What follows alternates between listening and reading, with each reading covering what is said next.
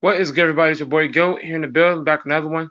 Make sure to subscribe, hit the like button, turn on post notifications, follow me on Instagram at Goat Mike Here's the Guy. Follow me on Twitter, Lakers fan, my cash app, $ DACIA 1448. Follow me on the gram, Goat Mike Here's the Guy. Follow me on Twitter, a Lakers fan. Follow me on Twitch at MC362855. Cash app, $ DACIA 1448. It's your boy Goat here in the building, man. Subscribe once again. We're gonna have some crazy topics tonight. Make sure y'all are tuned in. Once again, if y'all are not getting notifications, make sure to just scroll. Make sure to scroll past my page and see if I posted anything.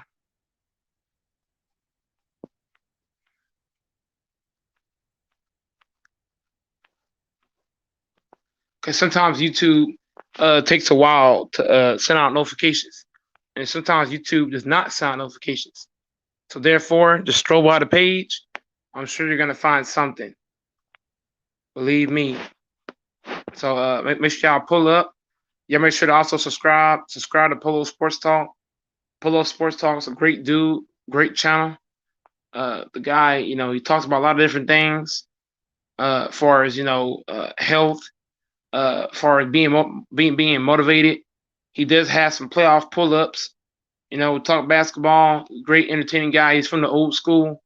Make sure y'all subscribe to Polo Sports Talk. Great dude, man. He knows basketball. Make sure to also subscribe to DJ23. And also make sure to, just to pull up and, we can talk about anything. I want to address Cool B. Cool B from Lamont's panel. She's a girl that tries to act hard, tries to crack jokes, talk shit about people. And I don't take her too serious. People like her is what the world does not need. The world does not need chaotic people like Cool B, people like Tiffany, people like Jared, that talk crazy and try to act hard. Shout out to True the King, man. True the King, he was live. I watched True the King's lives today. True the King had some good lives. I watched Lamont. Lamont had good lives. I watched Hitman X. I watched LA Sports Live. All these dudes that are putting out content. It's not easy to do that. I can tell you that now. Putting out content takes hard work, dedication. It's not the easiest thing to do. And you gotta grind, you gotta go hard, you gotta make sure y'all out here drinking a gallon of water per day. I try to make an emphasis on drinking a whole gallon of water. For the fact that we eat a lot of junk. It's not good for our bodies.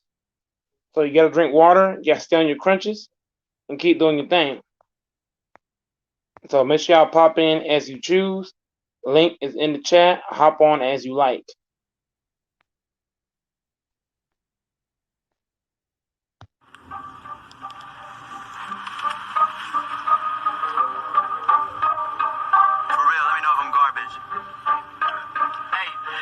Told me I could not be fixed. My teacher, they told me I would not be rich. One of them was right and one of them was wrong. You can guess which is which. Lost in this prison I built for myself. I've been wishing that someone would listen from hell I arisen. The south that I live in, the liquor and pills are just way too appealing. I am not willing or able to stop. Call up the cops, call up my mom. I got a problem. I am slipping. I think I need God. I'ma be sinning until I get caught in a paradox. I'm breaking out the box. Pair of Yeezys, you a pair of Crocs. Going till my face is tearing off like the anesthetic that been wearing off. First I got a little bit of head, then I got a little bit of bread, then I got a little bit of science that I got my heart.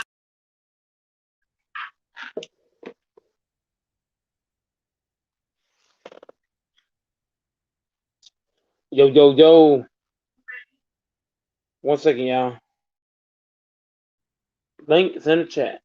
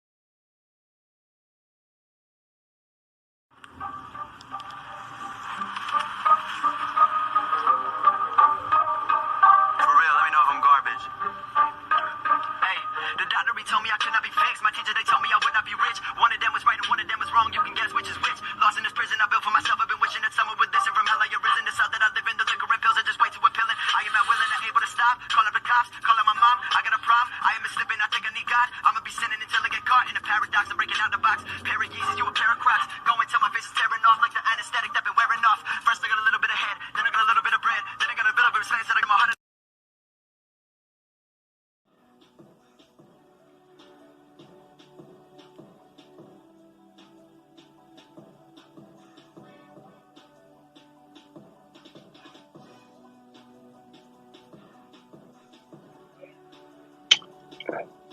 Shout out to Octavius in the chat room. Lakers for life.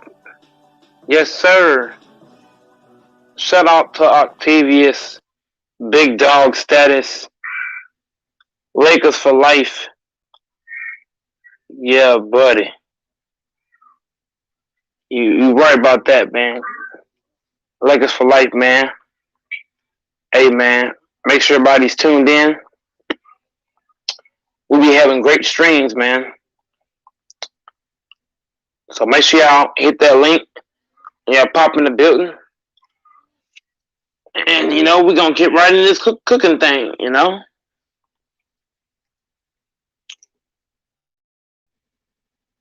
You know, we could talk about anything. Basketball, football, boxing, whatever. So hit the link and pop on.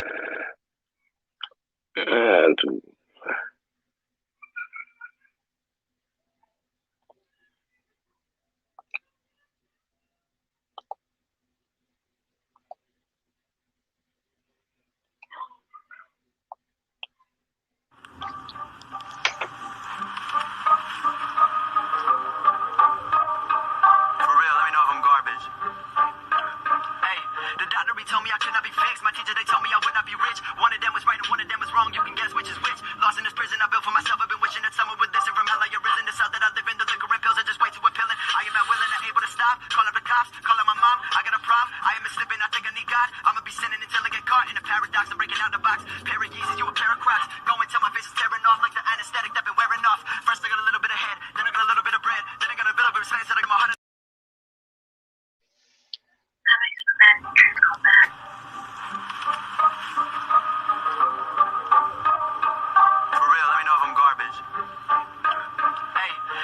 Told me I could not be fixed. My teacher, they told me I would not be rich. One of them was right and one of them was wrong. You can guess which is which. Lost in this prison I built for myself. I've been wishing that someone would listen from hell. I arisen this out that I live in. The liquor and pills are just way too appealing. I am not willing or able to stop. Call up the cops, call up my mom. I got a problem. Yo, in the building. What's good? Make sure you hit that link. Y'all pop in the building. Yeah, the first part of the shows are usually the boringest. The first like 15, 20 minutes. There don't be a lot going on in the first part. But I guess I'm gonna do in the meantime. Since nobody's in the room. In the meantime.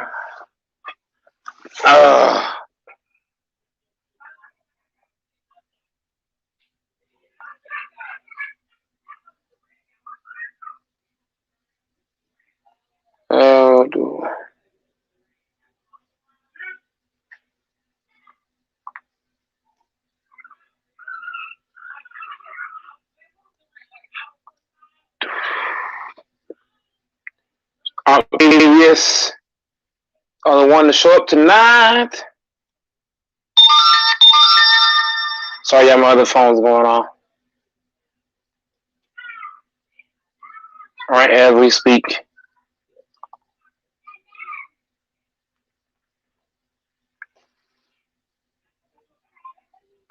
All right, as we speak.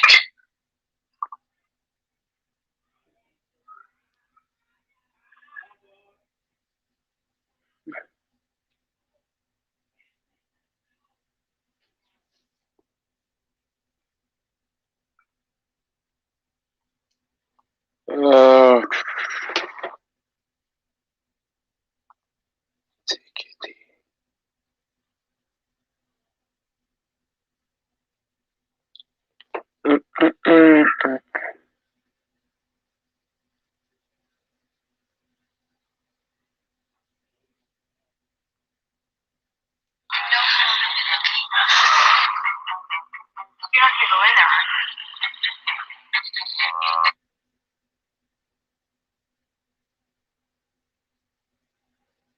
Watch Ticket TV.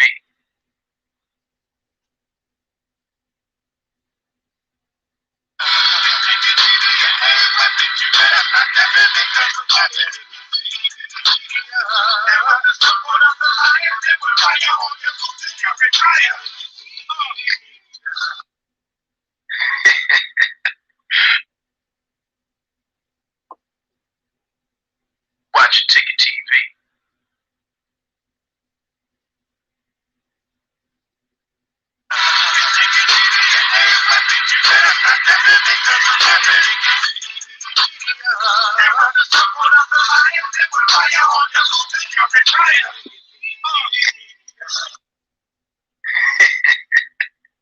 I know y'all seen those sharks at the beginning of the intro, man.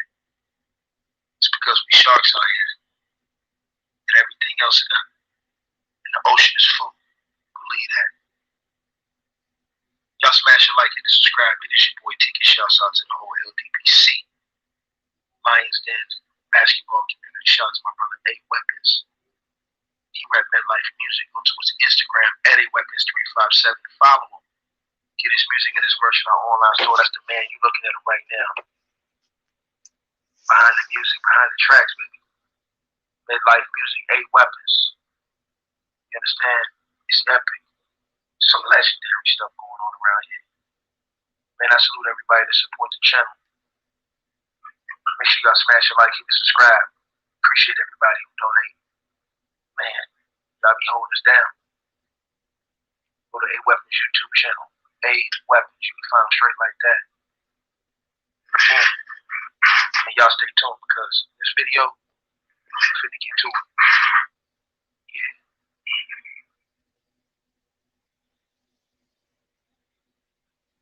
Guys, the Milwaukee Bucks have destroyed themselves. The Milwaukee Bucks are the better team in this series. Problem is, they're not the better coach team. Problem is, they're not the better coached team. Milwaukee Bucks are the better team in this series. Problem is, they have the worst basketball coach in the entire world. And I ain't just talking about pro basketball. I'm talking about middle school. I'm talking about elementary school. Shit, I'm talking about fucking preschool, man. This is the worst coach that I have ever seen on any level of basketball. Any level. This is a prime example of a coach getting to the NBA Finals because of injuries. That's all there is to it. If there were no injuries, these motherfuckers would have been a vapor in the second round by the Brooklyn Nets.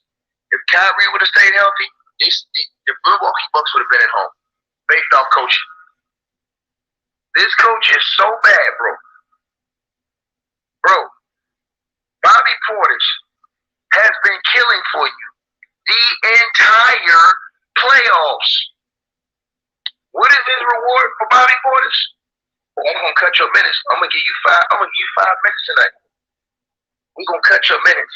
And we're gonna give you 5 minutes. And I'm gonna play Brook Lopez more. CP3 and Monty Williams, the two put together, are coaching circles around this clown. You cannot play. And shout out to my boy Lance Jones up in that Big Bang Cash App. First one in here tonight with the donation, man. He says, Giannis balled out to you. I mean, you wasted that performance. You wasted that shit, bro. Listen, man. Back to what I was saying, though, man. It's the worst coach in the entire. This is the worst coach in the history of the NBA, bro. I really do think so, bro. This may be the worst coach to ever make an NBA Finals. I'm serious about that, bro. I'm talking about in all of basketball, bro. Bro, you literally have one matchup that lost you game 1 and game 2. You refuse to sit down Brook Lopez, even with Middleton, even with Drew Holiday playing like trash. You still had a chance in this game. You killed yourself based off the fact that you continue to want to play Brook Lopez, coach. You cannot play Brook Lopez in this series, coach. You can't play him in this series. Huh? Huh? Huh? I've been saying that same shit. I've been saying that same shit. You can't play Lopez. It's unplayable. Yeah, man. Listen, man. I don't blame you. I don't fucking blame you. Hit the link, hop in, you choose. I don't blame you at all. It's that coach y'all got, man. I can't blame you, dog. This shit is a fucking cesspool. That's what happened in game 1 and game 2, man. Chris Paul has out-coached Mike Budenholzer, and he ain't even coaching. The only thing Chris Paul did was every single time he put Brook Lopez in the pick and roll. Every single time. Just put Brook Lopez in the pick and roll every single time. And the dumbass coach leaves Brook Lopez out there the whole game. Just leave him out there. Just leave Lopez out there the whole game. He don't come up on the screens. He can't guard him one-on-one. And he leaves him one-on-one with CP3 and with Devin Booker all game. Just leave them one-on-one. Just leave them one-on-one with those guys all game. It's sad, bro. That's the one matchup. And get PJ Tucker out of the fucking game. He's not bringing anything to the series. You have to play Giannis and you have to play Bobby Portis in this series. You cannot play Brook Lopez, man. He doesn't want to play the pick and roll the way you need to be played in this series. Makes no sense whatsoever, man. And all you do is telling me about Chris Middleton and saying Giannis ain't this, man. Shut up, man. It's the NBA Finals, man. And Chris Middleton on laid the shit stinker, man. It's the NBA Finals, and Chris Middleton came up here and dropped the whole fucking turd all over the NBA. This motherfucker dropped a complete fucking turd on the league, man. It is sad. It is sad, bro. I'm just telling y'all what it is, man. Shout out to the homie Clarence Jefferson up in the Big Bang Cash App with the donation, man. He said, "Ticket no ball, y'all." Hey, salute, brother. And shout out to, let me see who this is. Shout out to Maury Gaius in the Cash App with the donation. He says, "This coach needs to get the boot shaking my head." Hey, bro, listen.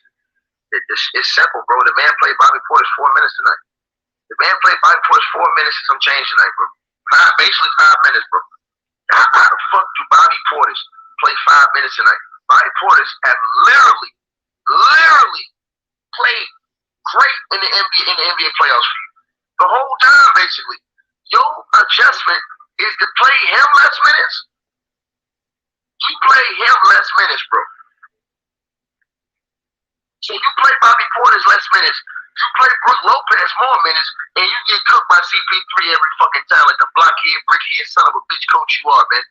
This coach, I'm telling y'all again, man, he is the worst coach I have ever seen on any level of basketball. And I'm talking about, I've seen a lot of bad coaches before. This motherfucker's trash. I'm talking about in middle school, elementary school, preschool, this coach is the worst coach I've ever seen, bro. There's no way that you give away 2 games. 2 games. And especially tonight's game.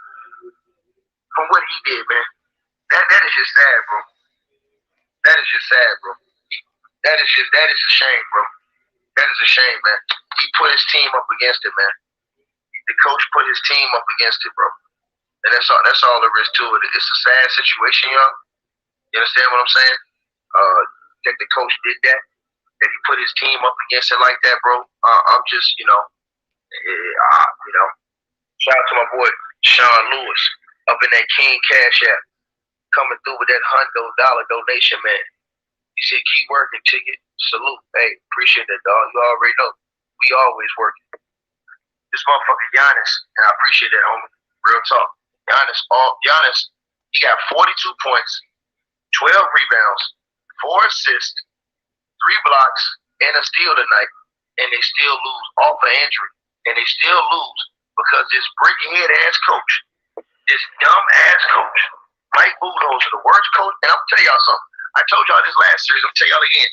The Milwaukee Bucks, if they want any chance to win the NBA Finals, you have to fire Budenholzer tonight.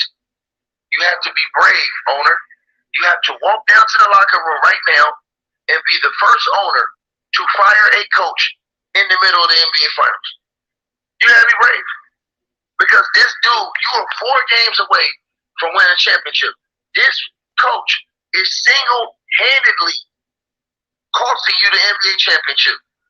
One adjustment, y'all could have won these games. One adjustment, and that's sit Lopez on the bench. His pride refuses to sit this man ass on the bench. Shout out to Raekwon Cuffy and Cash App. He said they can always give Giannis' brother a shot, crying emojis. Man, come on, man. That's not even funny. That's not even funny. But real talk, he might be better out there on defense than Brook Lopez. Because Chris Paul, only thing he's doing is every time Lopez is out there, Chris Paul is elite mentally. He's just saying, I'm gonna pick a roll every single time until I get Lopez on. So all he's doing is calling Lopez man up, running pick and roll, and getting a one-on-one with Lopez. That's it. And every single time they're taking advantage of that matchup. Every time. Every fucking time. They're taking advantage. And why would you have a challenge if you're a coach and not use it? I mean, damn. When the game was at a 5-point game, it was a crucial point in the game. Lopez is running down the court. The foul is on the Phoenix Suns, and the coach don't even challenge the play. I mean, it's an obvious foul offensive on the Phoenix Suns on that big. When the dude shot the 3 in the corner and Lopez was running. He didn't even challenge the play. You challenge that, that's a 5-point game. Instead, that game from going to 2 or 3 points, that game turned around and went to 11, 12, because you didn't challenge the play. And you had 30 seconds to challenge the play after the play is over with. What do you have assistant coaches for? You're supposed to be looking at this shit. Hey, coach, that's a go. These dudes don't know basketball, bro. They're in the NBA and they don't know basketball. And I told you guys this last series. The Milwaukee Bucks would not be here if the Brooklyn Nets, if Kyrie Irving was healthy, they wouldn't be here. We ain't talking about James Harden. If the Heartbreak Kid was healthy, the Milwaukee Bucks would have been a vapor. A vapor. Straight up, they'd been a vapor in the second round. But injuries are part of the game. They're here. And the coach ain't taking advantage of the shit. So all you gotta do, listen, even with Middleton playing bad, I want to tell you how bad this is, what the coach is doing. I want to tell you how bad this shit is. Even with Chris Middleton playing as bad as he's playing, even with fucking Drew Holiday playing as bad as he's playing, if the coach would just get Lopez out of the fucking game, they still would win this game. Do you know how many possessions that CP3 and Booker got buckets? Because all they did was get the switch, and then the coach is letting Lopez play CP3 and Booker one-on-one. This blockhead, brickhead motherfucking coach is letting them play one-on-one. I want y'all to understand it again. He's allowing Brook Lopez to play one-on-one against CP3 and Devin Booker. Where they do that at? Where they do that at? Well, I ain't wrong. I'm telling you the truth. I'm telling you why they lost the fucking game, bitch. The fuck you talking about, old pussy ass nigga? Michael Thaddeus? The fuck wrong with you, you hoe ass nigga? I told you in game 1 what he's supposed to do, fuck boy. I'm right, motherfucker. If he take goddamn Lopez out the game, you big blockhead, brickhead son of a bitch, he had fucking win the goddamn game. CP3 was taking advantage of that matchup. You know how many points CP3 and fucking and Booker have scored one-on-one on Lopez, man? Get your bitch ass out of here, dog. Get your bitch ass out of here. No, I think your mama's right when she had me over last night, nigga. Because I was over there giving her the wood. Straight like that. 3 the hard way, nigga. Then get your bitch ass out my chat room. I was giving it to her 3 the hard way, sucker. You are the weakest link. Goodbye. You ain't wrong with you motherfuckers coming here and don't know shit about fuck. Look, did you know there was a government-funded education grant that could deposit fucking basketball? I gave you motherfuckers a whole goddamn game plan. This shit is sad, man. This shit is sad. And so, no adjustments. You allow Lopez to play one-on-one with CP3. One-on-one with, and CP3 is the smartest point guard in the game. This motherfucker, Monty Williams and CP3 is out here coaching circles around him. CP3 just keeps playing the pick and roll until he gets the switch. CP3 is like, look, I'm gonna keep playing this shit till I get the switch. And then this is another adjustment they made that they did that was very, very good. CP3 was calling the picks at half court. This nigga CP3 is so smart. He was getting them niggas to come pick him at half court because he knows once he come off that pick, Lopez ain't coming up. So once he come off that pick and get ahead of steam, CP3 is just going right, full steam ahead, stop, pop, pull up, fade, jumper right down on the motherfucking wing. There's nothing Lopez can do about it. He's too slow to come up, and he's not coming up that high. So CP3, absolute fucking assassin with the man. Monty Williams, great coaching. I'm gonna tell y'all something else they did. They run the same pick. They run pick and rolls over and over and over and over again till they get the matchup they want.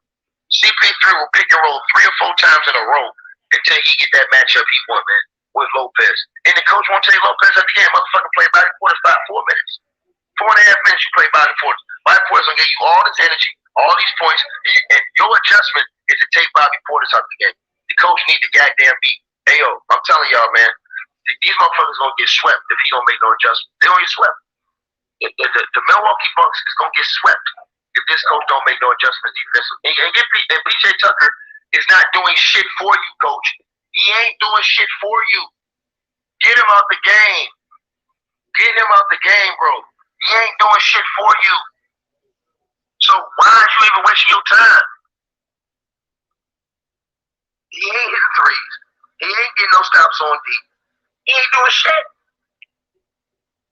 Man, let me let y'all in the chat, bro, man. This shit is sad, bro. It's sad, man.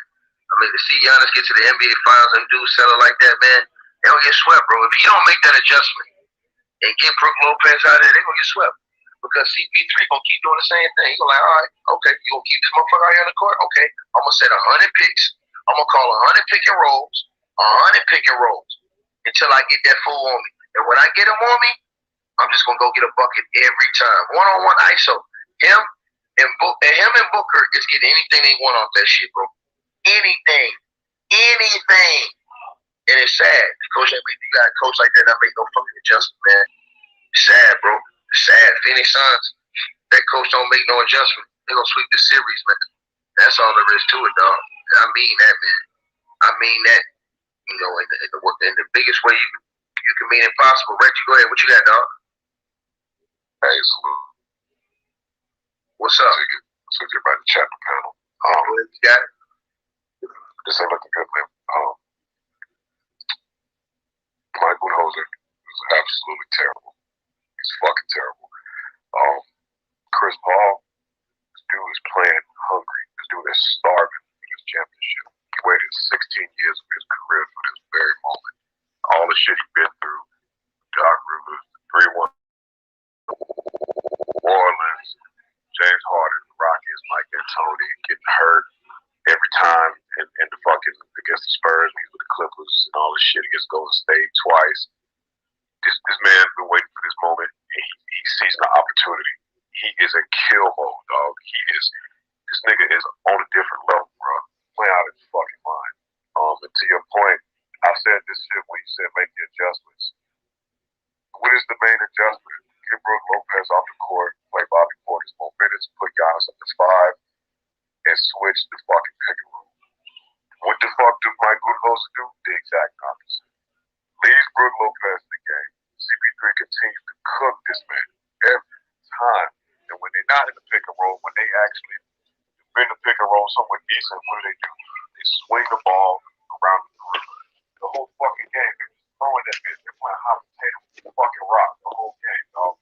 Getting the open shooter, getting attacking the paint. I'm like, God damn, dog. Like it was like nerve wracking because and then Giannis played his fucking heart out, had 42 fucking points on the sideline, screaming his ass off, getting in his teammates' ass. Drew Holiday, you know what I'm saying? He started off defense.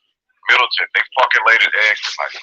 Like this is I really am done. I don't know what else to say. I mean, Chris Paul, the Suns, the difference between the Suns and the Nets. We're not a complete team. They're top end. The Suns aren't as good as the Nets, but the Suns are a complete team. They have a deep team full of quality role players, a superstar, and a really good scorer, and a floor general. That shit, I don't know if the Bucks can really overcome this. I'm hopeful that they win it 7, but it's looking very grim. Yes, it's basically Reggie. It's I agree with you, Reggie. It's coaching, man. You know, it's all It was a good game. You know what I'm saying? Reggie 3. So when you look And at Phoenix the Suns, you know what I'm saying? Salute to them. they came in a coaching situation. Basically, what's going on is, Reggie, is that the coaching is not up to par, man. And the ownership of the team, they got to look at that, dog. If you the ownership of the team, bro, you seriously have to look at yourself. This is the closest that you probably ever going to get to winning a championship. And they got to make, listen, I'm going to be very honest with y'all. They got to make a serious decision, bro. I will fire the coach. I told y'all this last series. I will fire that motherfucker tonight. There's no way I would let you lose this series for me, bro. You refuse to make the adjustment you got to make, bro.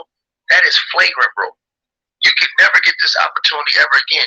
And they're going to end up, I'm telling y'all, Giannis is going to end up asking for a trade. He tried to stay. I'm telling y'all right now, bro. Right now. You have to make this coach is the most stubborn coach I've ever seen in the history of basketball, bro. He don't want to change his fucking ways. Him and Mike D'Antoni is the same way, bro. They just want to keep doing the same thing, doing the same thing, doing the same thing. No, you have to make the adjustment when your shit ain't working, man. You're watching the NBA Finals slip away from you, bro. You have to do that, bro. You have to get this man out of the game. Brook Lopez can't play. Your solution was to stop playing Bobby Portis, the dude that was actually playing great for you the whole fucking playoffs. Your solution was let me cut his minutes and play Brook Lopez. And then let Brook Lopez play one-on-one every possession, dog. I'm just saying, bro. If you're the Milwaukee Bucks ownership, you have to make the most bold move in the history of the league if y'all want to win a chip this year. You have to go down there and fire the coach today. And you tell the assistant coach, whoever else y'all let coach, if you play Brook Lopez in this series, your ass is gone too. And I mean that, bro. You cannot do that, bro. That is flagrant what is going on defensively, bro. I'm talking every single time they get this man on him as a bucket, bro. Shit is embarrassing, man. And it's sad to watch a coach do that shit, bro. Because you can halfway live if the players ain't playing right. We supposed to be on here cooking fucking Middleton and cooking goddamn Drew Holiday for not playing like shit. But we ain't even on them. Yeah, we ain't even on them, but this young ass fucking coach, man. Cause this stupid motherfucking coach, this shit pissed me off, y'all. I'm serious, bro. I can't stand teams that are badly coached, bro. Like this. This is flagrant, man. Bobby Portis 5 minutes. The lineup he had with Bobby Portis out there was working. They was in the game the whole time. He played the nigga 5 minutes, dog. Come on, man. This is sad, man. Like you said, you want to cook Middleton and Drew Holiday. You know know what I'm saying? You give them that. They play horrible. They play bad. But at the end of the day, man, the coach got to take that heat. You got to make some adjustments, dog. This shit weak. You know what I'm saying? I want to cook Middleton and Holiday, but at the end of the day, man, that coach, he got to know his team and what lineups work for what matchups. CP3 and Monty Williams, you know, so they out there working. Straight up. Mentally too, not just physically on the court. They're playing the mental game. What they're doing is they're saying, okay, coach, you gonna leave Lopez out here? We gonna get him on us one-on-one every time. That nigga's a defensive liability, dog. If you don't see that's what they doing to y'all, picking y'all apart on pick and rolls, and you're not adjusting to that shit, come on, man. Y'all, that coach gotta go. Facts, bro. I'm telling y'all, dog. I knew this shit. I told y'all this last series, Greenlee. Oh, yeah, I told y'all this. No, I told y'all this versus the Brooklyn Nets. I said, yo, this coach right here, man. There's no way he can't win a chip. He can't, bro. He can't get it his own way, bro. And 7-8, I see your comment on the screen. Shout out to my brother 7-8, man. Just let me know if you want the link. You know you in here. He says, I can't believe this bullshit. Tomorrow they're gonna blame Giannis. Yeah, they're gonna blame, bro. Skip Bayless already blaming Giannis. Now, how the fuck is you blaming Giannis for this brick-head, block-head son of a bitch coach? How? This motherfucking coach, this is flagrant, bro. I don't understand how bad this is, bro. And whoever said Bobby Porter's too slow on D, go jump off a fucking cliff, motherfucker. He ain't slower than Brook Lopez, motherfucker. Come on. He ain't. So get the fuck on, nigga. This is a perfect game for you to win this game. Fucking wasn't doing shit tonight, really. The big man for the Suns. He wasn't doing shit. Ayton wasn't really doing that at all. CP3 and Devin Booker have made up their mind that if this stupid ass coach is gonna keep playing Brook Lopez, we gonna pick and roll until we get Lopez on us. And when we get Lopez, this is the other part that's stupid. He's letting Lopez play one-on-one. He ain't even throwing a trap. When Lopez get on CP3 or on what's his name one-on-one on Devin Booker, he's not even sending another guy to make Booker or CP3 get a ball up. He's letting him play one-on-one. I can't believe this shit, and they scoring every time. Then he had Connaughton out there in 30 minutes. You can play Bobby Portis at least 15 minutes. No, you got some ass clown in the chat room saying Portis was -5 in 5 minutes. Man, you take that analytics and you stick it up your mama, the crack of your mama's shitty draws. And Connaughton was -14. Thank you. You take that analytics, you take that -5 and you stick it up the crack of your mama's funky ass, nigga. Because you don't know basketball, you stupid motherfucker. The Phoenix Suns is not the better team. They're the smarter team, nigga. The better team and the better all-around roster is the Bucks. They're the stupider team. But the stupider team ain't going to beat the smarter team. And that's the facts. Because this is a 5-point game down the stretch. Y'all see what happened. The game was at 5 when Brook Lopez was on the bench. And they went away from what they was doing. Instead of pounding the ball inside, here they come jacking up threes again. So you don't know basketball. And let me tell you something else. You can't throw a player out there for 5 minutes and judge him off 5 minutes. You got to let a player get the rhythm of the game. Bobby Portis has been playing well for them all fucking playoffs, man. Why do you cut his minutes down, bro? That's flagrant. That's flagrant, bro. Go ahead, Lemonade. Go ahead. It's on you, dog. Fuck ass coach, man. Hey, I don't even want to come here and say I told y'all, but that's not actually what I'm going to do either. But I know that the Bucks don't have it to get done. I just put up 42-12, and I do get it that Chris Middleton did not step up. Drew Holiday didn't step up. But I mean, Chiefs had an answer for every run that they went on. And my bet was good. But I said Suns and 4. And I heard that they was gonna win in under 6 games. I knew what I was talking about. I knew that the Bucks they don't have the experienced coach. You don't have the experience tactic. How the fuck is you gonna win a champion? It's about all things. Like, yeah, I can get you your players can maybe get it done for you, not on the big scale. So they did beat Brooklyn, although that Brooklyn had injuries, but the coach didn't get that W in this series. That was Giannis and Chris Middleton really going off. But that shit not gonna happen in the finals. You have to have good coaching and good players. You feel me? And a leader that's gonna ball out every single night. Not just take on game one, I'm gonna show up for game two. Or not Chris Middleton coming up showing up for game one, but I'm gonna take game two off. No, he didn't show up. He didn't show up in any game. He was jocking out records in game one. He shot 26 times in game one and made 10 shots. And in game two, the motherfucker would just play like shit all the way across the court. He hadn't shown up in any game in series, bro. Don't let that shit fool you. Because he was jacking up shots trying to get the finals MVP. That shit will fool you. And their defense is low key. Like the Bucks are actually a good defensive team, but their defense is all over the place.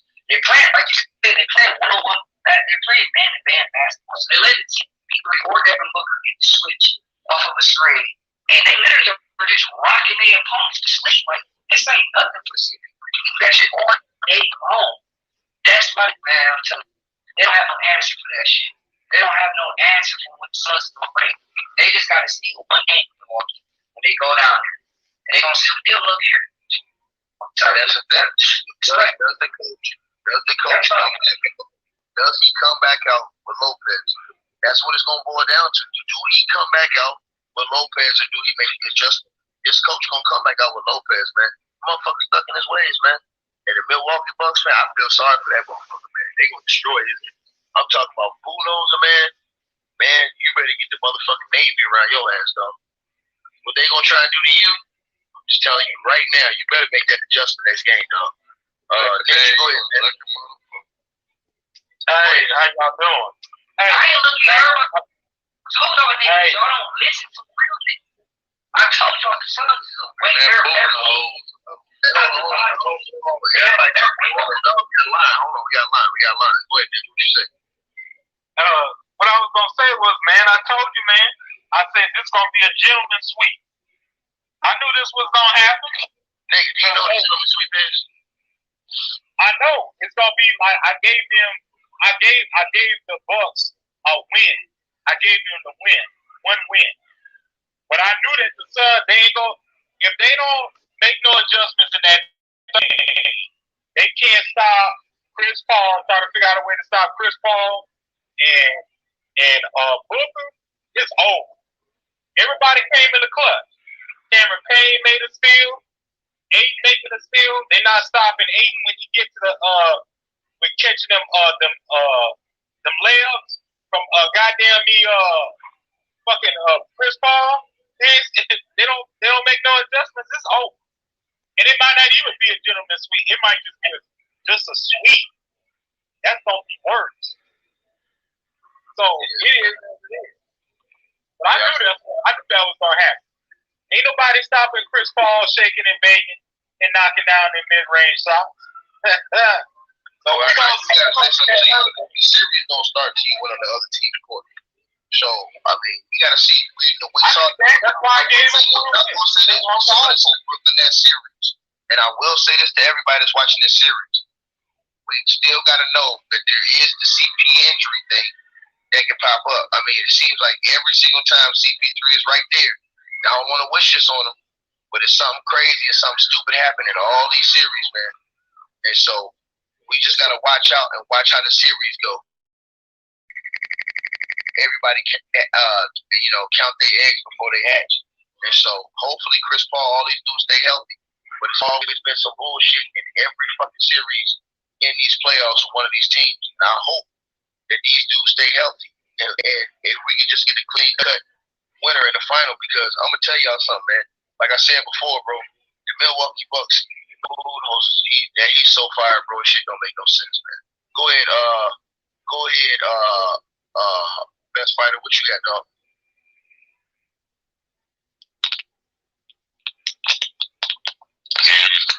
Yeah, go ahead, you good? I'm gonna say something y'all agree with. Michael Budenholzer, I don't think he bad coach. He a good coach, but he just does dumb shit. Monty Williams. You say what? You don't think he what? I don't think he had bad of a coach, but he just doing dumb shit. Hold on. Tell me. This is what I need you to do right now, right? Where you at, dog? Right now, I'm at home. Do you live? Hey, yo, do you live in the city or in the country? I live in the country. Okay, this is what I need you to do, dog. You don't drive, do you? Yeah. I need you to go outside right now. I need you to get in your car. I need you to go, probably about 50 miles to the closest city to you. I'm talking about busiest city close to you, nigga. I want you to listen to me very closely. I want you to go to the closest city. Hold on. Where the most goddamn traffic is, nigga. I want you to go and get outside. You understand what I'm saying? And I want you to stand in the middle of the goddamn freeway and wait till a motherfucking Mack truck you to your fucking face for saying that dumbass shit, nigga. Alright, so Talking about the coach ain't that bad, nigga. You out your fucking mind? I must be. He ain't that bad. Can I talk to him? Man, yeah, man. Hey, yo, dog. Thank you, sir. Man. Thank you, sir. Look. Thank you, sir. Hey, yo, that supplier you got, that nigga got some power shit. That shit he supplying you with. That nigga got some power shit. Shit. Go ahead, dog. Finish. Like I said, he's doing dumb shit. He a good coach. Then he went coach of the year like a couple of years ago. What that mean? Then, shit, he can't be that bad if he won coach of the year. If I'm not Let me ask you this question. If he can't be that bad, why does he always have regular season teams that get their ass kicked in the playoffs? Sometimes his team be injured. Sometimes his team just don't show up. It's like when he had Atlanta Hawks, they had 60 wins. What's his name was injured? Cal Warren was injured, right? What about all the other years? He won the All-Star. What about all the other years? He won All-Star. He won All-Star that He year. won All-Star game. What about all the other years? Well, but Giannis, well, he choked that 1 year against Kawhi when it was up 2-0. He choked that year. The other year they got beat in 5 games because he keeps getting his ass moved by Jimmy Butler. So that was last year. Hey, I gotta ask you something too. You said you was gonna cook me the other day. Now you on here. What you was talking about, dog? You was talking about something. Y'all was talking about. I forgot what y'all was talking about. Y'all was talking about. I know shit. It had something to do with either the Nets. It was something. But you wouldn't let me in the chat because I was gonna cook your ass. Nah, I was trying to let you in the chat because you easy work, dog. You just came in here and said Mike Budenholzer is a good coach. I said he wasn't that bad of a coach, and he's not. Okay, well, this is what I need you to do, right? Like I said before, man, I need you to go to your nearest pharmacy and get as much X-Lax as you can and drink the whole goddamn bottle, nigga. And tape your ass cheeks together, motherfucker. Oh, no, That's what the fuck I want you to do. I want that shit to tear the inside of your fucking guts up, nigga. Oh, no, I'm good. Saying that stupid ass shit you just said, man. Alright, so what makes him a bad coach? Because he don't make certain adjustments. He, like I said, he may not be the best coach, but he ain't no bad coach. First of all, he came from Greg Popovich, so you already know. That don't mean nothing. That don't mean nothing. That don't mean nothing, nigga. That don't mean shit. What's wrong with that? Shit, nigga. That boy got brains. What you call it? The Michael Jordan's kids came from his nuts. They the same level with him. The same level with daddy. What's Jordan's son's name? What's Jordan's son's name? Hey, he was a city football. What's his name? Marcus? He came from Michael Jordan's nuts. Was he the same player as his daddy, nigga? So what the fuck that mean? No, alright, so I'm saying. What the fuck does that mean, nigga? What do that mean? His son was a shitty player, but what I'm saying is. What do that mean, nigga? What I'm saying Marcus is. Jordan came from Michael Jordan's nuts. And he wasn't the same type of basketball. So what does that mean? You came from Greg Popovich, nigga? Shit don't mean nothing. Alright, so what I'm saying is. He's not the best coach out there, but he's not this bad coach like y'all said. He just fuck ass coach. He's not a bad coach. Alright, dog. He ain't that bad of a coach. Alright. No, first of all, he better. Wait. Let me say that. He's better than half the coaches in the league. Man, kill yourself. Hey, alright, wait, so let me ask you. Say what? Let me ask you this. Is he? Watch what you about to say. I don't know. Is he better than Steve Kerr? No. What? Because Steve Kerr got Steph Curry and Klay Thompson? No. Makes adjustments. The same adjustments Mark Jackson made. Yeah, Mark Jackson's a really good. If Mark Jackson had this team, they win a championship. Matter of fact, if Mark Jackson never got fired, they win all 5 of them championships. If Mark Jackson had this team right here, they win the chip. You talking about the Bucks? Yeah. You don't agree with that? No, I don't. Okay, kill yourself, dog. Hey, next caller. Hey, yo, Soldier Ray, what you got, man? That's cool. Hey, what's going on, man? All right. Man, I don't. Hey, dog. I'm sorry, ladies and gentlemen. All 900 of y'all that's listening to the stream right now, they got a new. Wait, hey, best fighter, where you from, man? Virginia. I'm in Virginia. They got a new type of crack going on in VA right now. I don't do drugs, sir. They got a new brand of crack going on. They got that fire shit on the streets right now. They got that shit that motherfucker make cookie lean, nigga. I don't do drugs, sir. Straight like nigga, I can't tell. Hey, go ahead. So what you got, dog? Yeah, so a couple of quick points here. So one thing I really didn't like in the game was in the first quarter, Coach Buck took out Giannis with like 7 minutes or 6 minutes left in the first quarter. And my thing is that why not enough just rolling? Like, why the hell would you take him out to have a game? And the second thing I don't agree with him was if Giannis only played 40 minutes, and I'm thinking if Giannis is not that badly injured and he's playing super well, that's what he does in the first quarter. He's got to be playing 44, 45 minutes. And the other thing I got for you ticket is, I know you say you don't really like the plus or minus, but one thing that stood out to me is that Pat Connaughton plus or minus was minus 14, and DeAndre Ayton and Jay Crowder, they're plus 10. So what that tells you is that even if the guys on the Suns, even if they're not having a good shooting night all the time, they're still doing other things that, are productive. Whereas with the Bucks, their players, even though they're having a bad shooting night, they're letting that affect other parts of the game. I mean, and the other is that you can't let it, no disrespect to Mikal Bridges, a good player, but you can't let him go off like that. I mean, I'm seeing him in the first quarter shooting threes with no airspace. He has, like, social distancing 6 feet room, and I'm thinking, what are you doing? How to try to close out on him? It's just ridiculous. I mean, Giannis scores 42. You gotta get it. It's just ridiculous, man.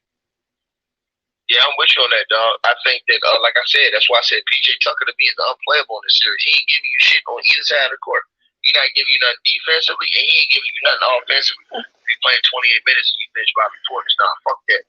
You got to give a different look to somebody else. Once you see PJ Tucker isn't giving you something with both hands, you got to go to Forbes or one of them other dudes out there, man. You got to go. You have to try something else. You can't keep doing the same shit and keep getting killed over. Because CP3, he's not going to switch up. He's going to keep killing you the same way over and over and over and over until you make an adjustment.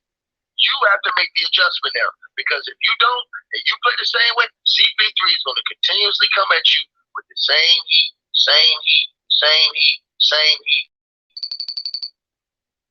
Go ahead. You remember last year, 2020 playoffs. Remember when the Lakers were playing the Rockets? I think it was the second round. So in that series, you had guys like JaVale McGee and Dwight Howard. They barely played in the series because you couldn't play them. Like you were saying with Brook Lopez. Like you can't play him in the series. You got to put Giannis at the 5. That's when you're most effective because. Oh my God! To all the motherfuckers who be hate on Frank Vogel is better than Mike Budenholzer. Frank Vogel last season, whenever the Lakers played the Rockets, Dwight Howard and McGee was unplayable. What did Frank Vogel do? Frank Vogel took out Dwight, he took out McGee, benched those guys, and went small. Mike Budenholzer is worse than Frank Vogel. He refused to bench Lopez. Lopez is getting cooked in every pick and roll, but everybody ignores that. Everybody thinks Lopez is playable. No, he's not. Lopez and PJ Tucker is unplayable. PJ Tucker is not scoring. He's not playing D. Lopez, he's scoring, but he's playing no defense. That's the facts. Honestly, cover 8 on defense, get your rebounds. But then when you put the arm on the side, it just on the defensive side, it just causes so much help. The space on the floor is so much better. And it's just Giannis is just gonna do his thing in the paint. So I don't know how. I mean, Coach Buddy, sometimes he doesn't even make too many adjustments. I think sometimes the coaches, what they do is they make too many adjustments, it just doesn't work. But I think what the last thing I'll end with is that towards the last 4 minutes of the game, like you said, they were down 5-6. They played 20 seconds of great defense, right? And they totally shut down the offense. And then you give up an offensive rebound. Now on one of them, Booker misses a 3. Get another offensive rebound by Ian. This is the Paul for a 3. So you play such good defense, and then you can't just allow it. You have to get a defensive board. And of course, that play with Bridges, when he dishes it to Bridges, Bridges drives the lane, and Connaughton he won the championship. Right, I totally agree with you, dog. Sterling Young, what you got, man? Yeah, as soon as the finish at home, I feel like his game plan just didn't work. Just tonight. I think this game, he should not allow the Suns to get into the paint by stacking the paint with 4 guys, which allowed the Suns to shoot all 3s. Because the full court press on Chris Paul was effective. Also, Jrue Holiday was gassed by playing the type of defense all game, which make him a non-factor on offense. So the Suns get so many wins. That's what they did. The challenge, but he gave it his all, man. But he paid Devin Booker, bro. No doubt, dog. No doubt, man. No doubt, bro. No doubt. Herm, what you got, man? What you think, man? Man, you know that get fired right now. It is nice, man. It's crazy, man. It's obvious on the court. I picked the Suns to 6 due to the bad culture that I was expecting. Damn, I didn't think it was gonna be this bad. I didn't think it was gonna be that damn though. Lopez can't play the rest of this series. If the Bucks want to win and have a chance, an opportunity to win the championship, sit that ass there. That's the point of time. Because if they fuck around and split one of those games with the Suns in Milwaukee, shit over. Be over. It's over. They gotta win 4 games. You just said it, Herm. They gotta win 4 games. They gotta win. It's gonna be over. At the end of the day, it's not gonna be wrong. Holiday gonna play better. At the same time, it most coaches. Hey, but Herm, but let Pookie up there, aka the best fighter, let him tell it. Mike Bulldozer ain't no bad coach. That's fine. I don't know what the fuck you're saying there. I'll see bad coach. All right, go ahead, Herm. All they got to do, bro, is obvious. Just play Giannis at the 5. Even if you want to play small, start Giannis at the 5. Have Portis be your 6th man. Have Portis come off the bench. You can see PJ Tucker as there. Yeah, you can start PJ Tucker, but for the most part, I give Portis back 28 to 30 minutes. That's how they got to do it. Lopez can play the series. It's over. Keep playing them, they're going to keep cooking them. So every time the Bucks was not going to leave because Lopez was on the floor. Soon as Lopez get on the floor, they'll make it 10 on runs or some shit, right? Like they did at the end of the half. And that's big facts.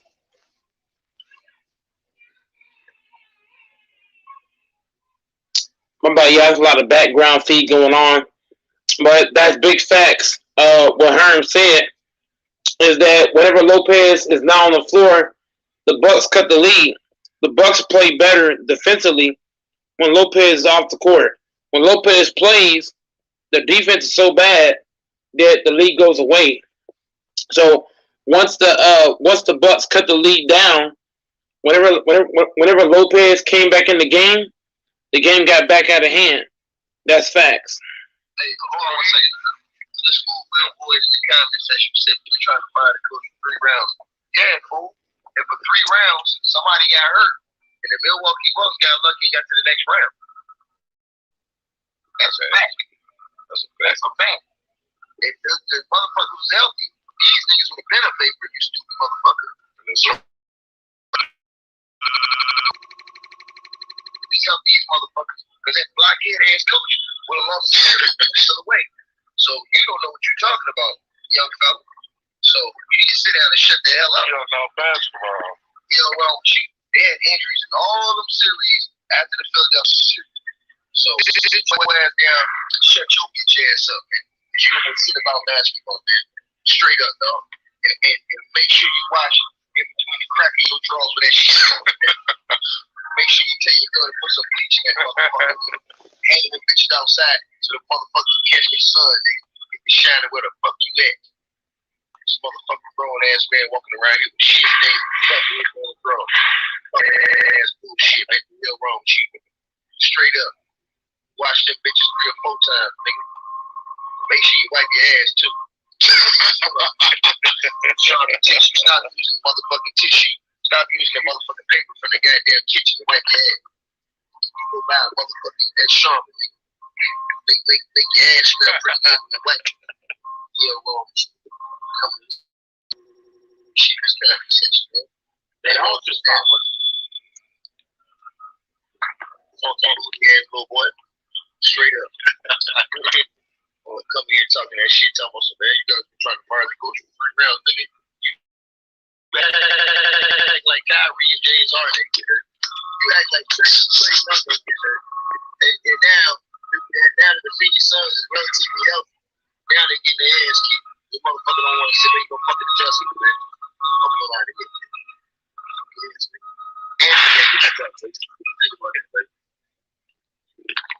I think that the Suns, I knew they were going to be able to win the game today, but I just knew that with Coach Bud being the coach for the Bucks, that they weren't going to find a way to win this game today because, first of all, it's a hard place to win in Phoenix. Like, for example, the coach for the Clippers, Ty Lue, it wasn't easy for them to win any type of game in Phoenix. So for them to even have they were going to win today, it wasn't going to work at all. First of all, their team, with the team, if they're going to keep on relying, thinking that going to make them miss their shots the way they've been playing, it's not going to work for them. Or Drew Holiday and Middleton having them off and having an off game, it's not going to work for them either. But I do believe that they will be able to bounce back and win their 2 games at home. I don't think Phoenix is going to beat them in Milwaukee. I think it's going to be a game 6. I don't think there's going to be like any type of sweet. Andy K, I got love for Lopez out there. They're not winning. They might win 1 game, get away with that shit. But if he keeps Lopez out there, they're not winning both games at home. He has got to bench Lopez. I'm talking about Lopez needs to be.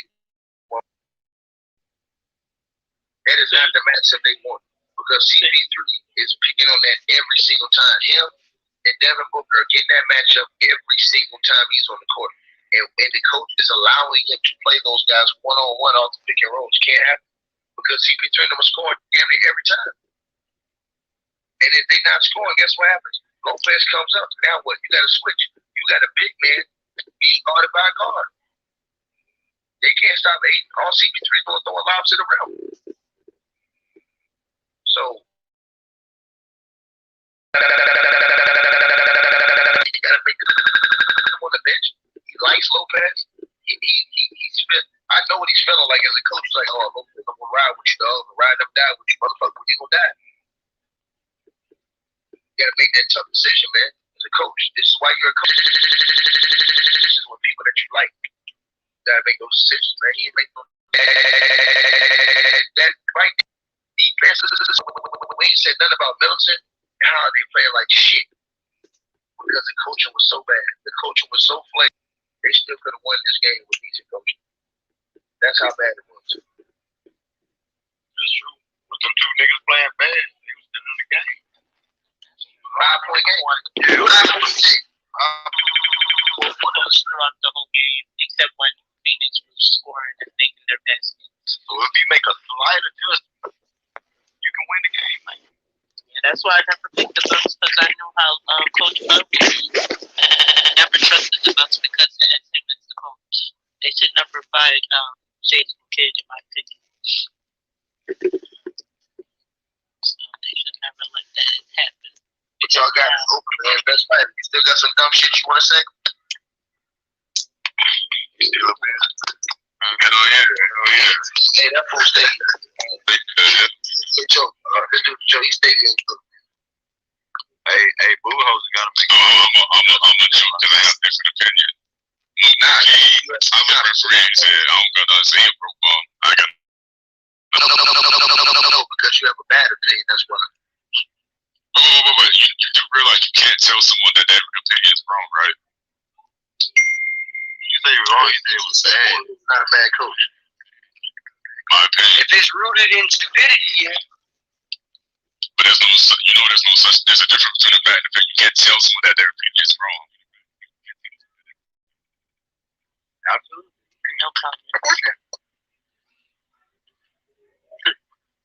Yeah, okay, dude.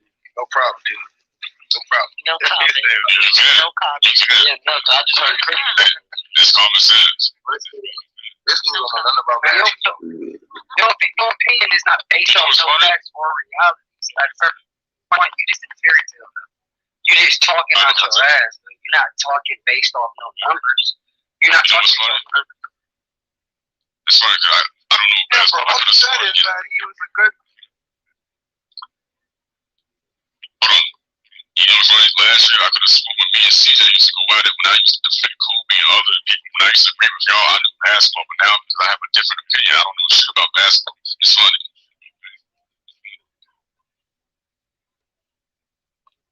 I never said Y'all say that we're not these people. Right now, These people in the comment section.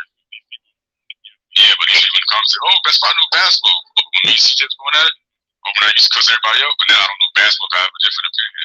Man, don't worry about it. Hey, listen, man. The real question is, where y'all niggas that was just saying that I was crazy that the Suns only under 5 games, but now all y'all talking about this, that they'd be lucky to get one game. I know this the Suns in Suns are cold, man. Yeah, I picked the Suns. Hey, niggas, blood. He smell that blood, bro. That's fine. Yes, sir. Hey, man. Yes, sir. Hey, let me ask you this, bro. I mean, come on. Don't you see like this was like the same thing going on, kind of like with Tyronn Lue? He ain't making no adjustments. You didn't try to see Boogie. The key, see, Boogie's problem was he just wasn't consistent in the rotation. Then you didn't have Terrence Mann. You kept him out of the game. And you got the Suns taking advantage of it, and now they're in the NBA Finals. It's the same thing with Budenholzer. He is not making no adjustments. Big facts. But they got to try to knock Devin Booker and Chris Paul off the game, because Chris Paul and Devin Booker, they on a high right now. They smelling that blood in that water. If they win that game 3, oh yeah. How they gonna do that? Devin Booker's gonna come and he gonna come like a sniper with that kill shot. Him and Chris Paul. I'm telling you, they're gonna get 3. Game 4 is gonna be over. How they gonna win? I don't think Tyronn Lue was ever a good coach. He never was. He just had LeBron and Kyrie on his team.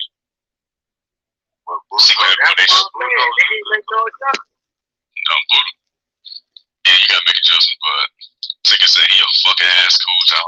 Yeah. But Yeah, see, my problem this with is Bulldogs is he don't make adjustments like he should. Like D'Antoni, all these coaches that stubborn about their coaches. that's when he trash. Yeah, they stuck in their ways, man. You got to make adjustments. I don't give a fuck if you think your system gonna work or not. One thing though is that we got to give Coach Marty Williams a lot of credit. One of the things he said in the interview, I think, during game one is he kind of lets Chris Paul do his own thing, kind of stays out of, but he mentioned that he learns stuff from Chris Paul. I thought the coach was fine. Like you guys have said, he just goes in his ways that he's not willing to try something new. And clearly what he's doing right now is not working. He needs to make some serious changes in this game during game 4, game 3. Hey, I get it, y'all saying let's make an adjustment. Let's put Bobby Portis out there again. Let's play Lopez less minutes. What are you still gonna do on the defensive end? Because the Phoenix is still torching them. What are you still gonna do? Who are you gonna put in front of Chris Paul? They still get the match. They won't. What's up, man? You don't have the guards to guard them. Drew Holiday really had to mark the basket. What's good? Don Lovato. Don Lovato was good. Hey, Don, you can hop on if you like, Don. Links in the chat. Yeah, Don, you can go ahead and hop in. Don, Corey, B. Skrills, Bad Boys, Insane Craze. All you guys in the chat room can hop on if y'all like. But hey, man, Ticket was preaching. Everything he was saying was spot on, word for word, pound for pound. You know, he wasn't capping, and everything he was saying was bulletproof.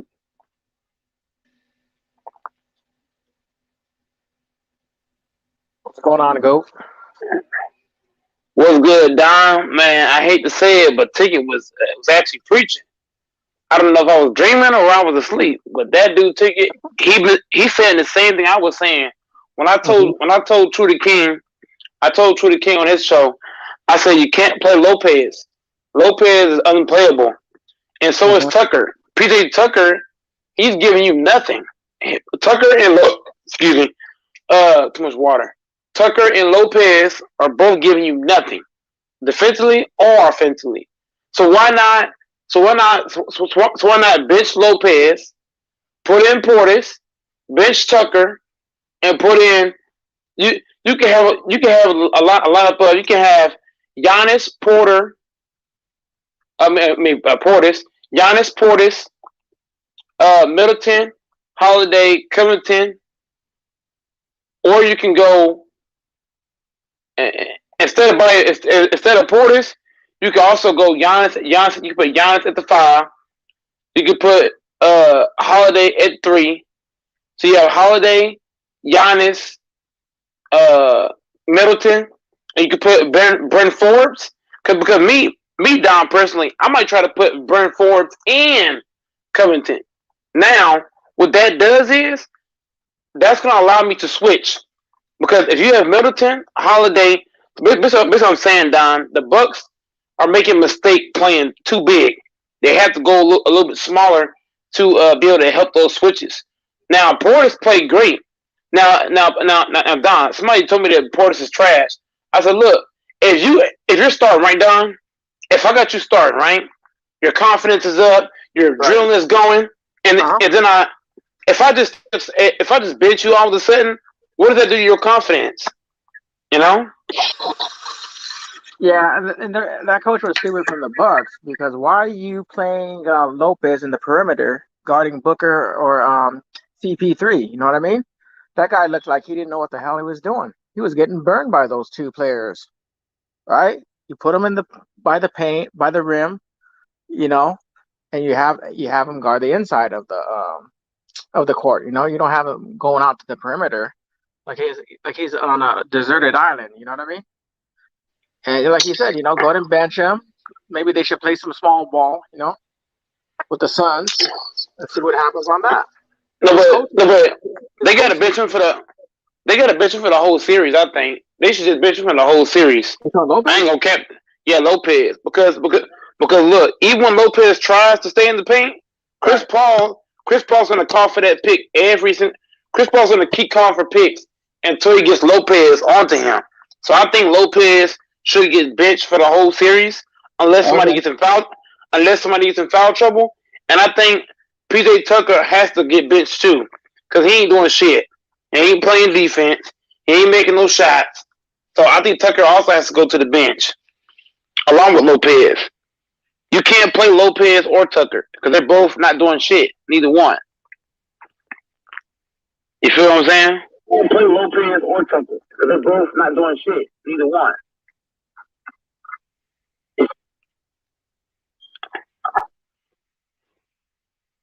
Because Lopez is getting because if you look at it, the Phoenix Suns are too fast. They're too fast. You can't put Lopez out there. Like for example, Don, whenever the Bucks shot a 3-pointer, the Phoenix Suns, they're gonna outrun Lopez. If you Don, do you trust Lopez to run back in transition? I don't. I don't trust Lopez at all. In the half court, full court, any court. Lopez can't guard nothing. The Suns are like a track team. I don't know if that's hear me or not, but the Suns are like a track team. When you got a track team out there, you got to play smaller. Kind of like when the Lakers had Frank Vogel. Frank Vogel said, okay, we're playing the Rockets. Howard is unplayable. What did Frank do? He benched Dwight Howard. He benched McGee. And he put in smaller guys.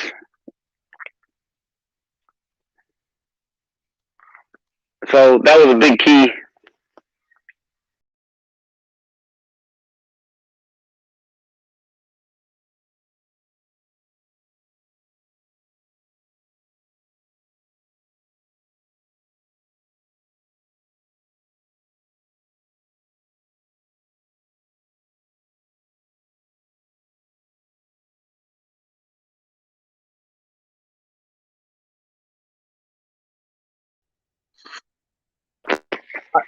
Mike, you still there? Yeah, I'm still here. I think one of us lost. I think we both lost like a sound. What did you miss? Okay, no, I heard that part. Sorry about that. My phone cut off. The thing is that I agree with you. That Game 6 last year in the finals between the Heat and the Lakers, Frank Vogel went ahead and he took out Dwight Howard and JaVale McGee, right? And he put on Alex Caruso to start. Remember that was 2 series. He did that. That was 2 series. That was against the Rockets and the he did that. Right, and look how the game turned out. I mean, they freaking blew out the Heat in Game 6, man. So I think you're right. Maybe the Bucks should do that. We'll see how well this coach from the Bucks adjusts, because Monty Williams is always adjusting. Yeah, I don't think Mike Budenholzer is not going to bench Lopez. He's not doing. He's going to keep Tucker in the game. He's going to keep Tucker in there. He's going to keep Lopez in the game. And Don, Tucker's averaging like 2 points. You know that? Tucker's averaging 2 points in the so far. Tucker's averaging 2 points, and he's not playing D. Like Tucker Middleton, they need to step it up. They need to step up their game and score more points. But the Suns' defense is pretty good, actually. The Suns' defense is they're playing like this. Okay, we're gonna let Giannis get all the points he wants. We're gonna limit Middleton and Holiday. That's the game plan for Monty Williams. Let Giannis get his 40. We're gonna stop everybody else. It's kind of like whenever AD went down. He's okay. We're gonna build a wall on LeBron and just stop everybody else. Monty Williams is a very smart coach. And you know what? When they were interviewing coaches, I remember the Lakers were, and it was Ty Lue, and then it was Frank Vogel and Monty Williams. I was hoping and praying that it would have been Monty Williams. I really wanted that guy for some reason, you know. And then no, Lakers didn't get him, but that's fine. The thing is that the reason why that they didn't hire Ty Lue was because Ty Lue wanted his own players, and the Lakers wanted to hire his players for Ty Lue. So that's why they went with Frank Vogel. But yeah, I mean, adjustments is the name of this game on Sunday, and right now the coach from the Bucks hasn't really been impressing me because this guy doesn't know how to adjust. And let's be honest, Don. Everybody told me, "Oh, the Bucks got this dominant record at home." Well, guess what, Don? All the teams the Bucks beat at home, they were like below average. They beat the Hawks at home. I'm not impressed. They beat the Bucks at home. They beat the Brooklyn Nets and the Hawks in the Heat at home. Is that impressive to you? No. This ain't the Heat. This ain't the Hawks. This ain't the Brooklyn Nets. This is a fully loaded. This is a fully loaded team, bro. That's true, dude. Because when you think about it, the Nets were injured, the Hawks were injured, right? And I think the Heat was injured too. Yeah, the Heat didn't have they didn't have Avery Bradley or Oladipo. No. So I don't know, man. I mean, to be honest with you, the way that these first two games tell pretty much the full story, And the way this is going, I don't know. I might go to 5. I'm thinking, I'm hoping it goes to 7. This ain't. Hey, Don. I hate to tell you this, Don, but after what I saw in Game 2, right? This series would not go more than 5, bro. Yeah. It's not going more than 5. But Goat. I try to be generous. I'm trying to give the Bucks the benefit of the doubt here. I give Ty Lue more credit. Hey Don, I think Ty Lue's better than Budenholzer because Ty Lue he at least tried to make adjustments. That's fact, man. I agree with you 1,000%. That is so true. And Ty Lue did it without. And Ty Lue did it with. Bro, Ty Lue took the Suns 6 games without Kawhi Leonard. Yeah. And he made adjustments. That's true, man. When you think about it with Ty Lue, look, man, he made adjustments in the Dallas series, and he made adjustments in the Utah series and the Suns series. The thing is, with the first 2 series, he had Kawhi Leonard, and the Clippers just got really hot in Game 6, and pretty much the Utah Jazz just blew a 25-point lead to the Clippers. That's why they're able to go to the conference finals. Now with the Suns, the other hand is that they won some close games. The Suns, that series could have gone 3-1 Clippers.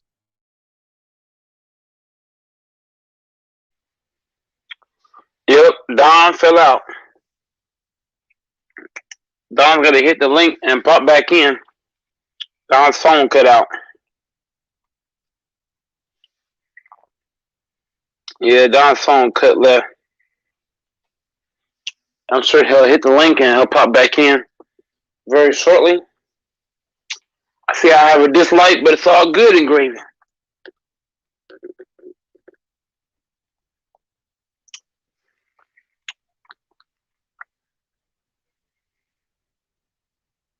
Three, 1. Hey, Don. Let me ask you this, Don. Don, when you watch the Suns versus the Clippers series, game by game coaching, what do you think of that? What do you think of that compared to Budenholzer coaching against the Suns? No, man, it's night and day, dude. You can't even compare those two together with Ty Lue and the coach from the Bucks, because they have 2 different styles. Ty Lue, he's always adjusting. He always makes some good adjustments, and the players, for some reason, they want to play for him. So, a lot of players were on the Clippers team were making a lot of shots. You saw Morris getting hot. You saw Cousins getting 11, 12 points, right? 13 points. Man would show up. Then Reggie Jackson had a really great playoff series. And then Paul George played a lot better without Kawhi Leonard on the floor. So all the players were stepping up on the Clippers, And with the Bucks, no one's stepping up, dude. No, he's not using Lopez the right way. Because when you look, man, when you're isolating, when you're putting Lopez on the perimeter in no man's land, this guy, he's too slow, man. I'm telling you, dude. and he needs to either bench him or he needs to make some adjustments with Lopez because Lopez is getting burned right now.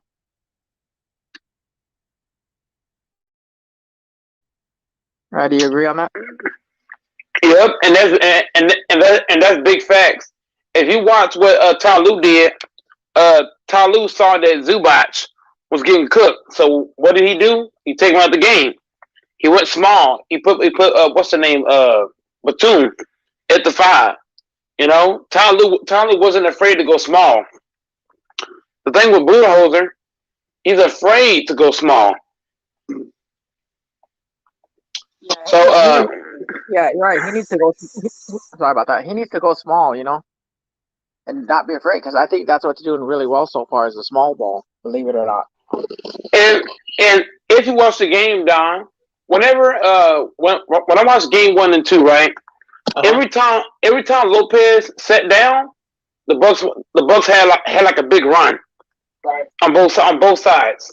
Yep. Whenever Lopez came back in, everything went back, both sides.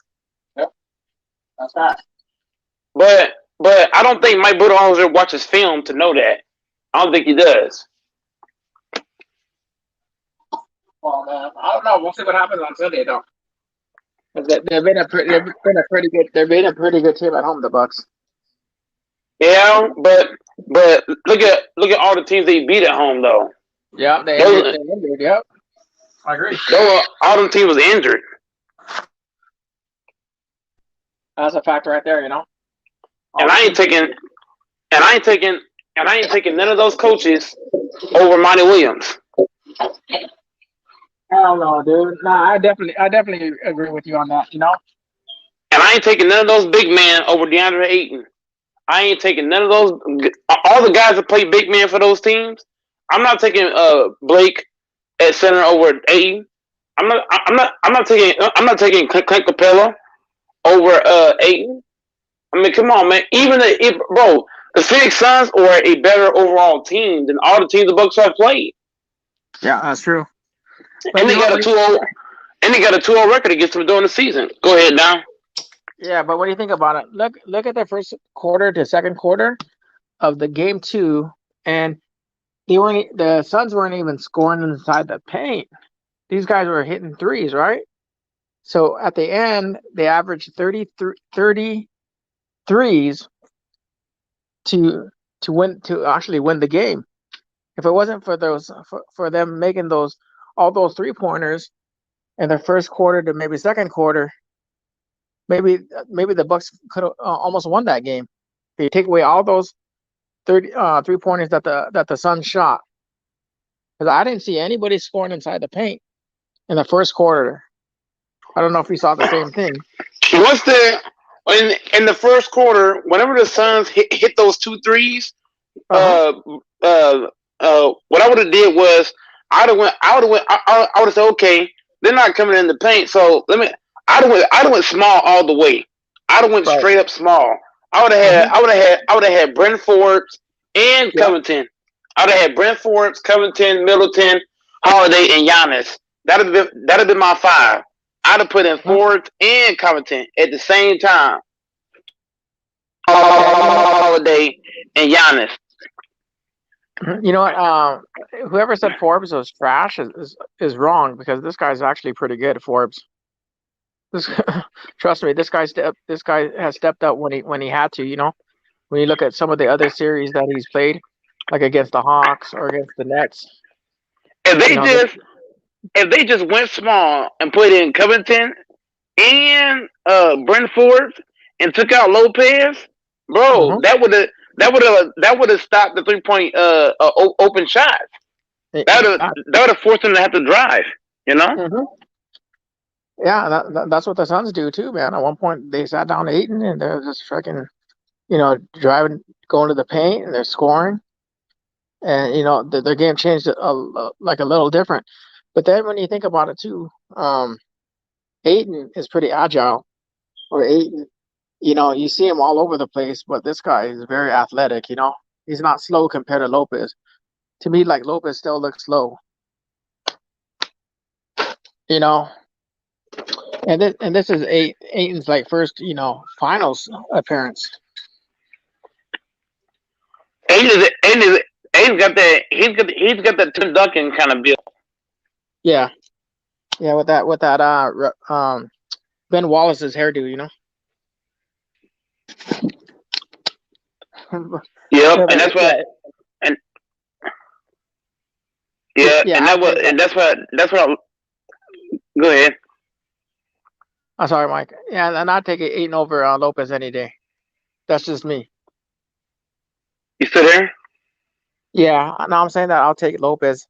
I'm sorry, I'll take Aiton over Lopez any day. Are you there? Hello? Hello? You there? Hello? Hello? Hey, Don, give me like 1 second. I'm gonna go out and come back in. Stay on. Okay.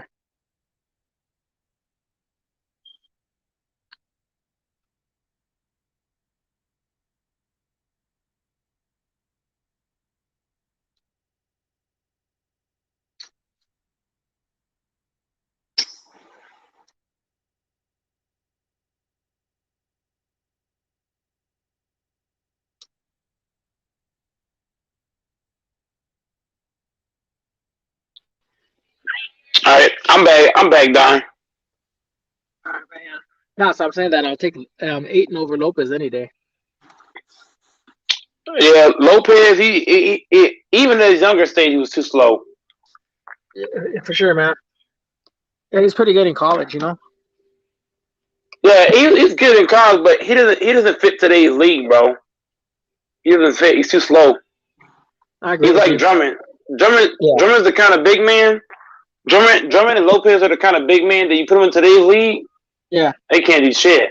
That's like putting Shaq in today's league. He's not guarding nobody. Yeah, dude. Who was it? Drummond was saying. No, they're asking Drummond, how come you can't dominate like all the other big centers, right? You heard about that, right? And then he says, "Oh, because your coach doesn't play me enough." Why should I play you? Why should I play when you got no post moves? Yeah. Yeah, this guy was like Butterfingers, This guy's gonna want a lot of money. I don't think the Lakers are gonna give it to him. That dude kept losing the ball on the baseline, fumbling it out. Yeah, this guy had like Butterfingers. I could have caught those. I would have caught those passes, Don. I know you would have. Go. I know, man. I don't know what the Lakers are gonna do, man. I just don't know what their offseason is gonna do, man. I don't know who's gonna opt in, who's gonna opt out, because Trez can either opt in or he can take off. Who else? Who else can do the same thing? I think Marc Gasol's gonna be gone for sure. They might have to give me a. They might have to give me a contract. Yeah, for sure, Mike. That'd be cool. See, then you can get me in some of the games. I'll be like, hey man, what's up, Mike? Hey man, I'm like, hey, I know you. I'll be getting like 8 assists, 15 points for the Lakers, and some great defense. Yeah, did you hear about what's that guy's name? Spencer from the Nets. You heard about him? He was talking. He was talking the other day that that he can opt out of his contract. That the Nets can still offer him a certain amount of money, right, for him to stay with them. That he's not. I heard he was going to the Clippers. What happened to that? No, well, the thing is now he's changing his tune. But he was saying that if the Nets offered him, the price that he wants, he'll stay with the Nets. You know what I mean? But let's say they offer him over like 3 or 4 years, 3 years for $60 million. He said that he can get that anywhere else. But he said that the Nets can still offer him money to stay with the Nets. You know what I mean? That everybody thinks that it's a guarantee that he has to leave the Nets. But if he opts out. But the thing is, he said that he could still stay with the Nets. But this guy's like friggin' wishy-washy, man. He doesn't know what he doesn't know where he's going. No. No, at first he was like, "Oh yeah, Lakers, and I'm coming over and all this crap, right?" And then next thing, oh, I want to go play with the Clippers, and then now he says he wants to go play with the Pacers. Now he's saying that the Nets can still get him to stay there. It's like, man, who wants a guy like that? You know what? You know what? The Sixers turned down that deal with Michael Brogdon. If I'm the Lakers, I might think about going after Michael Brogdon. That'd be a great pickup. Do you want to get Brogdon and Lamb? Lamb is better than KCB, and he's bigger. Yeah. Well, I was reading where they were trying to do scenarios of trading like Kuzma and a first or second round pick over to the Kings for Buddy Hield, and the Kings were thinking about maybe that deal won't work, but then they also threw Trez in the deal, right, with KCP, and then with the Kuzma and a second round pick or first round pick. Oh hell no, that's too much. And they said that's asking too much. No, but they said that we can go ahead and see if you guys want Harrison Barnes. Hell no. So what do you think about Harrison Barnes coming? Give me Durant. No, hell no. I don't want no Harrison Barnes. He trash. Mm-hmm. Yeah, we don't know about Westbrook, but we all heard that AD and LeBron is like they went on to his wife's account, right? I think it was like Snapchat or Facebook, one of those accounts, Twitter, one of those accounts, and that they're following Westbrook's wife, and everybody's all saying, "Ooh, there's a good chance that Russell might be coming to the Lakers." Well, I'm thinking of how they would do that trade. I'm thinking, would you add THT on that deal to get Russell over to the Lakers? Hell no. I do that for Bradley Beal. Oh, hell yeah! But I ain't doing that for no. I just because Bradley Beal, you put a scorer like Bradley Beal with LeBron James, bro. Yeah. That would be just. That'd be like Klay Thompson and LeBron. Yeah. I think a lot of teams want Bill. I think the Celtics want Bill. The Knicks want Bill. I don't want Russ though. I give them THT for Bradley Beal, but don't give me no Russ. Mm-hmm. Yeah, I mean if the other team wanted to give us a star player for THT, he's in that deal. You know what I mean? Hell no! Give me Bradley Beal, and I give you THT. Mm-hmm. I don't want no because Russ is gonna hurt our team because Russ can't shoot. No, I mean they can't even space the floor with that dude. I mean, what can that guy do, man? He's always good during he's good during the season, but what's gonna happen? What's gonna happen? Come playoff time, with teams are building walls. What you gonna do now? Yeah. And the thing is, to be honest with you, I would have wanted him like 5 years ago. I would have wanted, Westbrook over with the Lakers, but now I don't. Yeah, care. I don't want. Yeah, he's a way older version. Yeah, same thing with Gasol. This guy was like a year too late. Maybe 2 years ago, I would have wanted him, Gasol. But this guy's really slowed down. Poor thing. I think he might end up going to Spain and go play with his brother. If I'm the Lakers, because Bradley Beal is younger than Russ. If I'm the Lakers, I would try to get Bradley Beal. Forget about the Russ shit. I would try to get Bradley Beal and I'll take Bradley Beal and Davis Bertans. You know why? They're both snipers. Oh, Bertans with Bradley Beal. Oh my God! You're giving LeBron two elite shooters. Now that'll be good. Bertan over here with the Lakers, man. That'll be freaking cool. one thing I don't And he's tall too. one thing I don't understand, Goat, is that why the hell are these players getting so much money, man? So much, and then when they want to trade them, a lot of teams sometimes can't afford them because of their contracts are so high. Like Bill, and then Simmons' contract is high. And then Lillard's contract's really high. There's a lot of teams right now that the free agency. I was looking at them, who's coming out doesn't even look. They don't even look that good. So that's why a lot of teams are going to be doing tradings. There's going to be a lot of trades going on. You'll see. It wasn't compared to like 2 years ago, the free agents when they all came out. Remember? You had Seth Curry, you had Kawhi Leonard, you had that guy Russell, the one that's playing with the Timberwolves now. You had like a whole bunch of free agents, good free agents that came out. Jimmy Butler, you know, but Jamal Murray, he's still with the Jamal Murray. Okay, I'm thinking about that one guy that used to play for the Nuggets that he's on the Pistons now. Who we talking about? Jeremy Grant, right? I think his name is Jeremy Grant. Oh yeah, I would love that pickup. Yeah, but Jamal Murray, I guess, got a tweet about him possibly going to the Lakers, right? Man, he's trolling, Don. You know that man be trolling. Yeah, but the Lakers aren't gonna. They're not gonna pick him up, man. Jamal Murray. They'd have to do some trades, and Denver's not gonna be stupid to trade away Jamal Murray to the Lakers. Denver gonna want AD for that. Hell no, I wouldn't give up AD.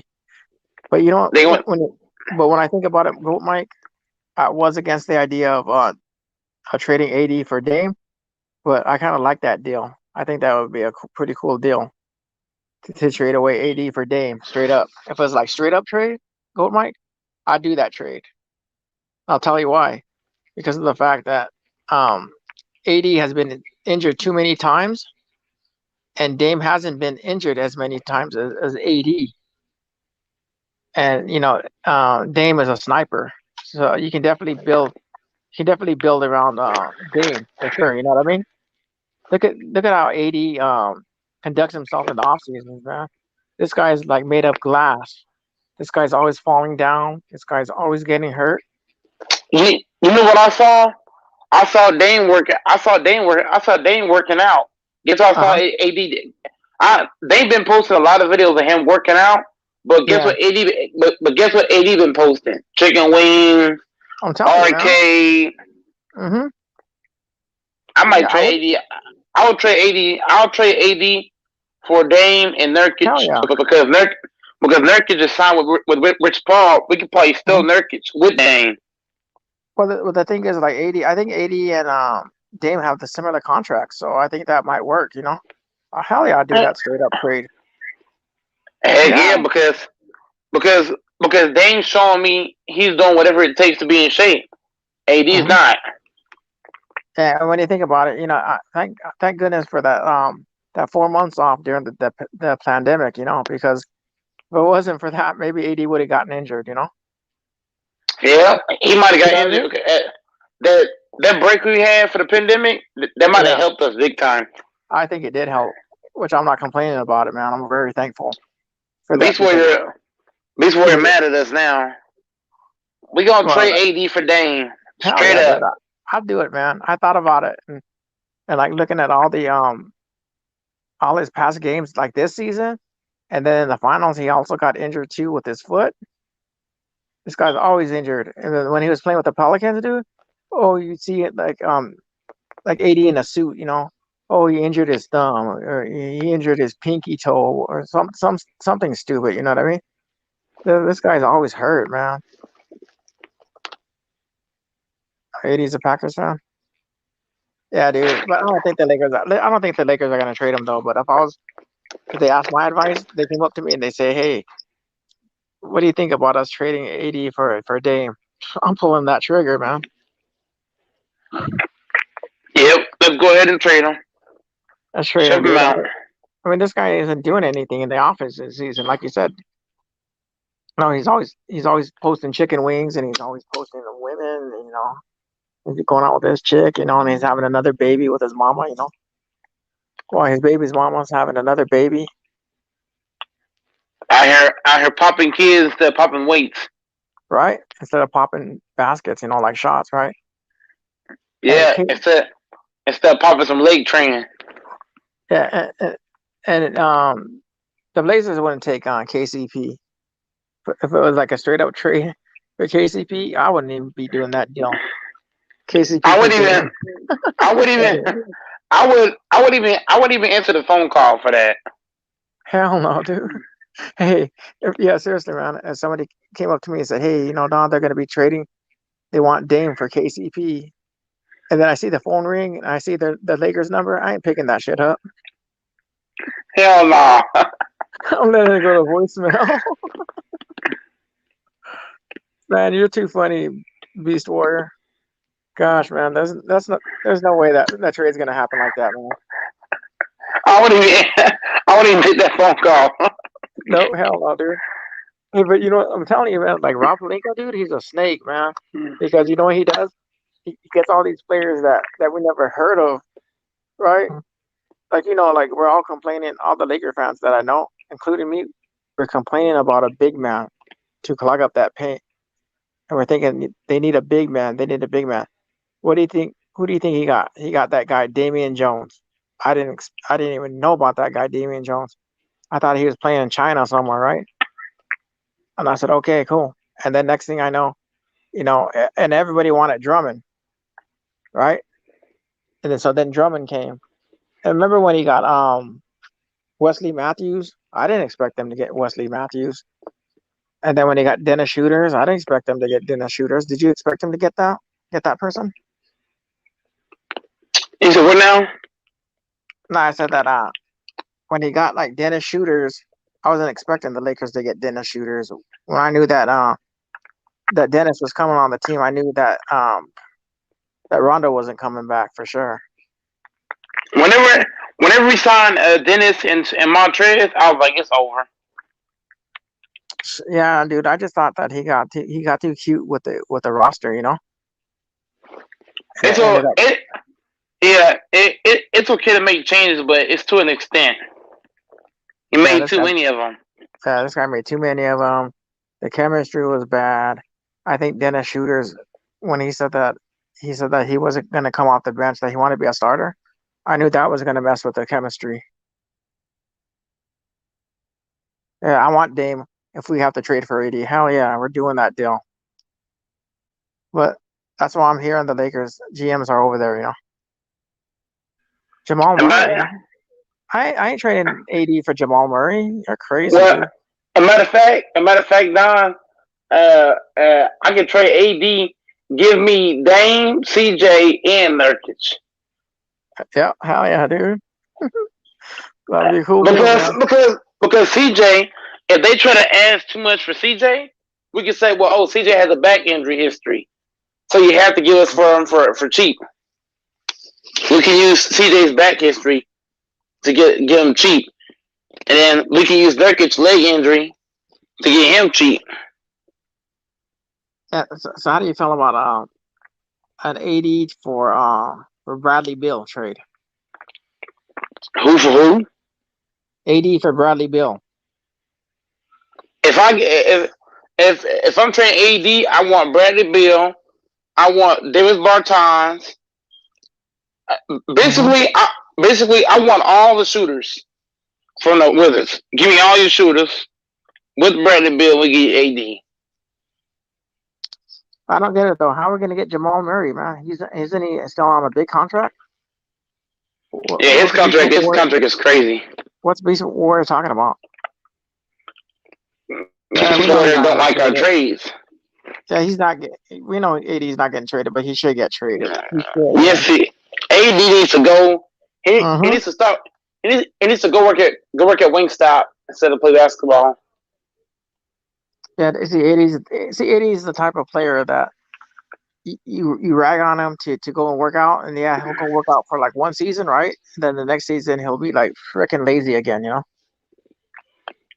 That's why he's always hurt. Beast Warrior, we gotta trade AD, whether you like it or not. Yeah, we're making that deal. He has to go, man. I mean, I like the guy, and I appreciate him helping us, the Lakers, win a championship. Props to him, but yeah, this guy has to go, man. This guy has poor work ethics, man. We're paying him. We're paying him a 4 to 5 year deal to do what? To ride the bench in his street clothes? Yeah, always on the bench, man. And then he, yeah, unless we load manage him, you know. Right? We don't play him like any back-to-back games. Like, we just let him sit out. He'll play one road game, and then the next night he'll sit on the bench, you know. He's not gonna. 80's not gonna last 4 or 5 more years at this rate. No, he shouldn't. If he trade AD, that'd be the best decision of his life. Hell yeah. Heck, man, I'd want to follow him on Twitter if he traded AD. No, he shouldn't be fired for that. He shouldn't be fired, man.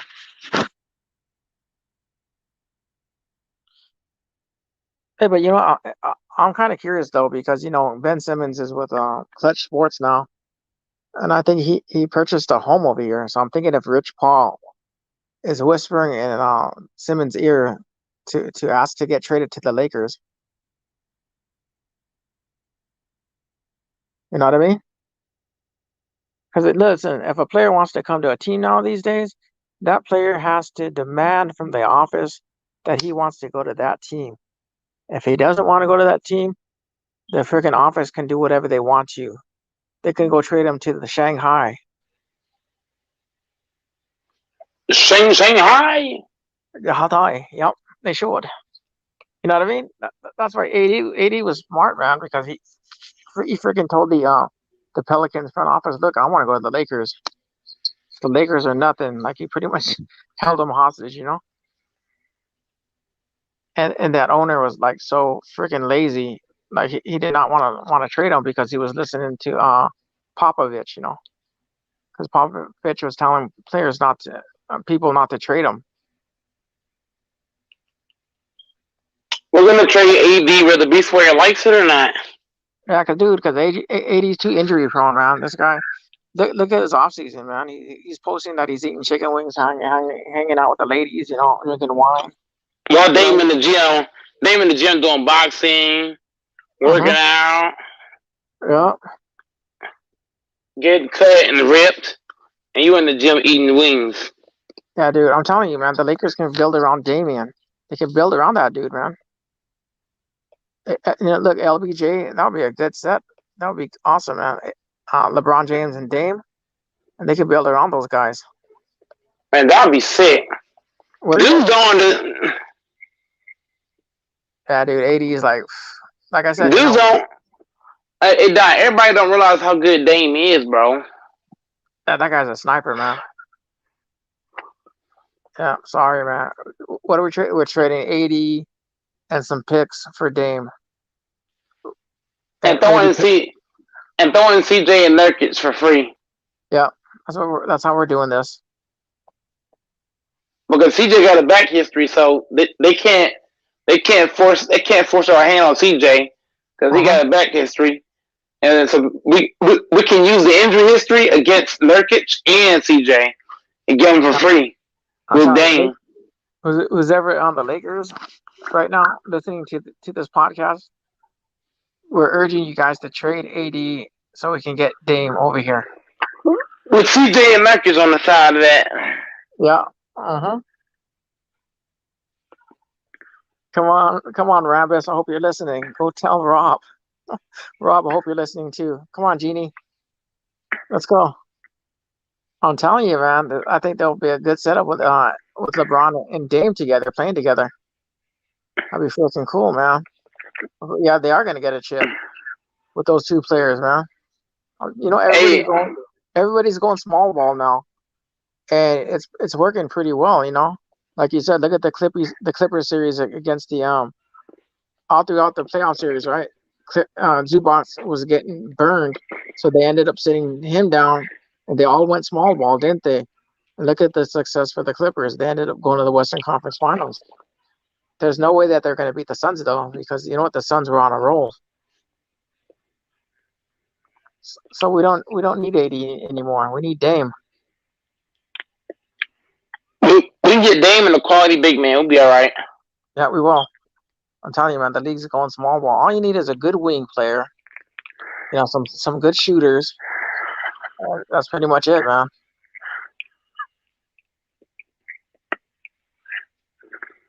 And first of all, too, the Lakers need to be healthy as well. Beast Warrior and Bad Boys. they mad. Beast Warrior and Bad Boy. We tired of seeing AD not working out and wearing street clothes in important games. Yeah. I think a lot of players want. I'm telling you, man, a lot of players want AD gone. All the Lakers fans, a lot of them want him gone. And at first, I was against it, but now when I look at it, and I'm through, and I'm really thinking about this process, I think it would be great for Dame to be traded for AD, and we get Nurkic. 1 second, I'm gonna go out and come back in, Don. Stay there. Okay.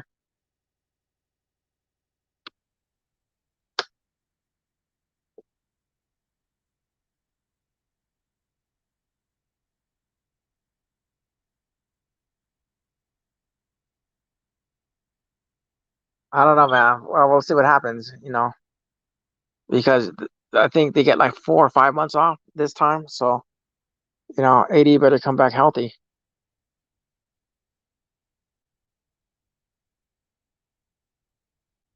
Heck, man, I'll even trade AD for Bradley Beal. That'd be a nice little trade. Maybe I don't know about trading AD for Ben Simmons though.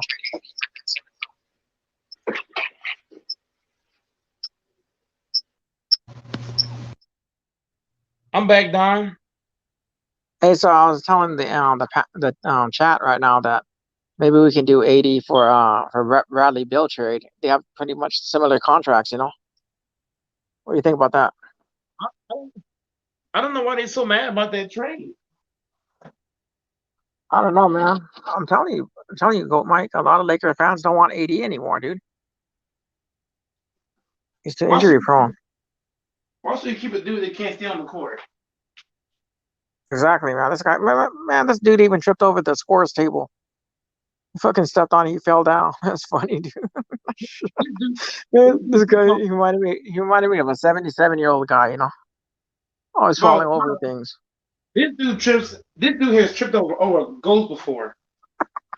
Yeah. There's like a little speck of a penny. He's freaking tripping over that, He probably trips just walking. Right? Poor guy. Man, I think one of the playoffs games against the Suns, I think he was like trying to run back on the other side right on defense.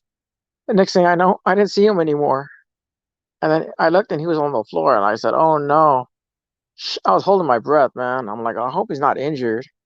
Damn, this guy's always getting injured, man. I'm like always holding my breath every time he falls down. He's so dramatic too when he gets up. Like, dude, come on, man. What do you think about AD for Simmons? Would you do that trade? You said 80 for who? For Simmons. What do you think? I'll do that right now. You do that trade, 80 for Simmons? Hell yeah, because at least Simmons gonna be healthy. Yeah, that's true. I'm going off the hill, not talent. Well, when you think about it, I mean, of course we're going to focus on his injuries because he's mostly injured.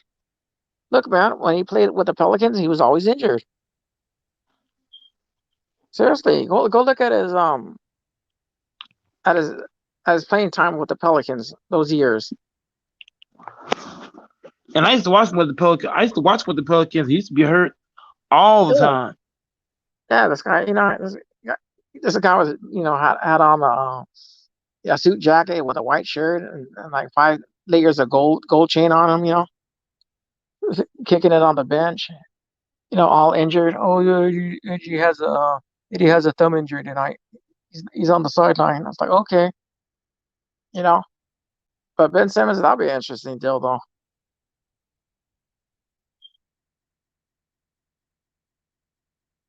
Are we not winning? Of course we're gonna win, man. Man. Dudes are acting like Dame ain't better than AD right now. That dude was dropping 50 balls in the playoffs, and he Yeah, look played at the that whole playoff. and he Yeah, played the whole series. yeah, look at that, man. Yeah, he played. This guy's hardly injured, man. Go look at his playing time over the years with the Portland. This guy is hardly injured. Go look He at brick, all the playing. Go look at all the playing times with AD with the Pelicans and the Lakers, man. This dude's always injured. I'm telling you, hey, if it wasn't for those 4 months off during last year during the pandemic, he would have been injured. let's be honest, Don. Uh, Dame has been to the playoffs for the last 7, 8 years. I have not seen Hmm. Dame hurt once. No, no, With AD, yeah, AD plays well, like when he's not injured, but you can tell he was really hurt like all season, man. It's like he was scared to get hurt. He's scared, he played scared, and then he changed his game. Like this, like he had a talk with Frank Vogel, and Frank Vogel gave him the green light. It's okay if he shoot three, if he could do like 3 pointers per game. I'll go ahead and let you do that. This guy was doing like 3 pointers, bricking. This guy was shooting mid-range jumpers, bricking. Like you wouldn't see this guy dominate the paint as much. And like every playoff game, like for game one during the first round series, this guy would always play scared. And then the second game of each playoff series, this guy would kick it up a notch. Go look at that game one against Portland last year. And this guy played scared. And then look at the game one against Phoenix this year, and this guy played scared again.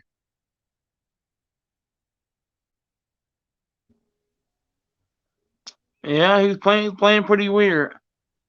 Yeah, he does, huh? Yeah, I mean, his time's up over here. He got his chip. I don't even think he's hungry anymore. Like to play better. Oh, he's not hungry for chips. He's hungry for chicken wings. Yeah, dude. I think he's hungry for the wrong type of chips, man. He's hungry for potato chips, like his jalapeno and lime chips from Ruffles. Hey, those are pretty good, man. You ever had them? Yeah, I've had all kind of chips. But Yeah, if I'm playing the NBA, I want to run those chips. right, right. You want championships, man. You don't want any of those potato chips.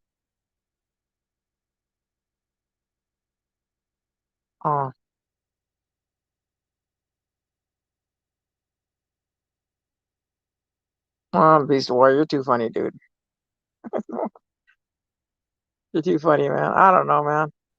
I mean, I'm surprised that he doesn't hang out with LeBron James, man, and get any because what LeBron James told him after they won the championship. He told AD, we have a lot of work we need to do. Right now, AD's not doing anything.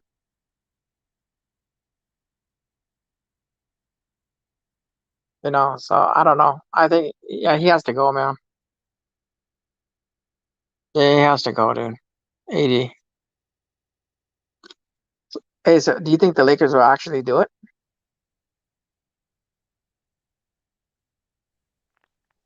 Heck yeah, they should go. They should have that deal done right now. Uh, Gold Mark, I'll tell you one thing though.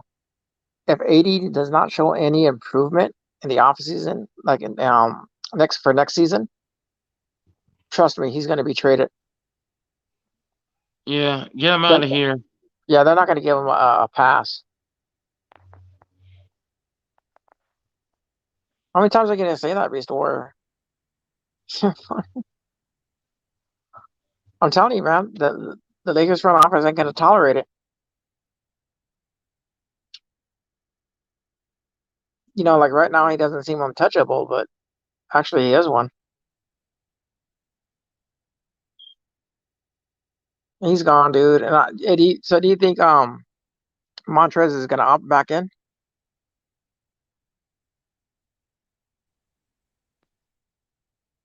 Hey, Mike. Okay, what do you think about this trade, man? This is a straight up trade right here. Mm-hmm. It'll be Montrez Harrell for um for, for that Andre Jordan guy, DeAndre Jordan from the Nets. What do you think? Hell no. DeAndre Jordan, you wouldn't want him over to the Lake Show? No, I want Jared Allen or Yeah, I the think that. hair or the white. DeAndre Jordan is washed up, man. He kind of like Drummond, washed up. Yeah, he is, man. I wouldn't do that trade either. I was looking at that trade, man. I'm like that would be a crappy trade. DeAndre Jordan for Montrezl Harrell. No way. Beast I Warriors think. over. Beast Warriors overreacting. AD has to go, man. Yeah, I agree with you, man. He does have to go. Yeah, he got his chip, man. He got his chip. He's good to go. I don't really see hungry anymore to get another chip.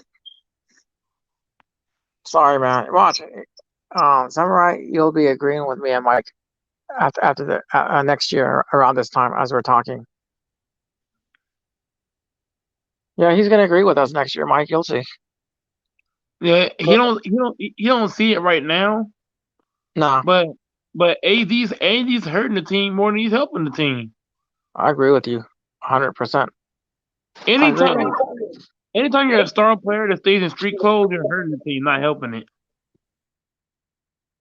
Nah, mm-mm. Nope. Mm-mm. And last season they're off for like 4 months, so of course this guy was gonna be healthy coming back. But not this time.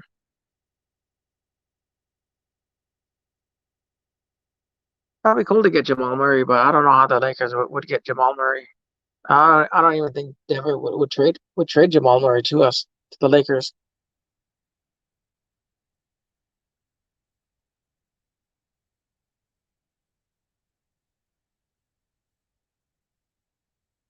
So what do you think? I'm thinking that they probably want to do. I'm thinking that they probably want to get somebody from the Cavs. What do you think? Maybe do some trading with the Cavs.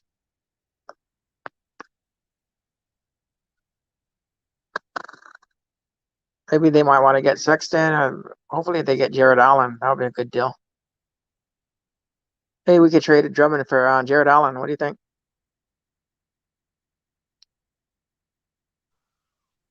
Hell yeah, I would do that. I would do that with my eyes closed. Oh shit, me too, man. Yeah. What if they want THT for Jared Allen? Would you do that? Man, I would do that with one hand tied behind my back. Yeah, and bad boys for life, man. Listen, if we traded AD for Dame, and then also they included some ladies from Colombia, would you be down for that deal? Some Colombian girls. What do you think? Say it again. Okay, so let's say that the Lakers traded AD for Dame, and then the Blazers threw some Colombian ladies over to come to the Lakers. Oh I hell think yeah. I think Bad Boy for Life would be down for that. Bad Boy for Life and Beast is talking about nigga won you a chip. He wants a chip, but then the man only got the chip because he had a lot of time to rest Yep, because of the pandemic that caused him to have a lot of rest. yep, This year he didn't get no rest, so he got hurt. yeah. And he came into the season hurt. You can tell he was still hurt from the ankle that happened during the finals. Or was it against Denver? I know he was injured on one of those games. He was injured all throughout the last year's playoffs through that Yeah, whole run. yeah. Now we're not turning our back on AD. It's fact, man. I mean, look, man, this guy's not putting any effort in right now. And you see a lot of people putting in effort training. You see Dame in training. You see maybe LeBron's doing his training. You know what I mean? AD is just freaking eating chicken wings, trying to, get some more chicks, pregnant or whatnot. And and he's not even focusing on his game, on his basketball game. What does that tell you right there? And we're not turning our back on AD. It's the truth, man. Look, man, you talk to any of the other Lakers fans, and they're gonna tell you the same thing, that they would do this trade for AD for Dame. I'm telling you. You go to any other chats and you ask them the same question, they'll do it in a heartbeat. No, we're not turning our backs on him. Mm-mm. I'm It's tired of business, AD man. being in street clothes. Yeah, and it's business, man. That's what basketball is now these days. It's business, dude. If you get too cozy with the player, a lot of times the players will get injured, they retire, they get traded, and then people get hurt, and then they start crying, and then they want those players back again. It's like whatever, players come and go. That's just business. 80's getting paid way too much to be in street clothes. Yeah, I think that was a lot of money that they gave him. At least Paul George got a big contract, but at least he played. He did, but he A- played a lot. He played a lot better without Kawhi Leonard, though. AD is he's stealing money. Uh-huh. Yeah, he's getting too much money. That guy, AD. Shit, what was it, like 205 million or 220 million? I forgot, man. That guy has like so much money. It's not even funny.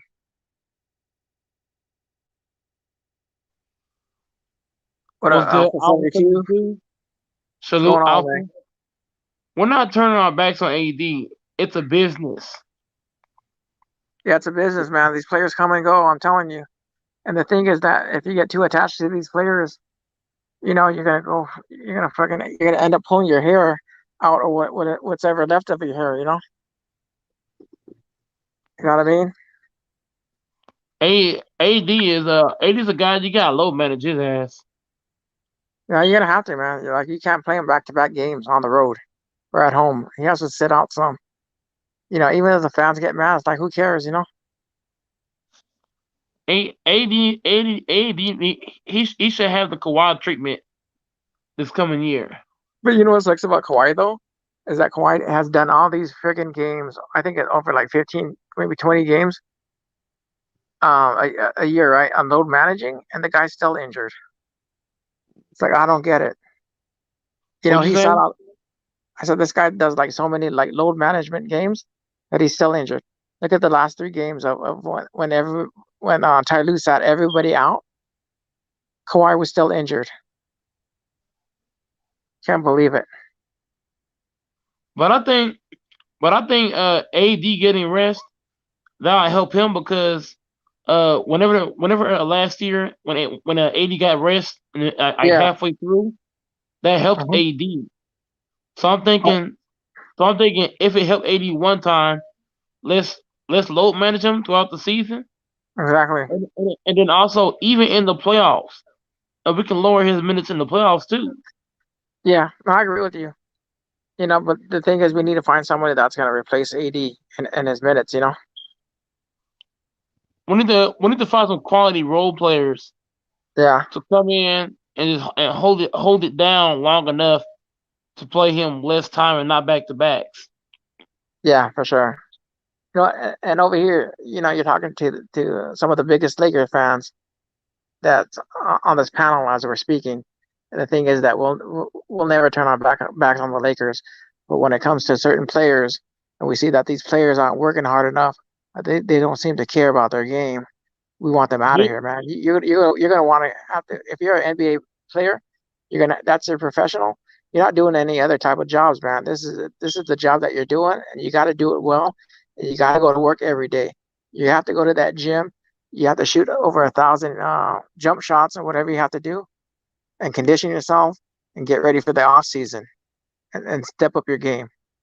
But right now, I'm not seeing AD doing any of this. Hey, Hey Don, does Beast and Bad Boy think that Kobe Bryant would never accept this shit? No, hell no, dude. No way. That's one thing I liked about Kobe Bryant. This dude was always working, man. This guy was always working. He was always hard on his teammates because he wanted to get the best out of them. If his teammates didn't like him, so what? As long as they respect him and his game and what he brought to the table, then that's how Kobe was. That's why a lot of players didn't like playing with Kobe, because Kobe was brash. Kobe was the type of player that he would tell you in your face if you're screwing up. If he's peeing on you, he's not telling you that it's raining. He'll let you know that you're being pissed on. You know what I mean? All these other players today, they're too soft. It's like whatever. They're babied. They're getting these big fat contracts. It's like they feel like they don't have to do anything. But Kobe Bryant's work ethics, I respect it, man. And when he told Ben Simmons that he needed to work on his jump shots, like Ben Simmons just laughed and said, "Well, everybody else is telling me to do the same thing," you know. And they asked Kobe, "Well, how long should he work in the gym on his jump shots?" You know, he should probably do like 1,000 jump shots, like on his practice. And they said, "You think he should start at 3 o'clock in the morning?" And then Kobe's response was, "No, he should start at 1 o'clock in the morning, not 3." So Kobe, man, I'm telling you, dude, when Kobe lost those games, when they got swept by the Jazz in I think it was the '98 playoff game, and Kobe shot those air balls. And instead of sulking and crying, Kobe went back in that gym and he worked his ass off. That's the type of worker Kobe Bryant was. You don't see that with a lot of players. AD's not even doing this, man. For Giannis, nah, dude, the Bucks won't go for that. So what do you think about Kobe Bryant, Mike?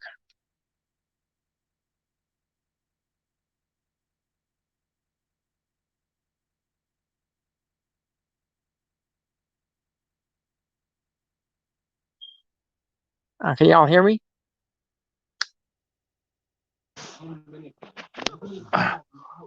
My bad, Don. I was sending a text. Yeah, I agree with that. Kobe Bryant's work ethic is what made him an all time great. Mm-hmm. Kobe Bryant he demanded greatness from everybody on the team. From 1 through 15 roster. Anthony Davis getting hurt. If Kobe Bryant was on this team right now, he would not like this. LeBron staying hurt. Oh, not LeBron, I mean AD. AD refused to take care of his body. Back then GMs would have traded AD back then. You Yeah, for think sure. them old school GMs would accept this shit? Now, and you know what? You're right. LeBron's not like Kobe, but I'll tell you one thing about LeBron. This guy takes care of himself. Look, man, the thing is, if it wasn't for that guy from Atlanta that ran into his leg on purpose, maybe LeBron would have been a lot more healthier. The thing is that, LeBron knows how to take care of his body, and this guy spends like $1 million on his body, you know. And the thing is, like 80, he should be doing the same stuff that LeBron's doing. LeBron's been playing like 18 going into his 19th season, man. See, when Kobe went into his 19th season, poor guy, man. This guy was like the $6 million man. This guy had like so many injuries, man, all over his body, dude. And he was injured, man. Kobe Bryant, he's not even in. I mean, LeBron James, besides his ankle or whatever, this guy's still healthy. This guy's going into his 19th season. This guy won us the Lakers a chip on the 17th season. No, this guy went to like 10 finals and won 4 chips.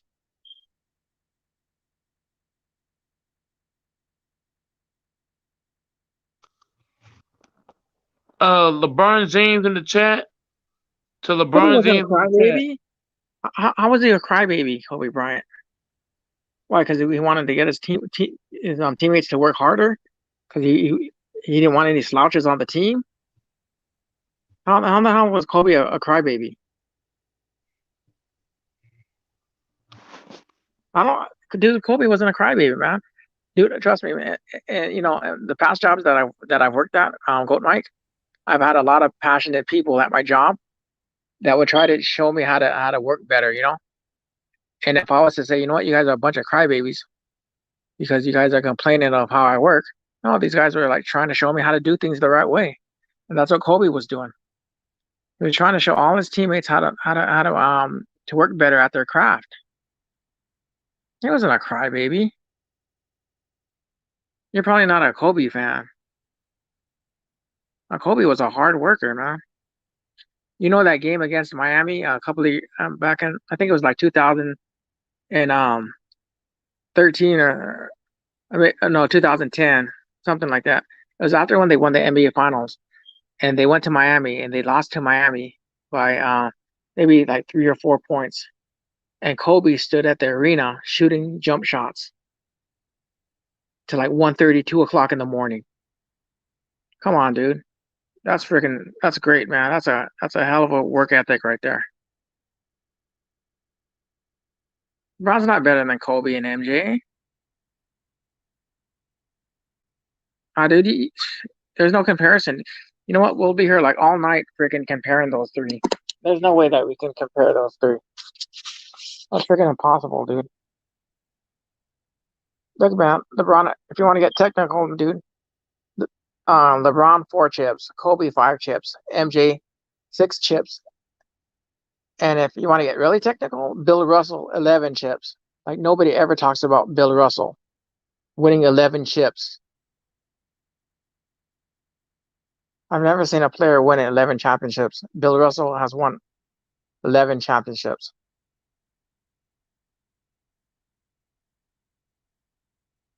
Okay, let me ask you this question. If Kobe was a crybaby, why do a lot of players want to emulate him? We're talking That's big facts. we're talking female players from the WNBA and other sports, as well as male players from football to basketball to tennis or whatever. They all want to adopt that Mamba mentality. Okay, that's how they looked up to Kobe because of his work ethics. This guy didn't take any crap from anybody, and he went to work every day. And that's why, a lot of people look up to Kobe and they respect his mentality and they want to be like Kobe in that sense of how they put in their work. So if you're calling him a crybaby, then to you, he's a crybaby because you guys are probably not Kobe fans.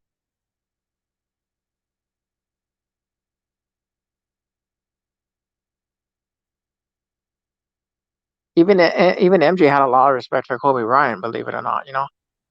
MJ would call Kobe his little brother. That's big facts. So they both have a lot of respect. And I remember watching MJ, man. This dude was like, he had the same mentality like Kobe, man. He hated people that would come in to practice and not wanting to practice. And that's why he got into a lot of fist fights. He got into a fist fight with Steve Kerr because Steve Kerr went in like nonchalant, like he didn't take the practice so seriously. I think Jordan just like socked him, and say, you know what, you gotta take it seriously. You can't come in here messing around. That's what a lot of players do now. They just come in, they're like, oh, whatever, going through the motions, because they're getting all this money, and that's what kind of killed the NBA and professional sports is how much money these players are getting. They feel like, oh, look at Aaron Rodgers, believe it or not. This guy doesn't want to show up anymore to like OTAs or practices or whatnot because, this guy's an MVP player and he felt like he got his feelings hurt by the front office and the GMs and he wants them gone, but the Packers aren't going to fire them at all. So I'm thinking that sooner or later, Aaron Rodgers is just going to go back to the Packers and go play his football.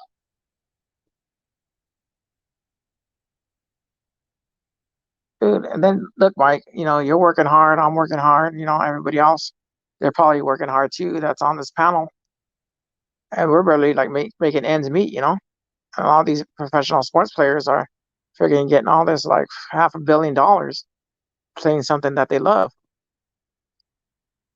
Cost of living still going up. Food's going up. You know. So going back to AD, if AD's not going to put in the work, and he's going to keep getting injured, I want him out. That's big facts.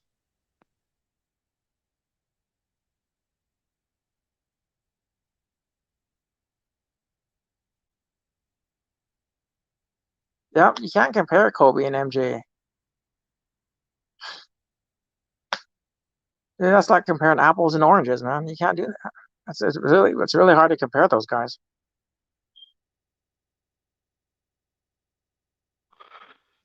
Yeah, and you gotta think MJ and LeBron, they play in two different eras.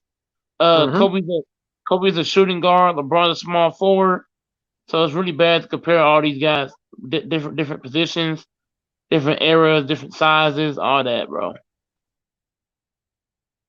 Yep, and when MJ was playing, I remember that era was very physical. At the time, the refs let them play on. Like you would see them, they'd grab each other's jerseys. They'll hold them.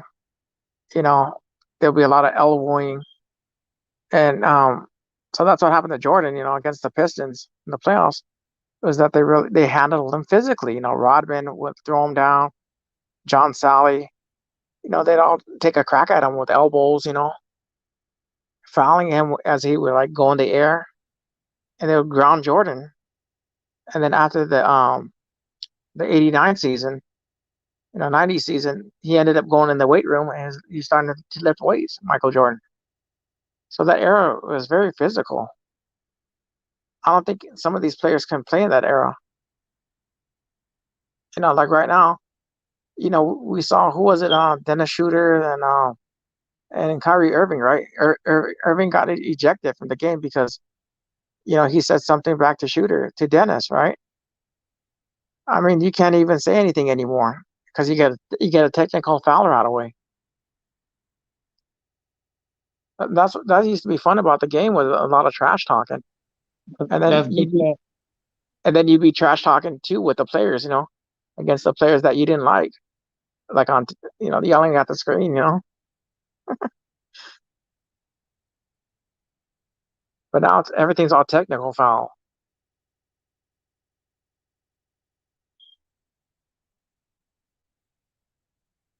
Yeah, so I'm thinking the season starts when, in October, maybe like November, huh?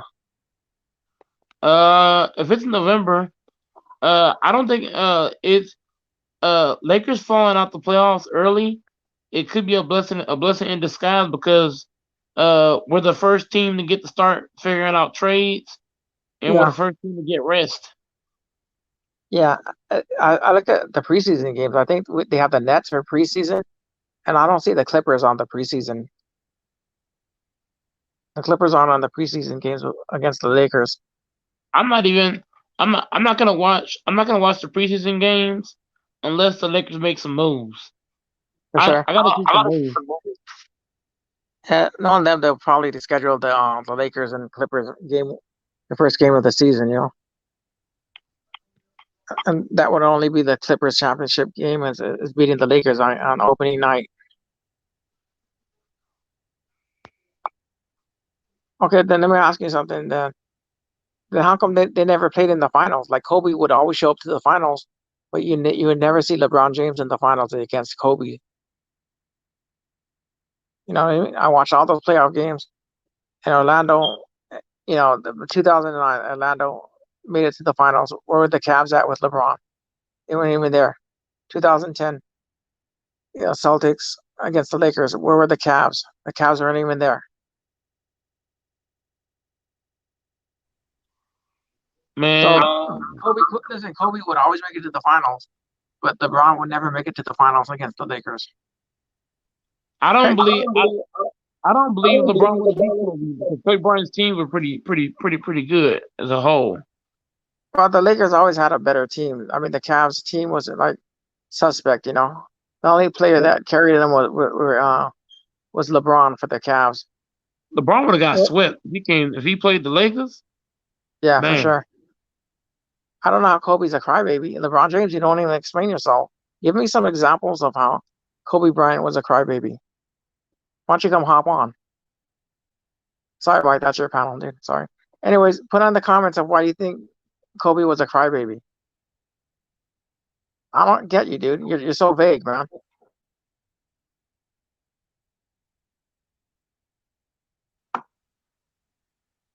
How's LeBron better than Kobe? Dude, I think you're just capping, man. No, I'm taking Kobe over LeBron, bro. I'm not gonna Hey, LeBron James in the chat, hop on. LeBron James, hop on in the chat. Red I Pill ain't was good. Red Pill, what you got on this? Hey, You Red good, Pill, what's Don? up, man? Hey, what's good, bro? No, I'm just Let me go- fucking. What's the topic, Yeah. bro? I'm just. All right, go ahead. Listen, dude. We're thinking about trading AD for Dame. What do you think about that deal?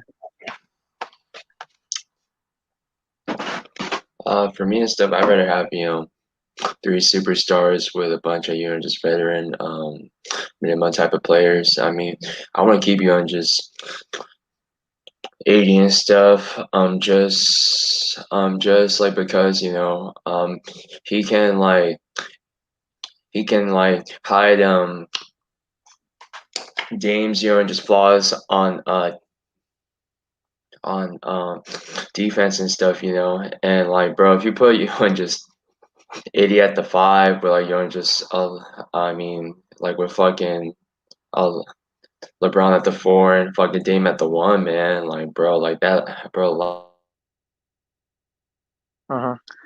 Yeah, but we want to trade AD for Damian. What do you think? We don't Just want to me. keep AD. I mean, if it's like based on the personal preference, I understand. I mean, a lot of the Lakers fans, I mean, like they're very biased towards just 80 and stuff for being just soft and brittle. But I mean, I'm gonna keep you on just 80 and stuff, and like yeah, because he's our future and stuff. The problem is we can't. We can't trade for Dame, man. There's no way, man. Like we're gonna have to trade the whole team, bro. Like, Okay, we're so gonna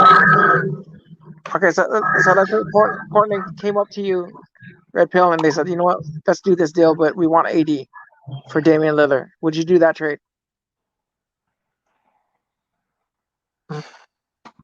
Shit, if they gave me back CJ McCollum, then I'll do it.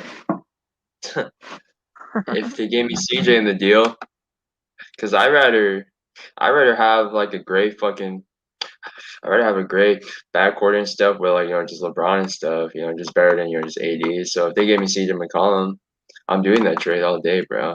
I'm not even gonna cap on it. I'm doing that shit all day. Okay, so they're saying, so who would you pick? Hey Don and Red Pill, Bad Boys in the chat said LeBron would kill Kobe. Well, guess what? Kobe Bryant's team was way better than LeBron's team. Kobe's team was stacked. No way LeBron James win against Kobe Bryant's stacked roster. What I got on that? Look, man, this is what I got on that. When I was watching the 2000 finals, right? I think game 1 or game 2, Jalen Rose stepped on Kobe Bryant stepped on Jalen Rose's ankle and rolled it because Jalen Rose stuck his foot out, right? So when Kobe landed, he landed on and rolled his ankle on Jalen Rose, and Jalen Rose admitted that he did it on purpose. All right, okay. So then Phil didn't play him for game 3. So then game 4 came around, right? And the series was like 2-1, right? And then Kobe came back and he played. And the thing is, like when Shaq got fouled out, Kobe took over that game, man. And you knew that when Kobe took over that game 4, and they put the Lakers up 3-1, you knew that Kobe had arrived. You knew that Kobe was going to be a superstar. Go back and look at that game 4, Lakers and the Pacers, 2000 finals, and you'd see how this guy was like going to be a beast in the NBA, man. I mean, for this guy to say that LeBron's better than Kobe, I don't think so, dude. You can't compare these guys, man. I mean, Kobe was badass, man. This guy was hungry. He wanted it. He knew that he was the best player, and he showed it. Hey, yo, how about Damian Jones go, Mike? I mean, shit. We could sign him. We can sign Who? like in the off season, man. With Damian LeBron, Jones? like, Don, wasn't LeBron James crying when he lost in the first round? Wasn't LeBron crying? No, he And was, left the dude. lock. I mean, He let, LeBron. Look, man, didn't LeBron even took off with like 5 minutes left in the game, or 6 or 7 minutes left in the game. LeBron fucking took off during the Suns game. You know what I'm The first round saying? game. That's crybaby right there, dude. Hey yo, DJ, what's good, bro? Yo, Yo, man, it's good and gravy, man. My ham on side. Hey, listen, DJ, y'all getting Kawhi Leonard. You'll see. Oh, you know, man. Kawhi Leonard. Kawhi's not going to the Mavs, bro. He's not going to the Mavs. Wait, You got Wait. two freaking ball dominant players. It's not gonna work out with. Listen, dude. It's not gonna work out, dog. Trust me. I'm not. I gotta say something because this nigga in the comments really saying LeBron's better than Kobe. How? LeBron was crying though, so you gotta be kidding me. Yeah. Hey yo, You DJ. cannot sit here. You cannot sit here and disrespect the GOAT, man. Stop. Hey yo, DJ. Hey, but what? Hey, but like, what? I was saying stuff. If you got fucking Kawhi on Dallas, man, it's not gonna work out, man. Like just because you have two ball dominant players, it's not gonna work out. He's coming to the Lakers, Red Pill. He's coming to the Lakers. What you talking about? Kawhi's not going to the Lakers, bro. Yes, he is. Wait, because we had this conversation. Kawhi ain't going to go to the best. He wants to be. So what you talking about? Hold up, DJ Red Pill. Nigga already Red capping Pill. already. We're gonna call Uncle Dennis. We're gonna invite him for dinner, and next thing you know it, Kawhi comes to the Lakers. Okay, but listen to this, dude. Kawhi Leonard. After this man just said the other day, yeah, whatever. Okay, listen, dude. This makes a lot of sense. Yeah, I know what he said. Yeah, look, this makes a lot of sense, bro. Listen, freaking Dallas is a football town, right? It's a Cowboys town. Okay, Kawhi Leonard, he hates the media. So then, who's going to cover up? Who's going to take the brunt of this?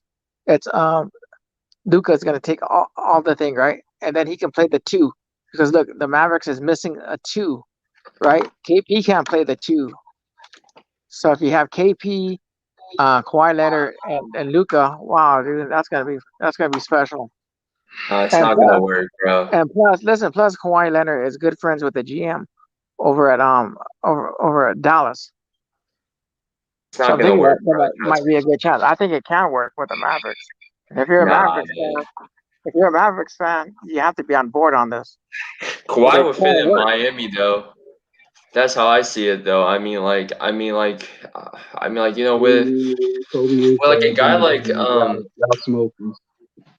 Jimmy Butler and stuff, you know, like you don't have to, you don't have to, just ask him to score too much. I mean, the guy can play defense, he can facilitate. I mean, yeah. 1 second. Kobe was crying to lose to the Suns. Steve Nash beat his ass.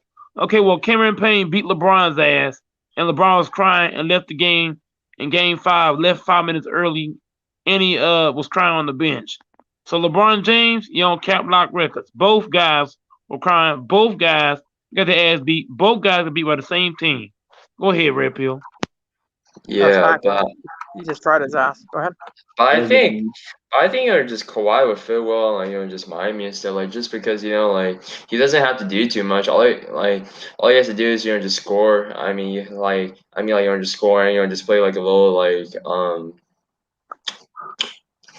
defense and stuff. That's all. The problem is just dude, fucking Kawhi's fucking knees. It's not gonna fit the Miami culture. But I mean, if Kawhi does go to Miami, man, I think that fucking just Heat team is for sure going to the Eastern Conference Finals, man. Like, I'm dead serious, bro. If just Kawhi's on that Heat team with Jimmy Butler and just Bam Adebayo, man, I think they could see the Nets in the Eastern Conference Finals, man. Because, bro, I would not. Yeah, but the problem is, bro, like Kawhi just like just has like fucking bad knees and stuff, man. So that's the problem right there.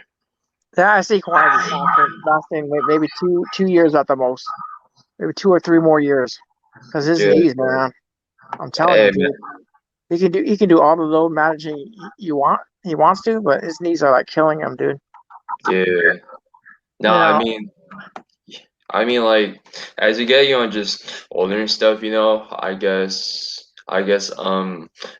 fucking bones and stuff become like a bit too brittle and stuff. yeah. The heavier you are and stuff. I mean, the more like more of a the more of a chance you can get like a higher like just injury and stuff. Because like for me and stuff, I remember when I was just when I was fucking hooping and stuff, man. I never got like just hurt and stuff, because I was like, because I think like back in high school, I think like I was like probably like 5'11", like just 155.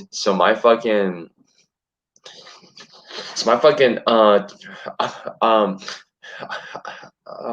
my joints were good and stuff, but the problem is when I put on just weight after high school and stuff, I probably like just put on probably like 10 to 15 pounds past fucking 2 years and stuff to bulk up and stuff, for the gym and stuff, because I'm a bit of like a skinny guy and stuff. So yeah, but yeah, man, like Kawhi has to lose like a fucking weight in my opinion, man. The guys work on his conditioning, his just footwork and stuff, and yeah,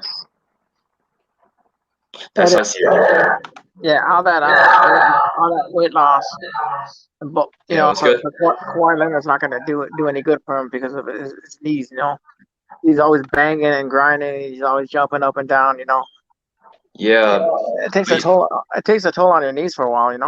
but you gotta like admit though, like if Kawhi goes to Miami, like that, like their team is like I mean, they're, they're like a finals contender, bro. You gotta, Yeah, I don't know. I think he'll be a good fit with the Mavs. I think DJ in the back of his mind. you gotta fix your background. You gotta fix your background. What? I say that in the back of DJ's mind. Hey y'all, LeBron Dog, James fix in your the chat. background, bro. LeBron James is in the panel. Hey, LeBron James, what do you got on this, LeBron? Yeah, why y'all want to trade AD? I don't understand. Wow. You can't trade AD. Huh? Why y'all want to trade AD? I don't understand.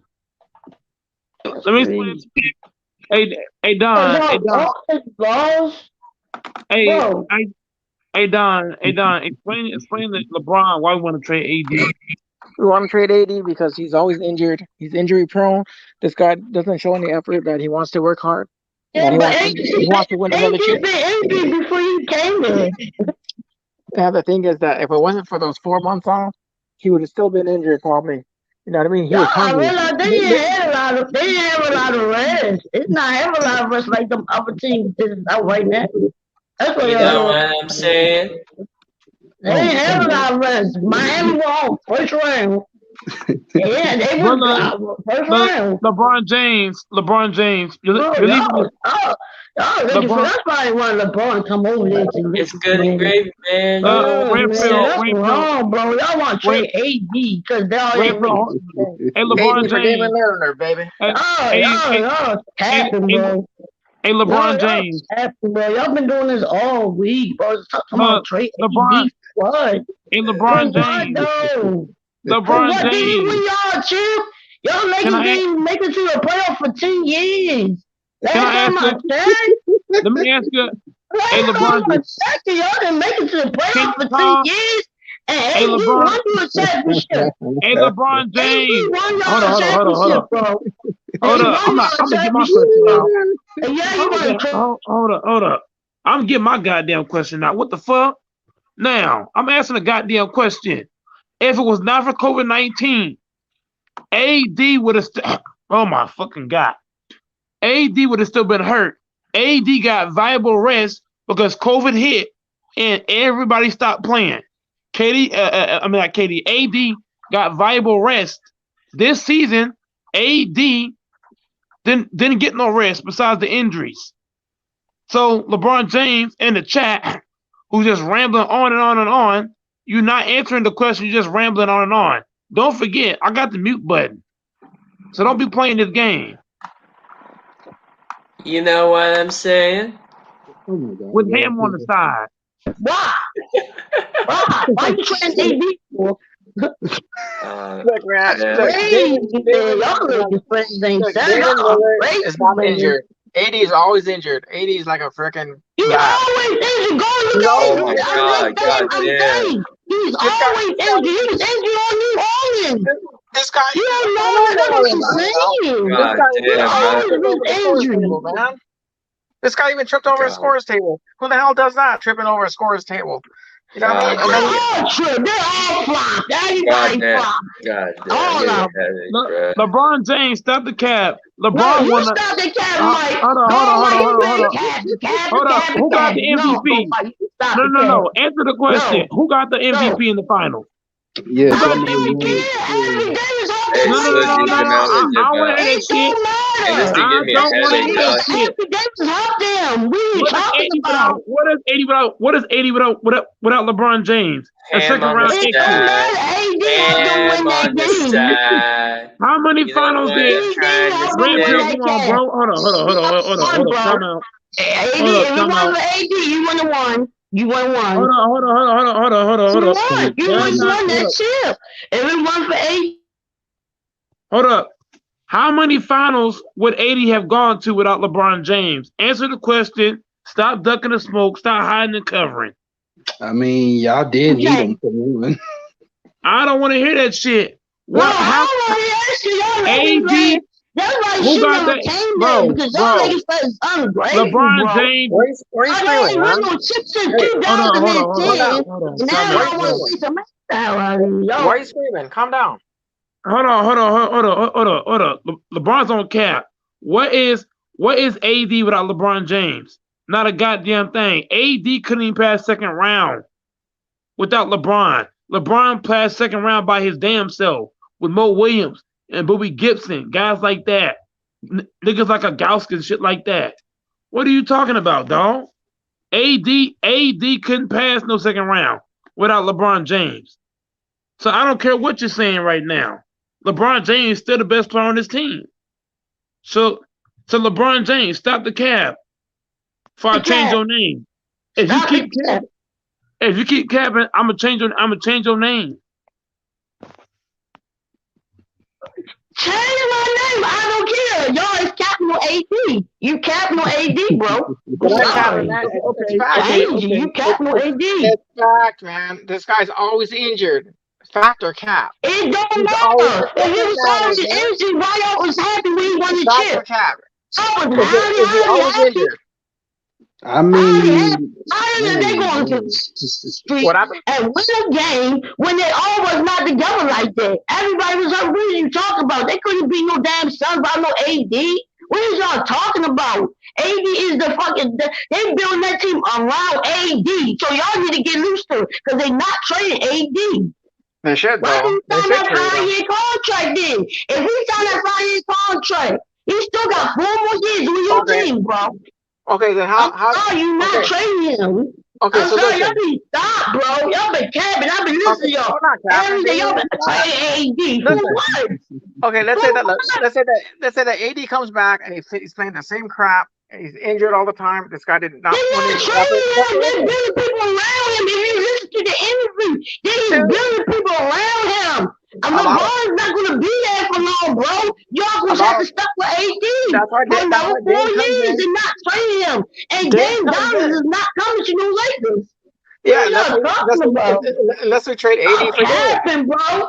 James Johnson said he's not coming to New Lakers. What y'all capping on? He just said on Instagram. What are y'all talking about? We're trading AD for day. AD stand on the Lakers so big. Y'all just want to deal with it, bro. Stand on the Lakers, bro. You need to give him a chance, bro. Y'all don't give people a chance, Okay. Y'all Lakers fans, y'all just want to bust him out. Oh, he missed a shot. That's trade his ass. That's crazy, bro. That's crazy, bro. That makes really a champ. This guy. That's crazy. Y'all Lakers fans, y'all did that same shit with Kobe and Shaq. Kobe, y'all did that same shit. LeBron James. LeBron James. I'm gonna call Rich Paul. I'm gonna call Rich Paul. Hold on.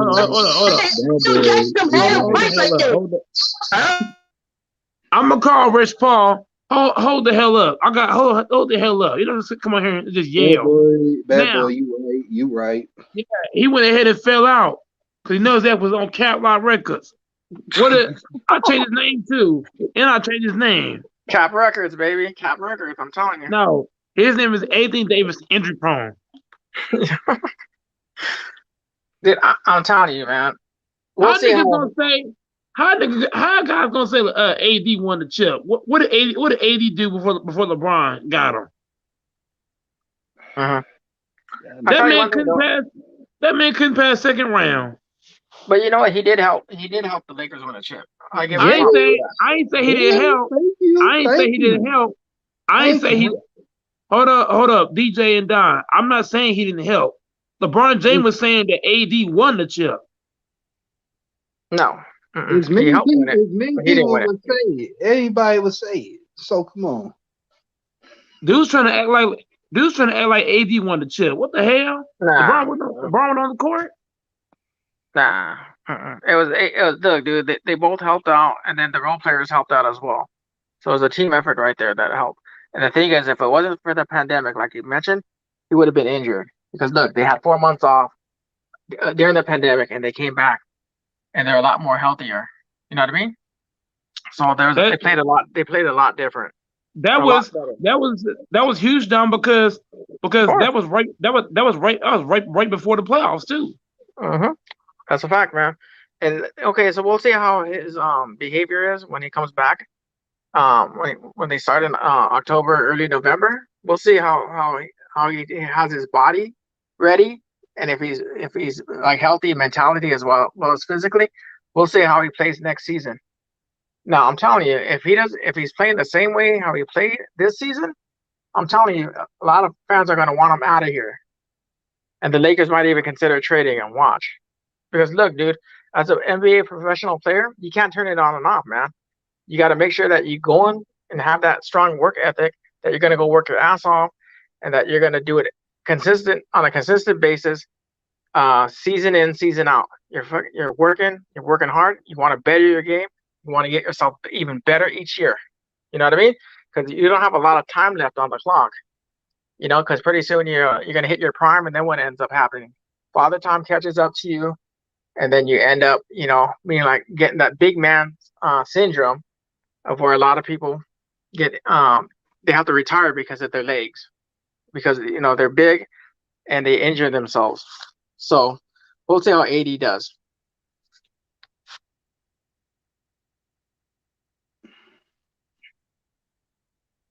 Okay, so explain yourself. What do you mean teams win championships, not players? Okay, what do you mean by that, Alpha 72?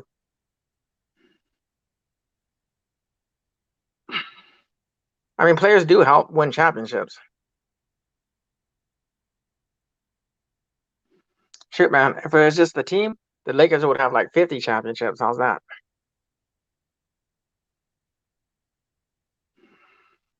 Man, that guy just came up here mumbling, man. That guy was crazy. Whoever that person was. That was LeBron James just yelling. You ever seen that? You ever seen LeBron James before? That dude's microphone was too loud. I was like, damn. I think he was over in New Orleans or somewhere screaming it out. Bro, his microphone was so loud. DJ might have went deaf with that shit. Yeah. No, I don't know what you're talking about. But you know what? Bad boy for life too. LeBron was injured too, man. And look at the players that we had. They couldn't even shoot a pee into the ocean. That's how bad the players were this year for the Lakers, man. They couldn't really do anything. Everybody's giving all the credit to AD. Okay, what about Dwight Howard and McGee taking half the bruises all season long. Look, Rondo played like playoff Rondo last year, and then AC Hell stepped yeah. up. You know what I mean? And then KCP was bubble KCP. He was bubble boy.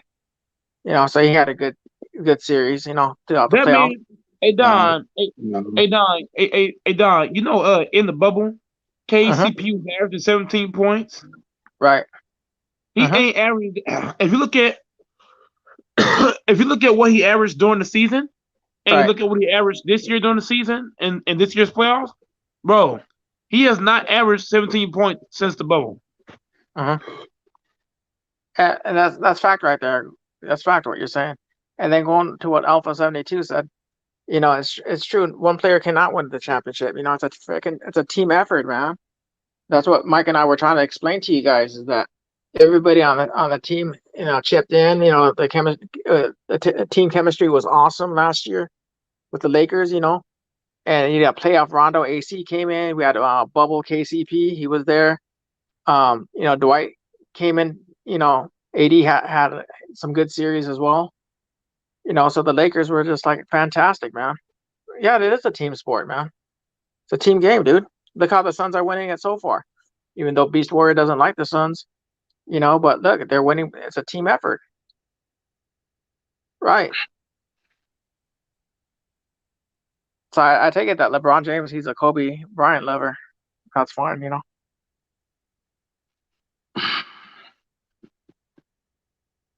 That's true, dude.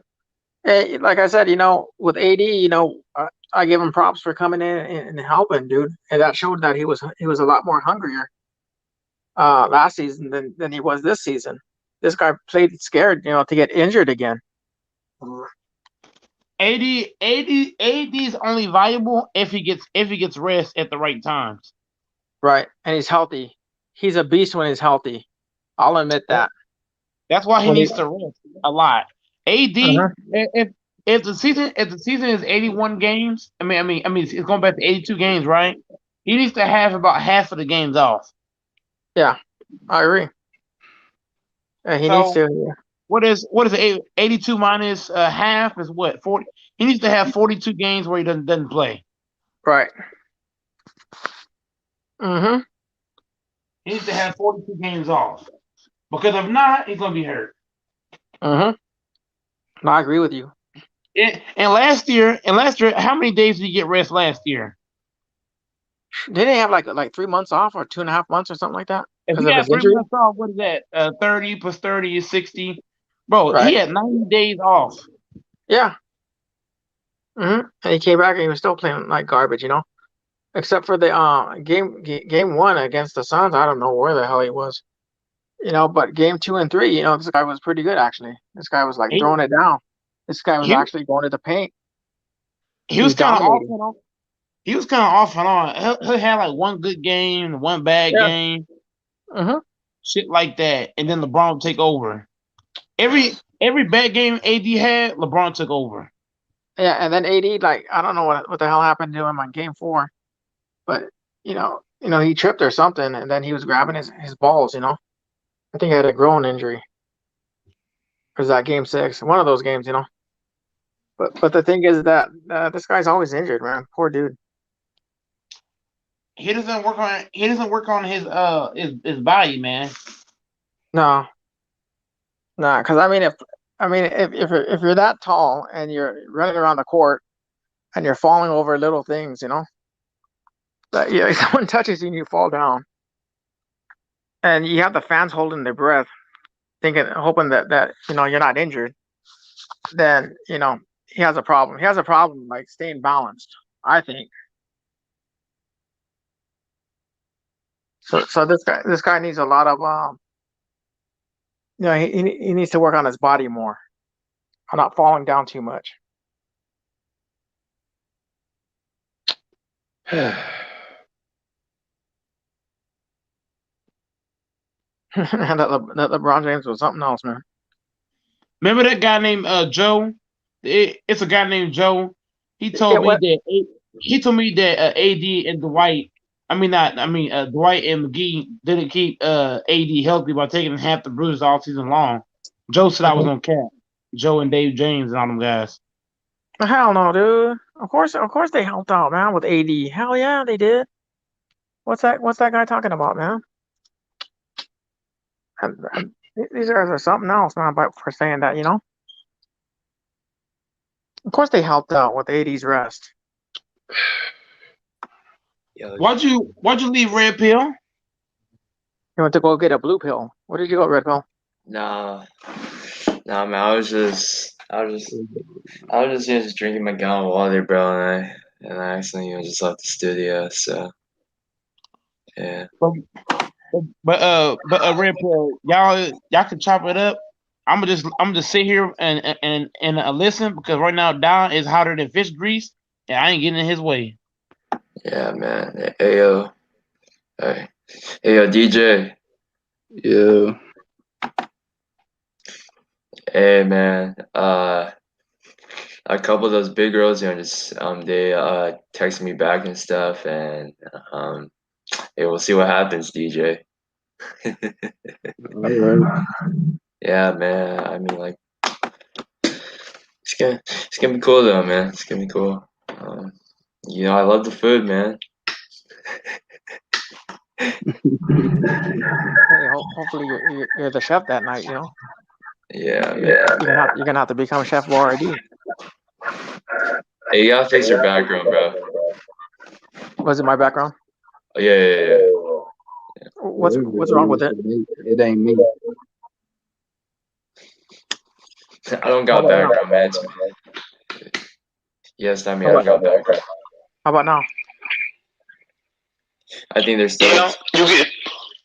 Oh, there's no more background. You good? You good now, Don? I wonder if it's when I speak, the background, like, goes crazy. I don't know. 80s, just values on defense. Yeah, that's true. AD's only great when he gets half the season off for rest.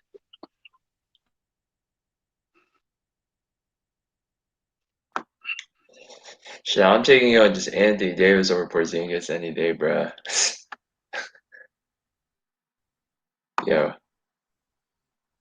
Shit, I'm getting tired as hell, bro. It's good and gravy, man. With ham on the side.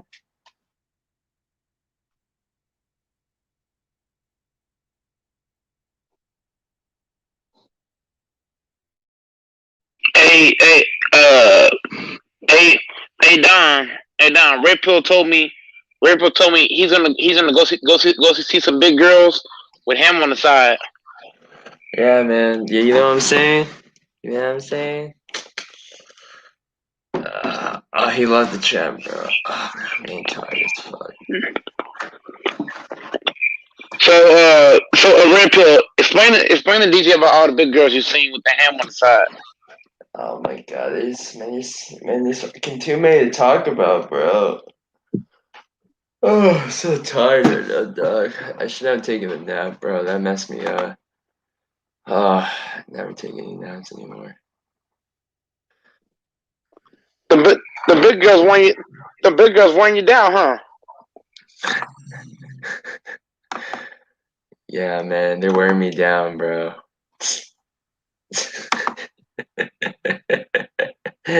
Crazy, dude.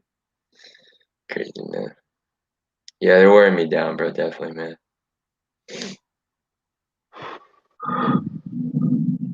Hey, yo, DJ, are you still there? Yeah. Yeah, man. It's good and gravy, man, with the hash brown, the steak, and the ravioli on the side. Oh gosh. Dude, the ravioli. Yo, I'm so down. I can't function for shit right now, bro. Oh my god. Yo, go, Mike. Are you not tired, dog? It's like fucking 1. Bro, it's like just 1 a.m. in Texas, right? That's like 12, right? Yeah, it's like 12 in Texas. Y'all are not tired? Damn. Hey man, whenever you think about all the good things, I I went to go hoop today, and I was playing against some D1 guys. Man, I got about 4 poster dunks. I was going crazy. Dude, I was getting putback slams, hitting 3-pointers, mid-range. I was looking cold. Damn, everybody fell out.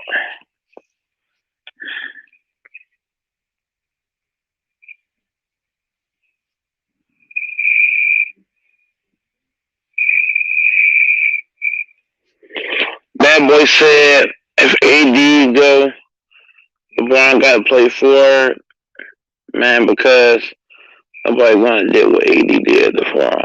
And LeBron, guess what? LeBron told him to retire because he got to play for AD go. Yeah, bad boy.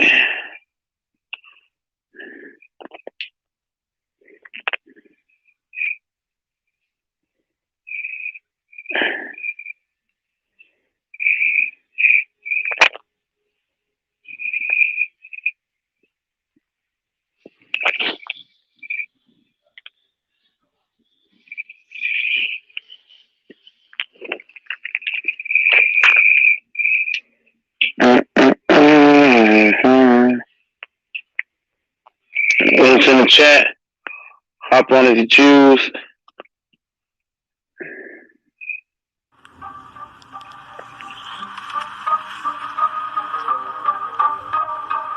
real, let me know if I'm garbage. Hey, the doctor told me I could not be fixed. My teacher, they told me I would not be rich. One of them was right and one of them was wrong. You can guess which is which. Lost in this prison I built for myself. I've been wishing that someone would listen from hell. I arisen the south that I live in. The liquor and pills are just way too appealing. I am not willing or able to stop. Call up the cops, call up my mom. I got a problem. I am slipping. I think I need God. I'ma be sinning until I get caught in a paradox. I'm breaking out the box. Pair of Yeezys, you a pair of Crocs. Going till my face is tearing off like the anesthetic that been wearing off. First I got a little bit of head, then I got a little bit of bread, then I got a little bit of slants that I got my heart.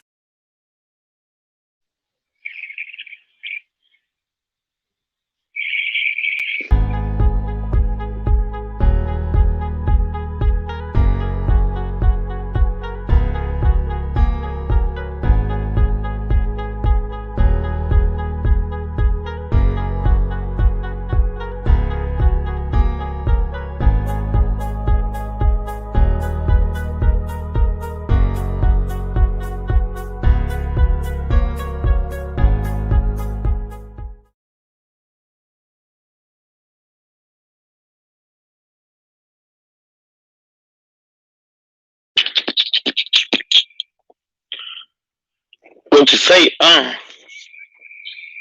Yeah, boy, I agree. It's AD. Yeah, man, we're gonna keep brittle AD.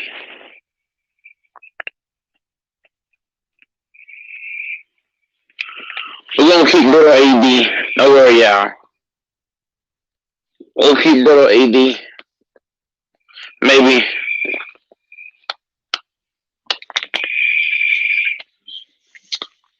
Links in the chat. Up on the choose. Bad boy said, and LeBron 36, man.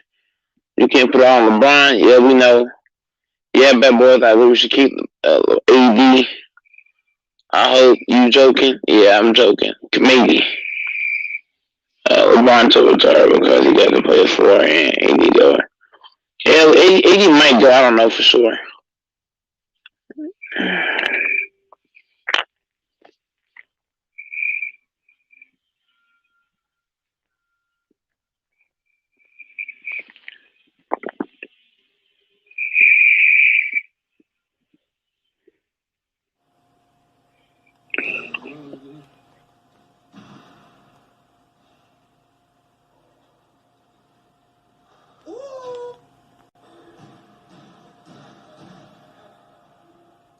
Buckets, get the fuck off me. Once again, no dribble pull up. Hazy guy in the building. That's an easy pull up jumper. No hit. Oh, look at that follow through.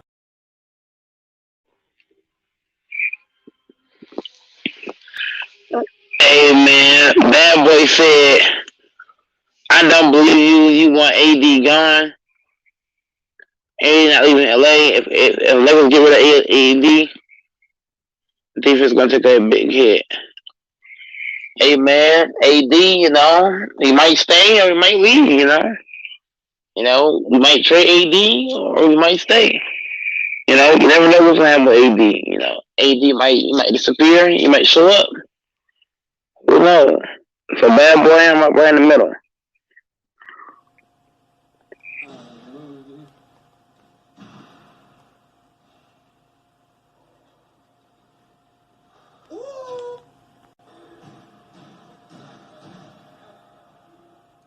Buckets, get the fuck off me. Once again, no dribble pull up. Hazy guy in the building. That's an easy pull up jumper. No hit. Oh, look at that follow through.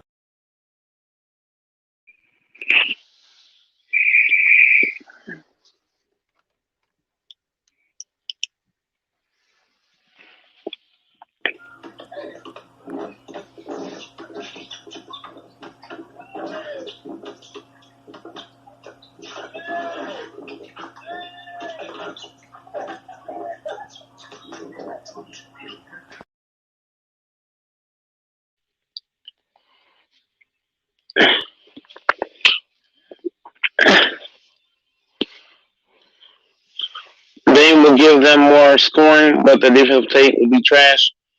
Donovato, they can build around LeBron and Dame.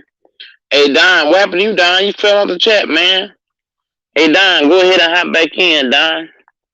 Facts, Alpha, they're gonna get in the paint like nobody not there. Don, really? Hey, Don's speaking facts. Hey Don, I'm gonna drop the link again, Don. You can hop in. I'm gonna drop the link for you. I'm gonna have a link in the chat and everybody can hop in.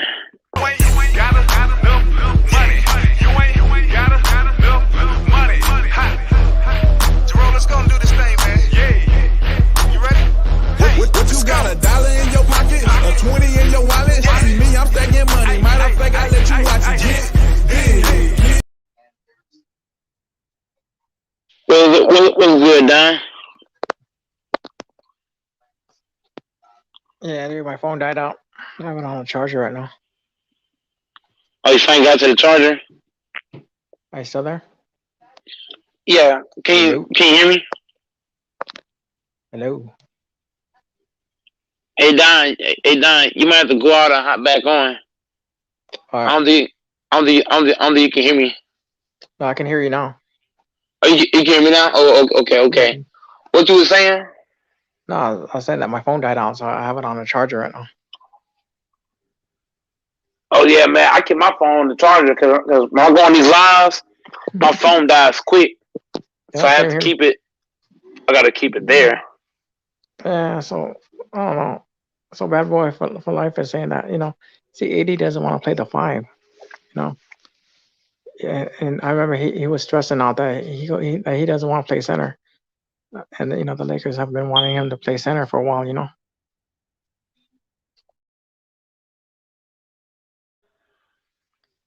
That's absolute facts. AD is very British.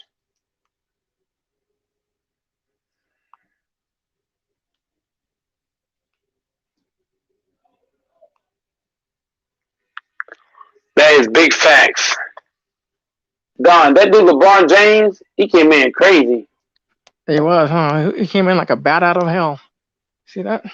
Yeah, he was just yelling.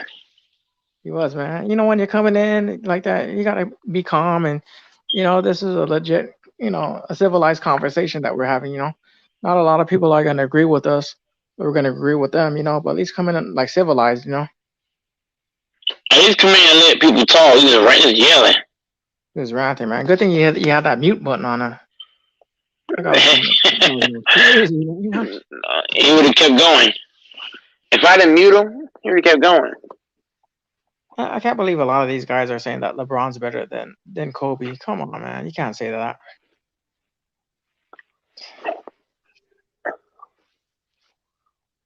And you know what's crazy? Mm-hmm. You know what's crazy, Don? LeBron didn't even know I muted him. He didn't even know. He was still probably yapping. Yeah, he's probably still talking. Mm-hmm. He's probably still rambling. Look, this is what Dame said. Dame said, "Look, the only way that I have my eye on the Lakers is if Portland doesn't want me. So I'm hoping that Portland doesn't want him anymore. You know." They can do anything he want. He's a superstar in the NBA. Look at James Harden. That dude had multiple years on his deal, and he still left.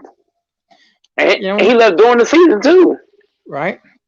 But the thing is that I'm telling you, if Kobe would have won that chip against Detroit and that second chip, that other chip against Boston, 2008 and 2004, Kobe would have had 7 chips, and a lot of people would be saying that Kobe is better than MJ. Bad boys on cap. How is MJ better than Kobe Bryant when he had 2 years off to rest?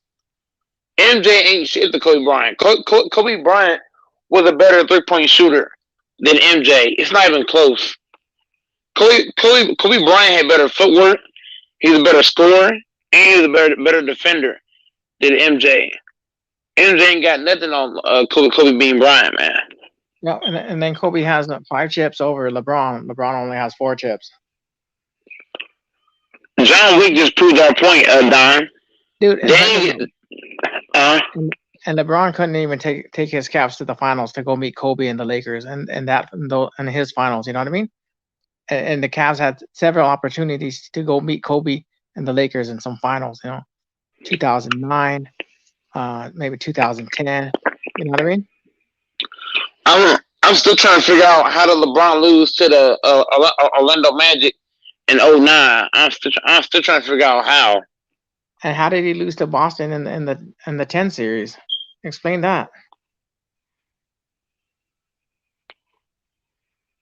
I'm still trying to figure out how did LeBron lose in 2011? Like he was the heavy favorite in 2011. Yeah, look, and what a way to end his career with the Lakers. 60 points, man.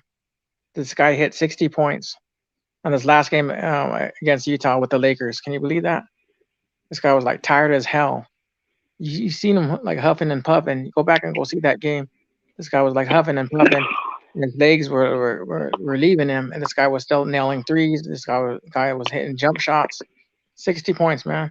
Yeah, sure, he took a lot of shots, but he made a lot of shots too.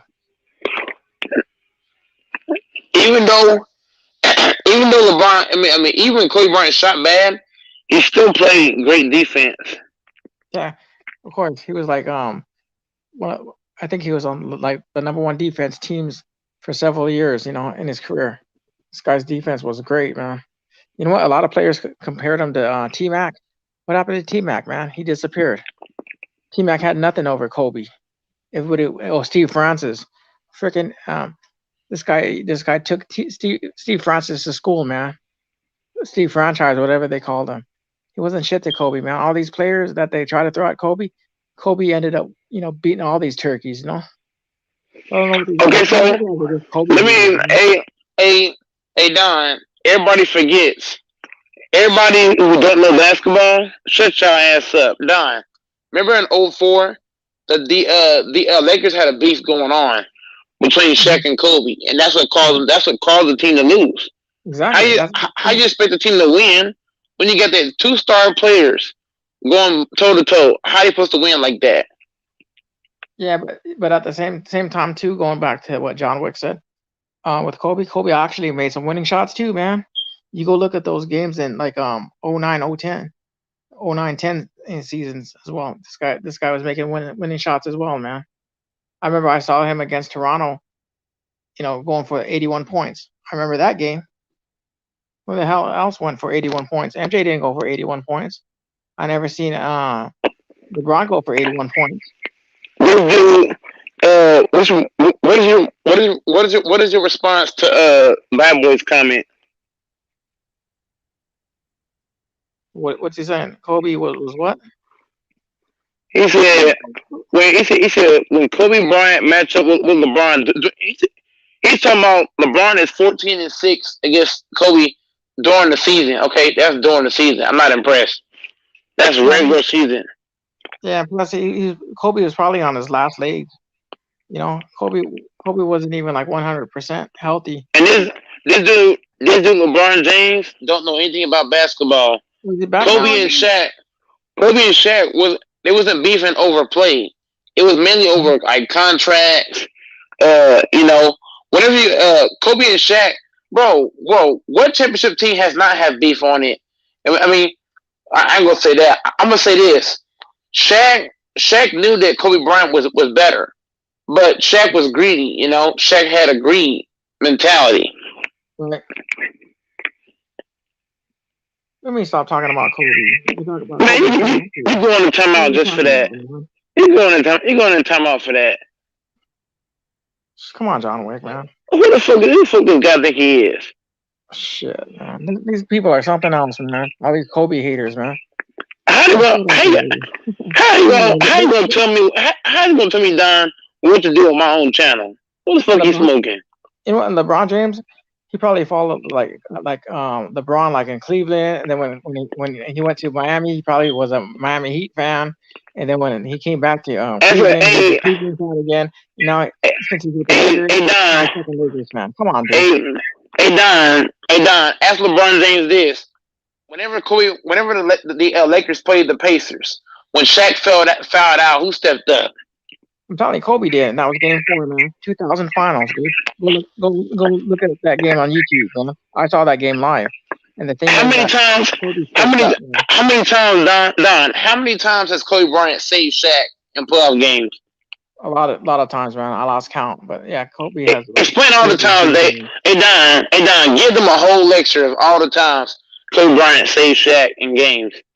And the finals, you know, the Game 4 finals, especially even Bob Costas was impressed, man. He was like, wow, he's like, look at this kid, you know, this kid's like incredible.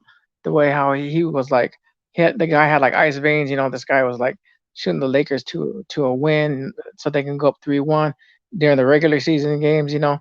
Kobe stepped up too, man. Kobe was an assassin, dude. That's why. What do you think he got that nickname, the Mamba, man? When you look at those Mamba stakes, man, they're fucking ruthless. You know, they go ahead and strike at you, man, without warning. They just go and get you. You know, this guy was like, he was an assassin, dude. That's why a lot of people are comparing Devin Booker to Kobe Bryant, which I think is an insult because Devin Booker hasn't earned anything yet at this moment, you know. But yeah, Kobe has always saved Shaq's ass, dude. And you know what? And when after the 2004 season, when they traded Shaq and they kept Kobe, a lot of these fake Laker fans ended up stopped being Laker fans. They went to go become Celtic fans or some other fans because they're mad about Shaq leaving the team. I was still a Laker fan. I was glad Kobe stayed, man. Hey Don. What's his name? Bad Boy said Kobe can't fuck with LeBron. Well, if that's the case, LeBron James would have not beat Kobe Bryant in no playoff series. And then LeBron James said Kobe is a crabby. Okay, so what about LeBron James? When LeBron got beat in 2018, what did he do? He left 5 minutes early. What did LeBron James do when he got beat in 2011? He left the games early. He was on the sideline crying. When LeBron got beat again in 2009 by Magic, bro, he didn't want to shake nobody's hand like that. He was pouting and crying. You know, and so what's your point? You know, LeBron and the Heat team, they choked that 2011 series against the Mavericks. They should have beaten the Mavericks, man. Frickin' they went ahead and they laid a goose egg. They couldn't even beat the Mavericks. What about the one before that? What about the one before that? Yeah, he choked against the Celtics, dude. And then before that, he choked against the Magic. The guy couldn't even get to the finals, you know, to play Kobe. You know, I would have respected him more if he would have got to the finals and played Kobe, you know. Everybody wanted that matchup. I wanted to see that matchup, Kobe and LeBron. You know, Kobe would have took him to school. Kobe's no joke, dude. The hell are you talking about?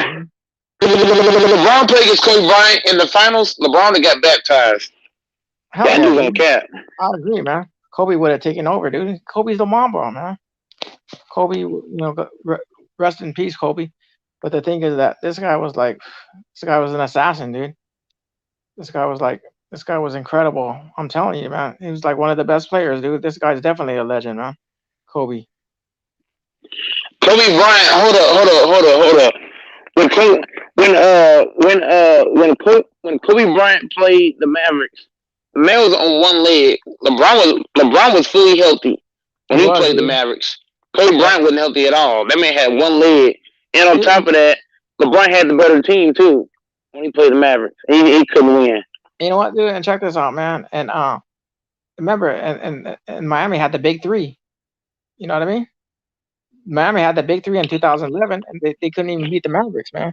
They should have went 4-0, Don. Let's be honest. They should have been 4-0. Dude, they couldn't even beat the Spurs, man. That was a lucky shot. It was a lucky shot with that Allen guy. Then on top of that, Don, Bad Boy said LeBron would drop 50. Okay, dropping 50 ain't doing shit. Because guess what? Kobe Bryant would have dropped 81. Drop that off.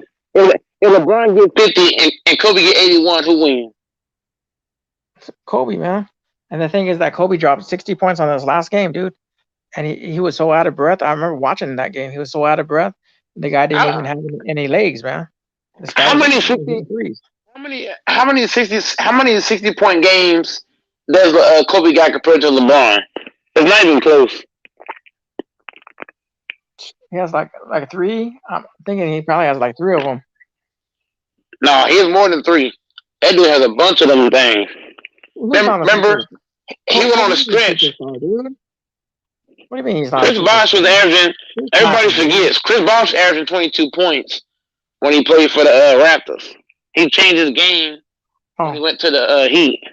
You know what? The Heat was a super team. That was, dude, because you got Chris Bosh from Toronto. You had Dwayne Wade over in Miami, and then freaking LeBron James came from Cleveland. That was a super team, and they lost to the Mavericks. They lost to the Mavericks. LeBron should have beat that old. You should have went 4-0. You put an old Spurs team, you couldn't beat them. You gotta be kidding me. How LeBron beat OKC, who had Harden, Russ, and KD, but you can't beat an old Ginobili and Tony Parker. You can't beat a slow foot Dirk Nowitzki. Look, the reason I'm telling you, the reason why that the Lakers lost against, the Pistons that year was because Kobe and Shaq were divided. They had the team divided. They didn't come in with the right mindset. They didn't take the Pistons seriously. You know what I mean? Remember, the Pistons were playing great defense. The Pistons were more hungrier than the Lakers that season. I'm telling you, when you go into a series, when you go into a series and you underestimate your opponents and you're not taking them seriously, you're gonna end up losing, man. Look what's going on with the Bucks right now, dude. They're coming into this series nonchalant. They're coming into this series free spirit. No urgency, man. The Bucks have no urgency. That's why they're losing these games. Hey, Don. LeBron James said Kobe lost to Tim Duncan. Kobe lost to a prime Tim Duncan, not an old Tim Duncan. And Tim Duncan lost to Kobe too, dude. Look, the 2001 Western Conference Finals. He was in his prime, though, Don. He was in his prime, though, when he played Kobe. But no, listen, I'm not talking about his prime. I'm just talking about the 2001 NBA Conference Finals. The Lakers went in and they swept the Spurs, dude. Go back and look at that series. 2001 Western Conference Finals. Okay, that's fact, man. That's not a cap. That's a fact. You can go look that up. Lakers just sweep the Spurs at one point. Yeah, they did. But then on top of that, Don, this dude forgets that whenever Kobe Bryant faced Tim Duncan, Tim Duncan wasn't old. He was young. Kobe lost to prime Tim Duncan team. Not no old Tim Duncan teams. LeBron lost to an old Tim Duncan. Tim Duncan was down there 40 when LeBron played him. No, he didn't. How old was Tim Duncan, Don, when LeBron played him? I could swear he was like 37, 38, around that range. It could have been. Dude. You probably don't know when. You probably don't know when he retired. I don't want. No. I'm not looking at retirement. I'm looking at. Let me get my phone. You need to know that. You need to know the age. Then I'm not talking about retirement, DJ. I'm talking about when LeBron played him.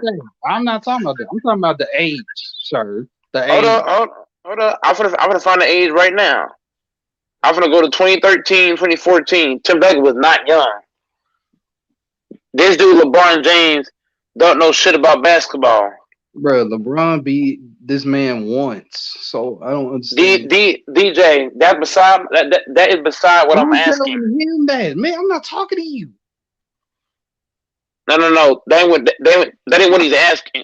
That ain't what he's asking. He's saying LeBron faces a prime Tim Duncan. No, he didn't. No, look at this one though.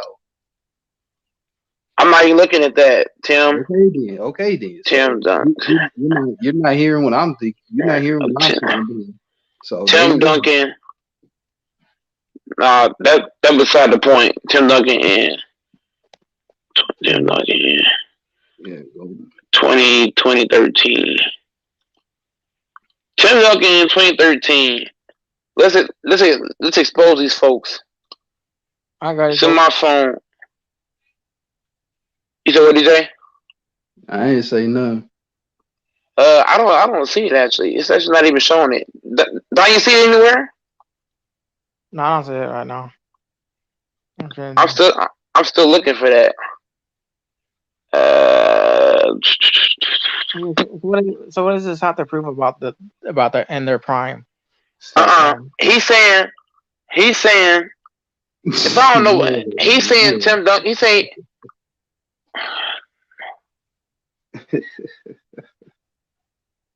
I'm not bashing LeBron. I got LeBron James shoes. I wear every day. You can't ask DJ. I wear LeBron shoes every day to work. Yeah, the thing is that we have all these Kobe haters, and they're saying that LeBron's better than Kobe, and you can't compare these guys together. These guys, played, differently than each other. LeBron James went a different route. LeBron James went to 10 NBA finals and he won 4 chips. He took 3 different teams to the finals and won them chips, right? Props to LeBron on that. Kobe won 5 championships with 1 franchise in a 20-year span. Props to that guy. So I'm looking at this. So who's better? Kobe. The fuck? Hey, Don. Listen, if you're coming to rings, then Kobe is better than LeBron. Because Kobe has 5 chips and LeBron only has 4 chips. But then guys are gonna, if you use, you can't just go off of rings. You know why? Because people like Insane Craze and LeBron, they're gonna throw, LeBron got 4 MVPs. LeBron got this accolade and that accolade. Hey Don, whenever you're arguing LeBron and Kobe, you have to put more context behind the rings. You can't just throw rings. Because if you throw rings by itself, guys like LeBron and Insane Craze, they're gonna throw, LeBron is a better passer. He got more MVPs. He got more final MVPs. They're gonna throw all that stuff out there. So Don and DJ, when I argue Kobe Bryant, I don't just put rings out there. I put Kobe Bryant got 5 rings. Kobe Bryant got 9 first-team defenses. Kobe Bryant, he's one of the best. He's one of the best. What you call it? He's one of the best isolation players. Kobe Bryant got better footwork. He's got better post moves. He's got better. He's got more moves in his bag than LeBron. Because LeBron don't have many moves to go to outside of. LeBron has basically 2 moves. Either I'm going to the post or I'm a freight train to the rack. LeBron don't have too many moves to go to. Kobe Bryant can shoot threes. He can hit the mid range. He can go to the post. He can go up under, spin move. He can do step backs. He can cross over, sidestep. LeBron does not have the moves of Kobe Bryant. Kobe Bryant got multiple moves in his bag, in his arsenal. When I argue Kobe Bryant, I bring out multiple things. LeBron doesn't have many moves to go to. Look, and he's not fundamentals either. He's not a fundamental player. LeBron James, you know what I mean? And the thing is, you're talking about. Hey Don, I'm finna eat their Insane Craze once again. LeBron James did not. When LeBron came to the league, LeBron had no real jump shot. LeBron had to work on his game. When LeBron first came in, he had to work on his game. He didn't come in doing all the shit you see him doing with the Heat and all this shit. When did LeBron become LeBron, y'all? When LeBron James went to the Heat, that's when he became LeBron. Nobody can argue that shit. Am I lying, Carl, Don, and DJ? Nope, that's fact, man. You know what? Nope, he ain't Hey, lying. salute to the panel. Salute to everybody. Salute to the Hey, chat. Salute Carl. Yeah. Well, what are you guys cooking on? I just jumped in. We kind of cooking on. We kind of cooking on this. Dudes are trying to flame LeBron, but also we cannot compare LeBron to Kobe. And here's why I say that. I hate when dudes do this shit because Kobe Bryant is Kobe Bryant. He's a shooting guard. LeBron is a small forward.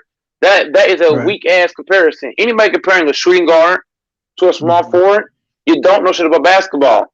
You know, I hate when guys do that shit. Guys say, "Oh, well, MJ's better than LeBron. LeBron better than this." Look, you can compare MJ and Kobe because why? They both played the exact same position. Fact. Yep. We're sitting here. LeBron. The thing is, LeBron is a combination. He's a combination of two.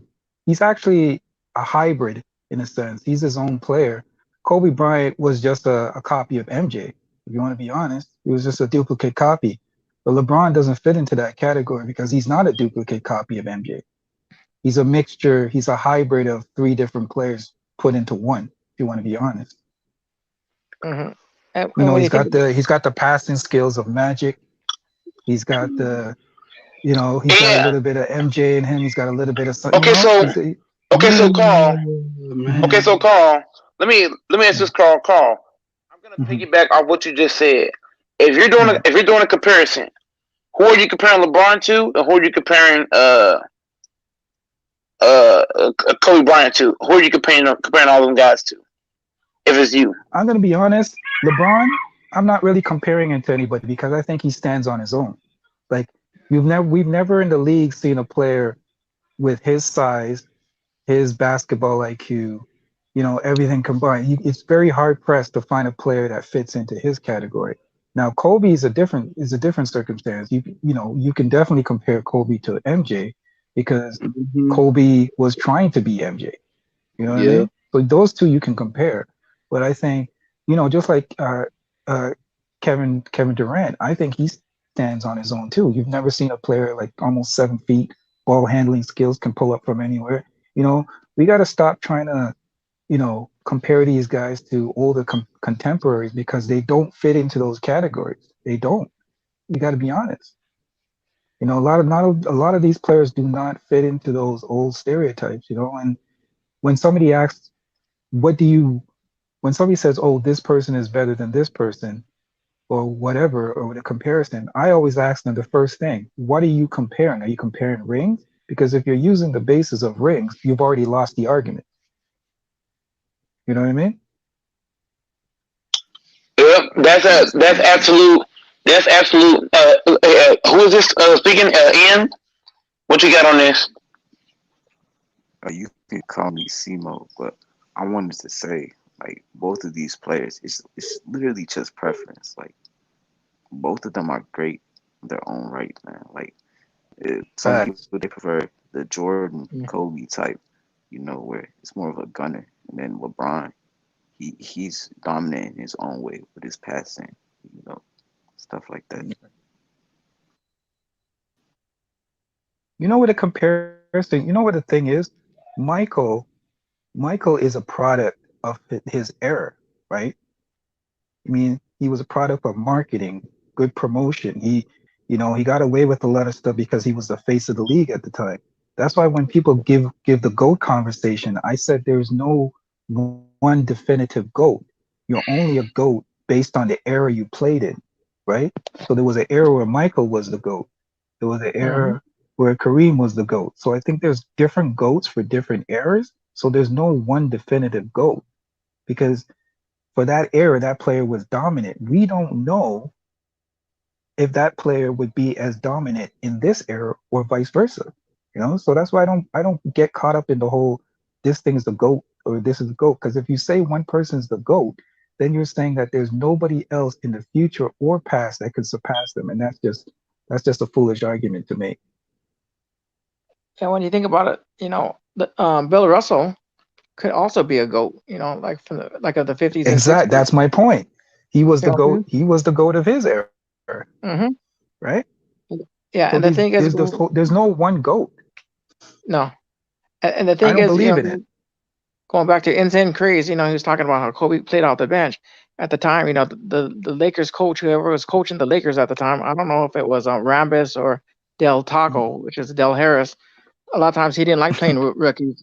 He didn't like starting rookies. So the Right. thing is that he was playing Kobe off the bench. That's why Kobe came off the bench, because he didn't believe in playing the rookies. See, Kobe had to work for it. See what I'm saying? LeBron, they just threw him in. They said, "Go ahead, here you go." LeBron was ready because they were and we got to be ordained him the honest. king. Right. Sometimes we got to be honest too. We don't know. Sometimes it's a product sometimes of your environment. And what do I mean by that? We don't know what happens if the Lakers didn't pick up Kobe and Kobe went to Charlotte. Because you remember that they made a trade, right, to get Kobe. Yeah. Right. So what would happen if Kobe went to Charlotte? Would we be saying the same thing about him today? We don't know. You know what I mean? Like there's a lot of circumstances and good luck that has to come into play. For example, Vince Carter. Vince Carter was traded. People forget Vince Carter wasn't originally supposed. He was traded for. Somebody help me out. Wasn't he? He was traded on draft day for Antoine Jameson. Thank you. Right. He was traded for Antoine Jameson. How would it have been different if the Raptors got Antoine Jameson and Vince Carter went somewhere else? I don't remember who he was supposed to go to at the time. No, the thing is that the Warriors drafted Vince Carter, and then the Raptors drafted Antoine Jameson, and then they traded them. Facts, right? So we don't know how these people's careers would have been different. It might have been better. It might have been worse. So there's a lot of good luck.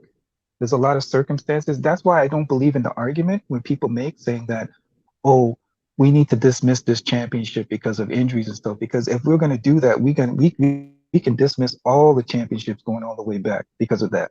Because there's a lot of players, what would happen if Pippen didn't get injured in that one series? Like so many things could have happened, So there's a little bit of luck, who you play with, the coach that you have at the time. If you luck into a system where you're with a good coach that can develop you, or a good system that can develop you, as compared to if you're stuck in a place like Minnesota, for example, where, you're basically going to be a treadmill team for the rest of your life. There's a lot of things got to work out, trades, good general manager, all those things. That's why we need to stop making basketball an individual comparison. It's a team sport.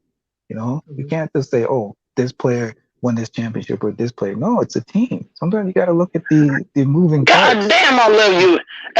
Hey, Carl, man. Hey, Carl, real quick. Simo, if you're new, Simo, if you're new, subscribe to the channel. I thought you were a troll, so I wouldn't let you in at first because I never seen your name before. But Simo, if you're new, subscribe to the channel. Yeah. But I thought you was a troll for real. I was like, I want the Simo guy because I see certain names. I see certain because I've had guys come on. Because I've had certain guys come on here and do the craziest shit. So I see certain names. I'm like, no way. But also Carl, man, you speaking way too many facts. Yeah. Okay, I'm gonna call you Infamous then. Okay. Yeah. So Infamous for that aspect. What you're saying is facts. We're trying to compare all these players, but everybody forgets it's wrong to do that because when you compare players, you're not giving fair credit. Because Magic Johnson had a stacked team, so we can't compare Magic to Isaiah. Right. Isaiah ain't had no team like Magic. That's the only example I'm gonna give, but it's a lot of examples. Kobe Bryant has had better teams than LeBron, so it's a bad comparison. You can't compare LeBron to MJ because it's just bad to do it all around. But Infamous is speaking way too many facts. We're comparing all these players together, but we're ignoring the fact that basketball is not 1-on-1; it's 5-on-5. Right. And the thing is, when you have all these, LeBron lovers, bashing on Kobe, and vice versa. To me, it's like you can't even compare these guys, man. These guys done a lot for the sport. These guys went on different routes on how they won their championships. So how could you compare Kobe and LeBron? You can't. And also Don, Infamous, Simo, DJ on the panel, bro. I have nothing against LeBron. I love LeBron. I have nothing against LeBron. But at the same time, I'm not gonna lie for a player because I'm a fan of a player. Just because I'm a fan of a player doesn't mean I'm a lie for. Like for example, I love LeBron. I love Kobe. I love MJ. I love all the great players. But guess what? I ain't finna sit here and lie for them because I love them. That's like saying I love my mom and I'm still lie for you. Hell no, I'm not doing that. Just because I love you. You see, all these guys in the chat, Insane Craze, LeBron, Alpha 72, they think because he loves a player, you're supposed to lie for him. Oh yeah, he can't do no wrong. LeBron can't do nothing wrong. MJ can't do nothing wrong. You know, that's a bad mentality. Right. Yeah, I was gonna The way I say, look at like, it, where I look have at a it, Goat mutual Mike, respect for is like that every single Le- player that contributed something, to the game. right, I have a mutual respect for them. right. Like The way I this, look at it, I mean, there's. yeah. Yeah, sorry, go ahead, Cook. Go ahead. Amir, is that you? Hold up, Don. Let me address LeBron James in the chat. Hey, LeBron James in the chat, I would never lie for Kobe beating Bryant. Never. RP to that man, but I ain't gonna lie for the man. I ain't lying for nobody. Kobe Bryant wasn't perfect. LeBron ain't perfect. I'm not trying to lie for nobody. I don't care who it is. I don't care if it's Kobe, LeBron, Steph, Dame, Kyrie, Harden. I'm not lying for nobody. So the guys in the chat room that think I'm lying for Kobe Bryant, I'm not lying for nobody. I don't care who it is. You know what? I'm gonna drop something that maybe a lot of people haven't thought about. You know what? One of the reasons why people love Kobe Bryant so much. I respect Kobe. I love Kobe. I think Kobe's a great player. But I think one of the reasons why people love Kobe so much, I'll give you an example. Do you remember in this era of rap music, just music in general, don't you always hear people say, man, the music is not the same like it used to be, man. I prefer to listen to some old Jay-Z or something like that. Like the older contemporaries will say that. So the reason why people love Kobe so much is because Kobe reminds them so much of MJ, right? So it's kind of like that old person that says, man, I can't listen to the music nowadays, man. I prefer that old stuff.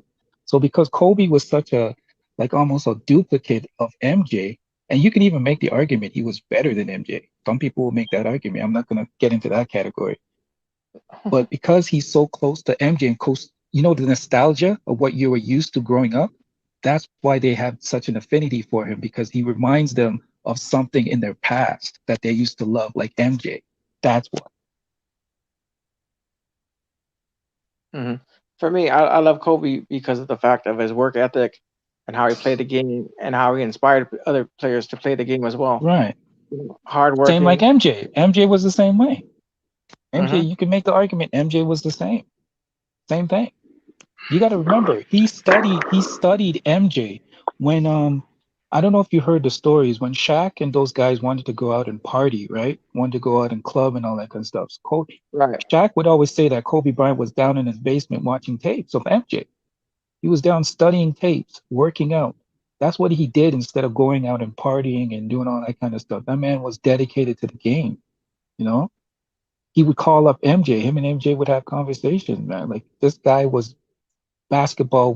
He lived, breathed, eat basketball. That was his life. He dedicated his whole life to it. So that was the difference. He wasn't one of those guys that were part-time players and then they go out and party and go do all that kind of stuff. No, this guy was like a basketball nerd. I don't know if you've ever watched his special called Detail. Have you ever watched? Has anybody ever watched it? The show that he has, Detail, where he breaks down film. I probably did. It was a long time ago. I'm trying to think back at that one. Yeah, if you can argue this. You can argue this too, Infamous. You can also argue this. I watched a lot of Kobe Bryant's tapes over and over, but you can argue this. I believe Kobe Bryant played in a tougher era than MJ, in my opinion, because in MJ's now look, when I say this, I ain't gonna just say that just by itself. I'm gonna explain why. Kobe played an era where you were allowed to play zone. In MJ's era, you really couldn't play zone in MJ's era. Reason number two is in Kobe Bryant's era, there was more talent than MJ's era.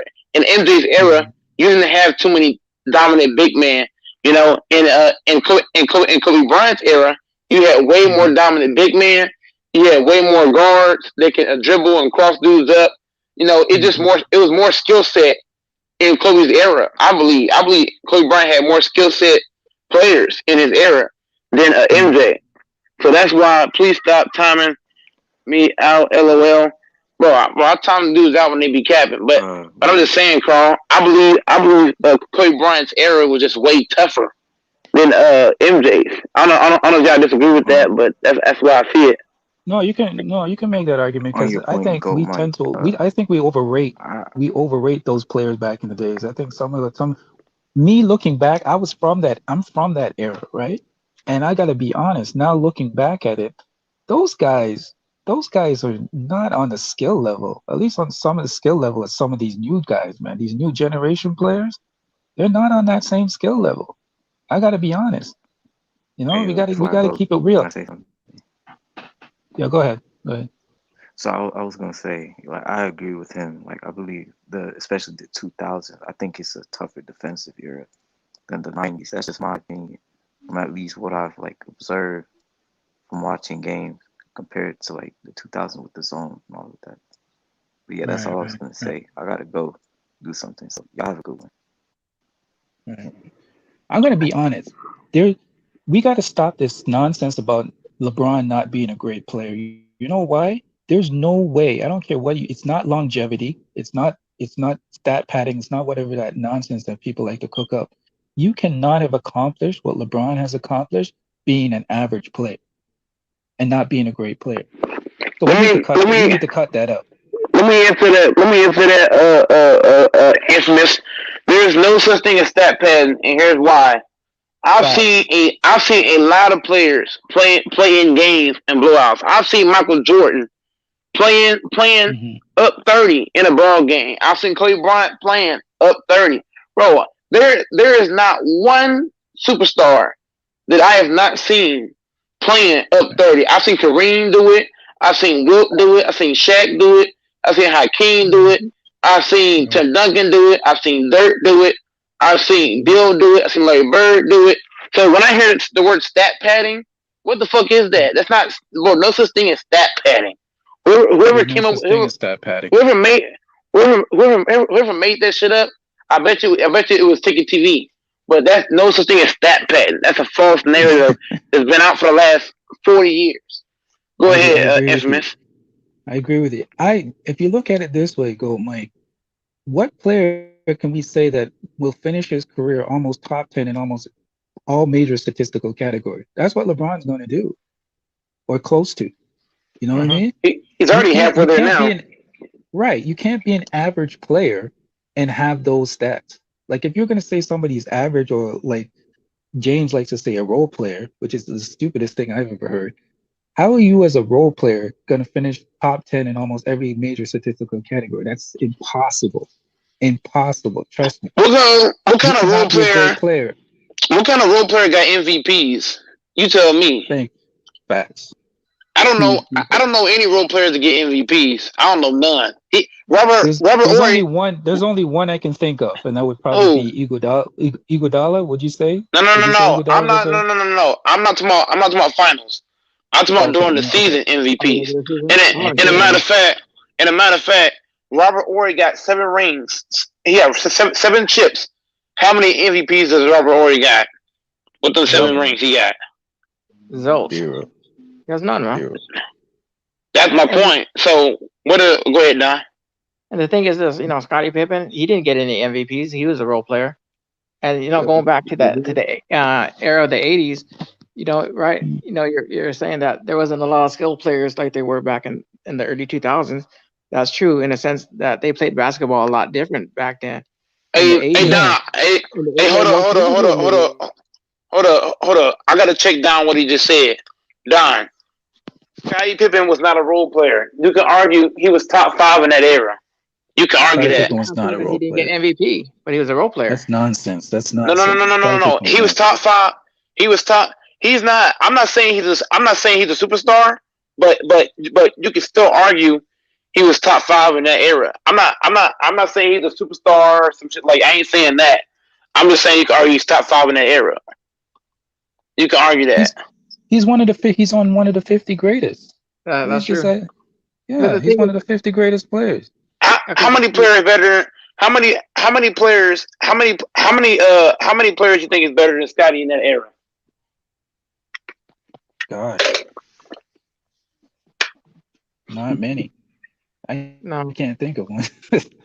But what I was alluding to was that I remember back in the 80s, basketball was played a lot more different. You know, it was a lot more physical. You know, they didn't call too many fouls. They let the players play how they wanted to play. You know.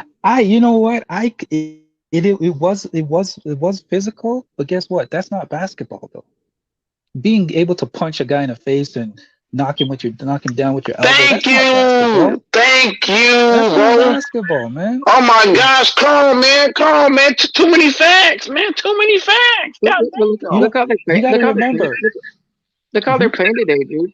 You barely touch a player. They're fucking calling a No, technical foul on you. no, you know what? I will be honest. You got to remember, I watched basketball in that era. You know And what? I did too. People, we got to be honest though. If you sneezed on Michael Jordan during that era, it was a foul. Michael Jordan got away with a lot of Really? calls. People don't No, he talk did. about it. People That's true, don't man. talk about it. If you watch the games back then, you would see that you couldn't touch Michael. You sneezed on him, you breathed Wait. on him, it was a foul. Okay, but listen, Do you remember wasn't that game? I don't know. So see, I know this will test you if you watch the game. There was a game, I can't remember. I think it was against the Cavs, and Michael was playing, and I think it was coming down to the last seconds of the game, the last couple minutes of the game.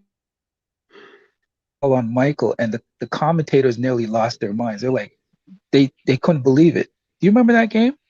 Hey, you know what? The late 80s, right? 88, Yeah. 89. I'm gonna call like this. Infamous and Don. Now look, I wasn't born in that era, but I watched a lot of tape. My thing is this. My thing is this. MJ was allowed because look, whenever MJ lost to the Pistons, MJ ran to the league office, and ever since then, MJ was allowed to hit people and get passes for it. But whenever somebody barely touched him, it was a whistle. So what Infamous is saying is facts because it also happened every finals MJ been to, he would slap somebody, no call, somebody barely touch him, it's a foul. And I watched all those finals. Now not live because I wasn't born, but I rewatched all those tapes. MJ was getting away with murder. Dudes barely touch him, it's a whistle. MJ got away with a lot. But I got to be honest though, the Pistons, the bad boy era, what they were doing was not basketball either. Like we got to be honest, we got to keep it 100 too. And he slapped. They were getting away with a lot of bullshit. Yeah. Infamous, let's be honest, Infamous. MJ slapped Karl Malone for that steal. When MJ got that steal, he didn't get the steal cleanly. He slapped Karl Malone's hand. He slapped his whole arm going for that steal. Ref didn't call anything. That was an obvious foul. And then when MJ pushed on Russell, they didn't call it. That was a push off. That was a push off. Yep. I don't care what anybody says. That was a push off on Russell. That was a clean push off. Now look, don't tell MJ fans. Don't tell any MJ fans that shit. They'll tell you I was clean. No, it wasn't clean, man. It was very obvious. He got away with it. Can you imagine in this era, he wouldn't have gotten away with that. If he was playing basketball today, there's a very likelihood he might have not gotten away with that push off. Okay, unless you're Paul George, which gets away with push offs all the time. Everybody forgets. I'm not gonna say that. Y'all think okay, so in MJ's era, you had no zone defense. Do y'all think MJ would have got 6 rings in a zone era like MJ like Kobe and LeBron? No, I don't think so, man. I'm wrong. Because y'all gotta think. Imagine if LeBron and Kobe played in MJ's era where there's no zone. Man, LeBron and Kobe Bryant, they would have shattered too many records. Yeah. Yeah, but I don't think I'm sorry. I don't think Michael Jordan was getting those calls, right? In the 89-90 Eastern Conference Finals. Was he against the Pistons? Was he getting any calls? No, I don't think he was. I think he was. No. No. What I'm saying, Don, Infamous, whenever MJ lost that series, he ran to the league office. After that, it gave him every call. Mm-hmm. Every call in the book he was getting. He was slapping players. He slapped Charles Barkley, no whistle. He slapped Karl Malone, no whistle. He slapped Pat Ewing, no. Bro, everybody he slapped. I was like, what the fuck? They gonna call that? This man just slapping players. Pop, pop, pop, pop. no whistle. But then somebody barely touched him. Gary Payton barely touched him as a whistle. But then he goes to slap Gary Payton. Oh, it's a whistle. What the fuck? Because Like, what is MJ was that? the cash. MJ was the cash cow, man. They can't afford anything to happen to him, man. He was a cash cow of the league, man. He was the Mr. Primetime, you know. You're right. He was the face of NBA. You're right. Here's what I don't like about that. Infamous Don and DJ. What I hate about that is that all the calls MJ got, LeBron and Kobe Bryant does not get those same calls. That's bullshit. How you gonna get them calls to MJ, but not get those calls to KD? Not giving them to Steph Curry. You're not giving them to LeBron, bro. These players are not getting them same calls. Like, what the fuck? You gonna give MJ 15 whistles in a row, but you make Steph Curry wait 5-10 minutes to get one whistle. Like, what the fuck? LeBron James, same thing. LeBron James drives to the basket more than anybody. LeBron is the only player I know of to drive the ball so much and not get whistles. Kobe Bryant, same thing. It depends. I don't know if I agree with that 100%. Like LeBron does get a few favorable calls. We gotta keep it 100. He does. You know that? Okay, so hold up. Go pull the stats up. I guarantee you, LeBron is not even top 10 in free throws. LeBron not even top 10 in free throws for his career. Free throw. I'm not even lying about that. I'm talking about free throw attempts. LeBron's not even top 10. I can guarantee you, Steph Curry, James Harden, KD, Dame Dollar, Jamal Murray, bro. I don't even think LeBron is top 10 in free throws. Why do you think? I don't think he is. Why do you think that's the case? Let me hear your opinion on it. Because they probably thinking like, oh, he's too big, he's too strong, he built like Shaq. It's hard. They're giving LeBron the Shaq treatment, but that's not fair because guess what? Shaq averaged more free throw attempts, I believe, than LeBron, and that's bullshit. How you gonna give Shaq all the whistles, but then on top of that, you're gonna give LeBron less whistles? Look, LeBron James, hey, Infamous and Don DJ, y'all can't deny this. As much as LeBron drives to the rack, he is not getting the amount of whistles he should be getting. How is James Harden getting more whistles than LeBron? James Harden does not drive as much as LeBron. James Harden he does more 3-point shooting. LeBron drives more than James Harden. So how's a dude that's driving more than somebody else getting less whistles? Explain that. I heard that. I don't know if it's true or not, but did you hear that James Harden actually practices how to draw fouls? Did you know that? Like in practices, he does that. That's beside the point. LeBron James should still be getting more whistles, bro. He's bigger. He drives to the paint. Infamous. If I drive to the basket 20 times and I get 2 whistles, and you drive 5 times and you get all the whistles, that don't look right, bro. That don't look right. If I'm driving the ball more than you are and I'm getting less whistles, that makes no sense. That's straight bullshit. Mm-hmm. Well, we got to be careful though, because as a player, you shouldn't be driving with the intent to draw a whistle. You should be going with the intent to score. That's what LeBron James does. I think the mentality of these new age players, they do moves, or they drive to the basket, or they do things to draw calls, and that's one of the things I don't like. Not LeBron, Infamous. LeBron drive to score, and he get no whistle. They're changing the rules next season. You know how Harden goes into players when he's shooting the 3, and he's getting. I hate that rule. I'm glad they're changing it. It's going to be offensive foul. Thank you. It should be. No, they're changing it. They're changing it. I'm glad if they're changing it. I think that's a horrible rule, because how are you gonna jump in the air and then jump into another player, like into his verticality where he's jumping up trying to block the shot? They should also change this too. They should change this. If you take more than 2 steps, call the fucking travel. They are allowing these players These players taking 3-4 steps. Even DJ knows this shit. All these players taking multiple steps. They've been doing that. I'm like, bro. And also, in my opinion, DJ, Don, and Infamous, they should make the NBA a little bit more physical. Not a lot, but just a little. Let them play a little bit. Let them play a little bit more on defense. It's hard because I don't think they would do that. All they care about is scoring. All they want to see is all-star scores. Who want to see that shit every goddamn game? You know why they won't do it? I'll tell you the reason why. They won't do it because there's too much money invested in the players. There's too much money. There's way too much money. You can't afford your star player or star player to go down. You're losing. That's money out your pocket. They're making way more money than players back then. So it's like an investment. That ain't what I'm saying. Infamous. Here's what I'm saying. I'm not saying make it more physical in the paint. I'm saying like they should make it a little more physical on the outside. On the outside of the 3-point line. They should allow the players to be a little more physical on the outside of the paint. I'm not saying inside. I'm saying outside. I'm saying like let's say Luka Doncic got the ball top of the key. You can be more physical up there. But once he passed that line, now you gotta be less physical.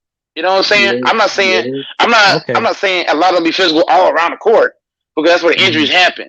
But I'm saying as long as they're above that 3-point line, a lot of physicality to go all across that 3-point line. You know? Okay, around the panel, I'd like to hear everybody's opinion on this. I'll tell you my 3. Give me 3 rules that you would like to see change. Next year. Okay, I already gave one. Okay, the one I want to see is I want to see a little physicality outside of 3. 2, reason number 2 is I want the challenge rule to disappear. That is a bullshit rule. Get that shit out of here. That's 2. You want the challenge to disappear? Yes, that's not basketball. Get that shit out of here. Number three. I want the rule where players can swing their arms through and draw whistles. I want that shit gone. I hate that shit to the core. I hate to see a player be able to swing his arms through and get a whistle. So those are my 3. Who's next? I hate that one. Damn. Go ahead, DJ. Nah, I'm agreeing with you, man. I'll take that one. Can't believe that. What's your 3, DJ? Just go ahead, one of y'all. Nah, I'm out of there. Mike took the question away, so yeah. Okay. Well, the 3 rules that I would like to see gone, I think they should extend the court in the corners. Like the 3-point where the 3-point line is. I think they should give more room in the corners for 3-point shooters because they're always stepping out of bounds. I don't know, they won't do it, but that would be nice to see. You know what I'm talking about? Mm-hmm. I think the corners they should extend the court in the corners. Give more space there. That's one. Just like Mike said, the verticality rule, jumping into players, swinging the arms, I think that needs to go. And I think one of the rules that really definitely needs to go is the replay rule. It takes way too long to do a replay, man. And also, Carl, Carl, I want to add one last thing to that. I want the NBA to allow a little bit of trash talk. Allow them to trash talk a little bit. Yes, I agree. You stole my thing, Mike. That's what I want. I agree. Yeah, I like that. I like that one. A little bit. Yeah, a little bit. They just be calling text for that shit. And also, Infamous. I want another thing too. They have to start giving out flagrant fouls for weak ass hits. I hate that flagrant shit where you barely touch somebody above the shoulder. It's a flagrant 2 or a flagrant 1. That's some bullshit. Even an accident foul, but still flagrant. Right. The flopping has got to stop too. Man. Oh yeah, they got to do something about that. That flop is the worst. Yeah. James Harden get it all. So you know what? You know one thing I don't like. You know what they got to do? Paul George. Why does he always get away with the shove off, with the push off? Thank You you. notice that? Yeah. He does that. He does that 24/7, and they never call it. He's the only player I know that gets away with that, Yep. with the shove. Oh, Every time he goes to the Infamous, basket, he's shoving. infamous. Stop the cap. It ain't just Paul George. It's also guys like Booker, Chris Paul, Harden, KD, Luka But here's the thing. Doncic. Paul George is the most obvious, though. He does it. So his is so obvious. You can see it. Like you don't have to like you don't. You can Stevie Wonder can see it. How obvious he makes it, and he never gets called for it. That old man can see that. You think? Stevie Wonder, I can put on Stevie Wonder glasses and see that, man. Like, come on, man. Hell nah.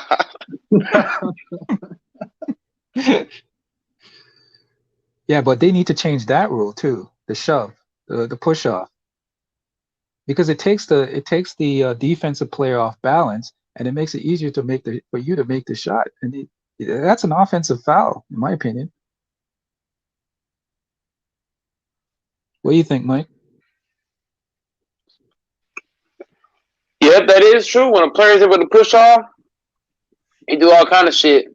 But also, I think personally, they should start. You know, taking away some things like on offense. I hate when a player can take a dribble, stop on a dime, pump fake. Excuse me. They can pump fake and they can step in and draw fouls. I don't like that. And I don't like the fact that, you know, when the point guard come down the court, see the big man coming, slow down, and then draw a foul like that. I don't like that. I don't like that stop at half court. Let the big man knock me over, and I draw a whistle. That's bullshit as well. Can we be honest for a second here? Can we really be honest? You can call a foul almost on every single play in basketball. Let's keep it 100. Yeah. The fouls are subjective. The fouls are depending on when the referee wants to call it, how he feels. Like a lot of it is very subjective, because if you want to be honest, you can call a foul almost on every single play in basketball, if you want to be honest. So I get it. It's a hard sport to officiate, but you know, the foul calls also depend on what referee you get, because there's a referee I can't stand. What's his name? The guy with the mustache. It looks like the Pringles. Looks like the guy on the Pringles box. What's his name? The black dude. Tony Brothers. Tony Brothers. There's one Tony white Brothers. dude. One white dude, man. I forgot his name. Tony Brothers is the worst referee. He is garbage. Because I know every time he officiates a game, there's going to be some bullshit. So again, it's also depending on who's calling the game too.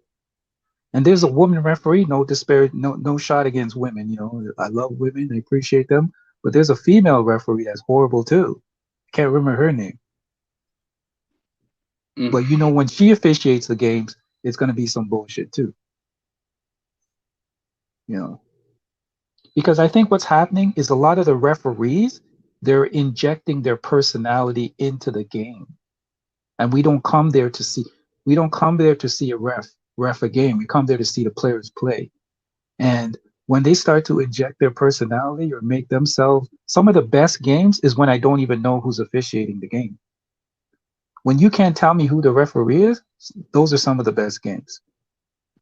I don't need to see a referee's face on the screen all the time, making calls or blowing the whistle. When I don't know who's officiating the game, and the game has a very good flow to it, you know, the calls are pretty decent on both sides and it's pretty even.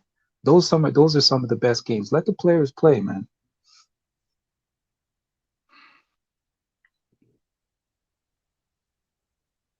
But I think some of these referees take it personal, because if you remember, you remember that referee that got caught up in the scandal and he got banned from the league?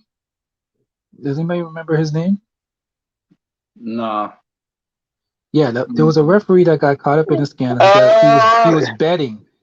He was doing that betting stuff. Yeah, they start with a T, right? Oh gosh, I can't remember. I would have to look it up. But did you remember there was an excerpt from his book, because he was going to put out a book, but the league banned it from coming out. I think David Stern at the time stopped it from coming out.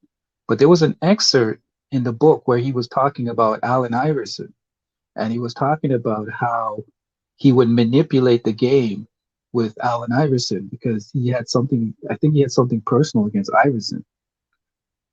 So he would do a lot of stuff and he actually broke down. I'm surprised people don't talk about it more. He actually broke down how a referee can manipulate a game. He broke it down he literally broke it down step by step. But I can't remember what happened. Yeah, he got charged because he was betting on the games or something like that and got kicked out of the league. But my thing is, when it happened to him, do you really think he was the only one? Come on now. Intelligent people would know he wasn't the only one that was doing that. But I think he took the rap.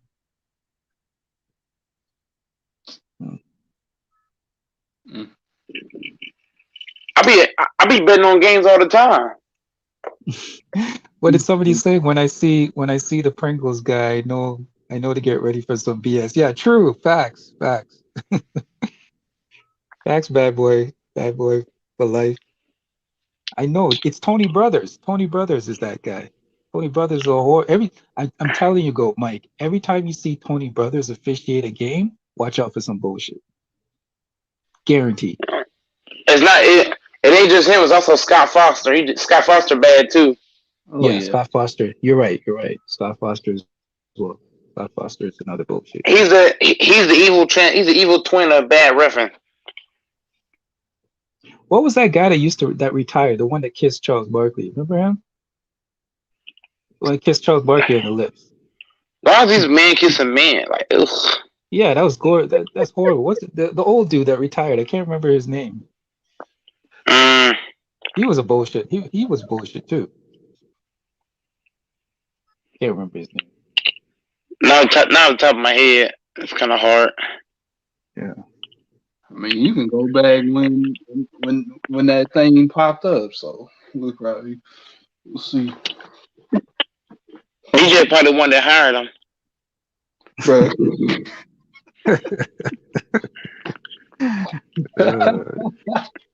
Man. This is why, you remember we were talking about the ring argument. Here's the reason why you can't use the ring argument. Because there's a lot of great players that never won rings.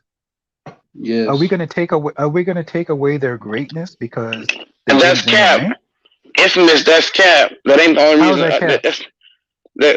Because you only name one reason why you can't use rings. I can name a whole nother reason why you can't use rings. It's called Bill Russell. Anybody using rings as an argument, you can also say, well, okay, if we're going off of rings, and Bill won, he the GOAT then. If we're going off of rings, you forgot about Bill, didn't you? No, I didn't forget about Bill, but I say that the ring argument is a weak argument. That's all I was trying to say, because Barkley was a great player. You know, Hakeem Olajuwon. There's a lot of great players that didn't. Iverson was a great player that never won a ring. You know what I hate? Go down the list. Infamous. You know what I hate? Whenever I'm arguing a player, I don't just bring up one thing or the other. I bring up everything. They got better this, better that, this, that, this. Right. You know, whenever I hear MJ fans say, "Oh, he's 6-0," that's so weak. What else do we got besides that? You know, that shows me you don't know basketball. If the first thing that you bring up about MJ is 6-0, that shows me your basketball knowledge is very limited, in my opinion. That shows me you don't know ball, because if you can't break it down and give me another reason besides rings, take out the ring argument. Do you still have an argument there? You know. If you ask me why do I think Kobe Bryant is top 3, I don't gotta bring up rings to do that.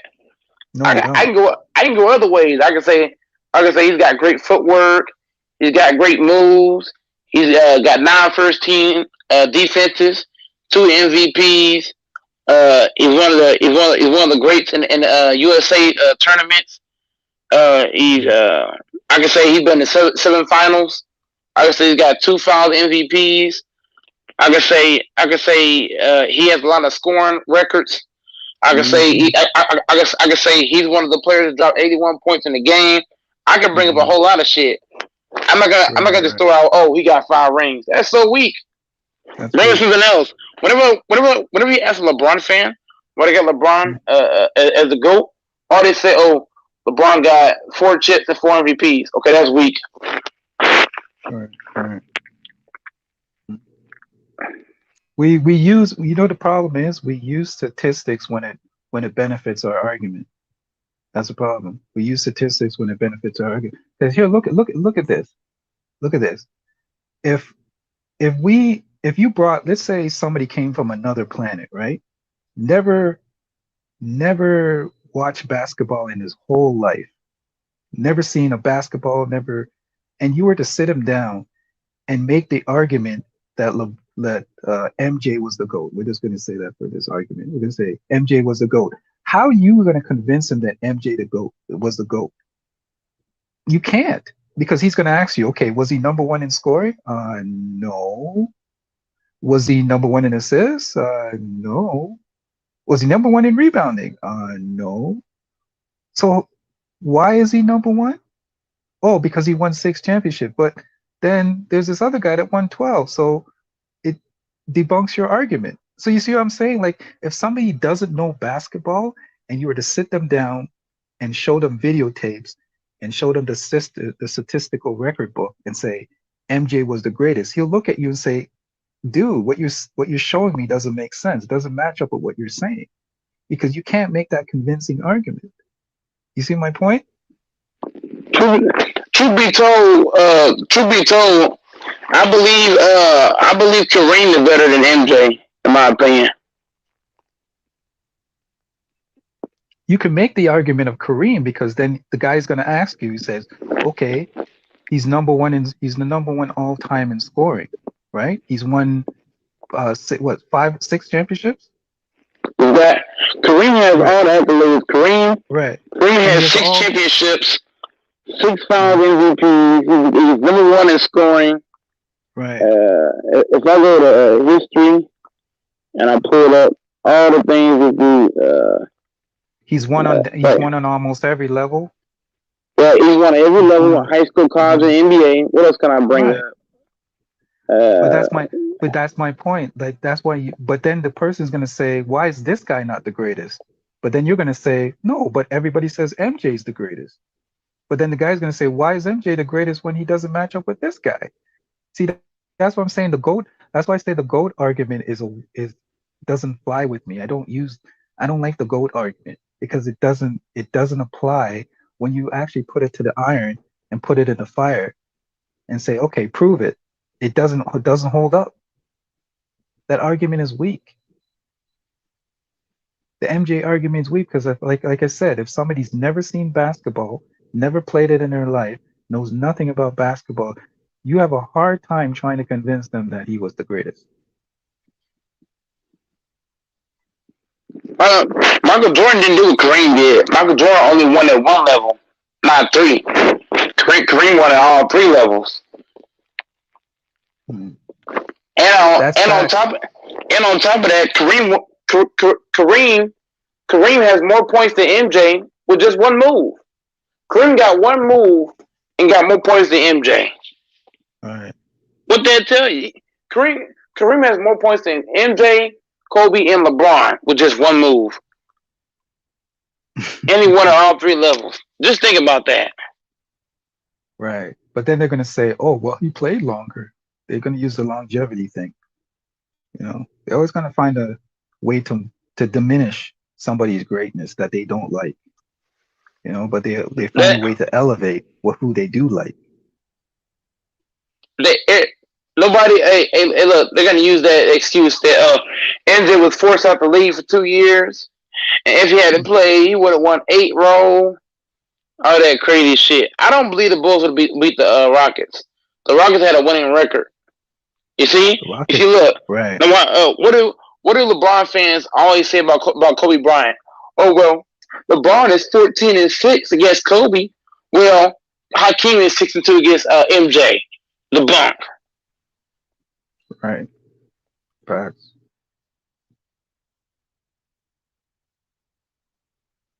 Yeah, when you bring up facts, then that's when people start to scatter, man. And then they'll go back to like Bad Boy for Life said, when MJ fans lose their debate, they go to the 6-0. Yeah, that's facts. That's when they go to 6-0. But here's the thing, 6-0 is only used for basketball because guess what? A lot of people consider Tom Brady. I'm just going to use football for a second. Tom Brady is not undefeated, and they consider him the GOAT. Joe Montana, I believe Montana is 4-0. Why is he not the GOAT? You see how the argument is weak? Montana is 4-0 in Super Bowls, but he's not considered the GOAT. Tom Brady. That was easy debunk. Easy debunk. That's When what dude the 6-0 said argument is. Foolishness. MJ had the highest point average, 6 championships, 6 MVPs, 10 scoring titles. Well, guess what? Carl, let me ask you a question, Carl. Do you think MJ would have had all those accolades in the zone era? No. In my opinion, no. You see how fast I debunked his comment? You see how fast that was? Whenever you're infamous, whenever you're arguing basketball, you don't wanna have something that's so easy to debunk. Like Alpha. Alpha's comment was way too easy to debunk. Way too easy. MJ played in a no zone era. So of course he's gonna get that. But like I said, but it goes back to what I was originally saying, Mike. I said that nothing against MJ. MJ was the GOAT of his era. That's why I say I always base the GOAT argument. If you want to use the GOAT argument, I don't believe there's one sole GOAT. I believe there's a GOAT for each era. So the era that MJ played in, he was the most dominant. He was the greatest of that era, right? And then there's the other era. Bill Russell was the greatest of his era, and so on and so on. That's how we got to look at it, you know? We can't just look at it as one sole player that was the greatest of all eras because we don't know how that player would have functioned in that particular era. How would MJ play today? We don't know. Do you think, honestly believe, in all honesty, do you honestly believe that MJ would be 6-0 in this era? I don't think so. You know what I mean? Would he been 6-0 in previous eras? We don't know. Would Bill Russell be 12? Will Bill Russell win 12 championships in this era? We don't know.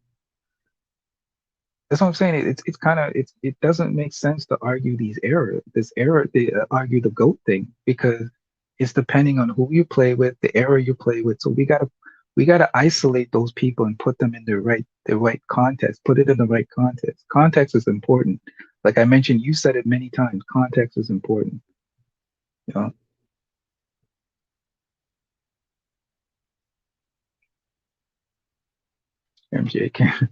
MJ can't handle Hakeem. Yeah.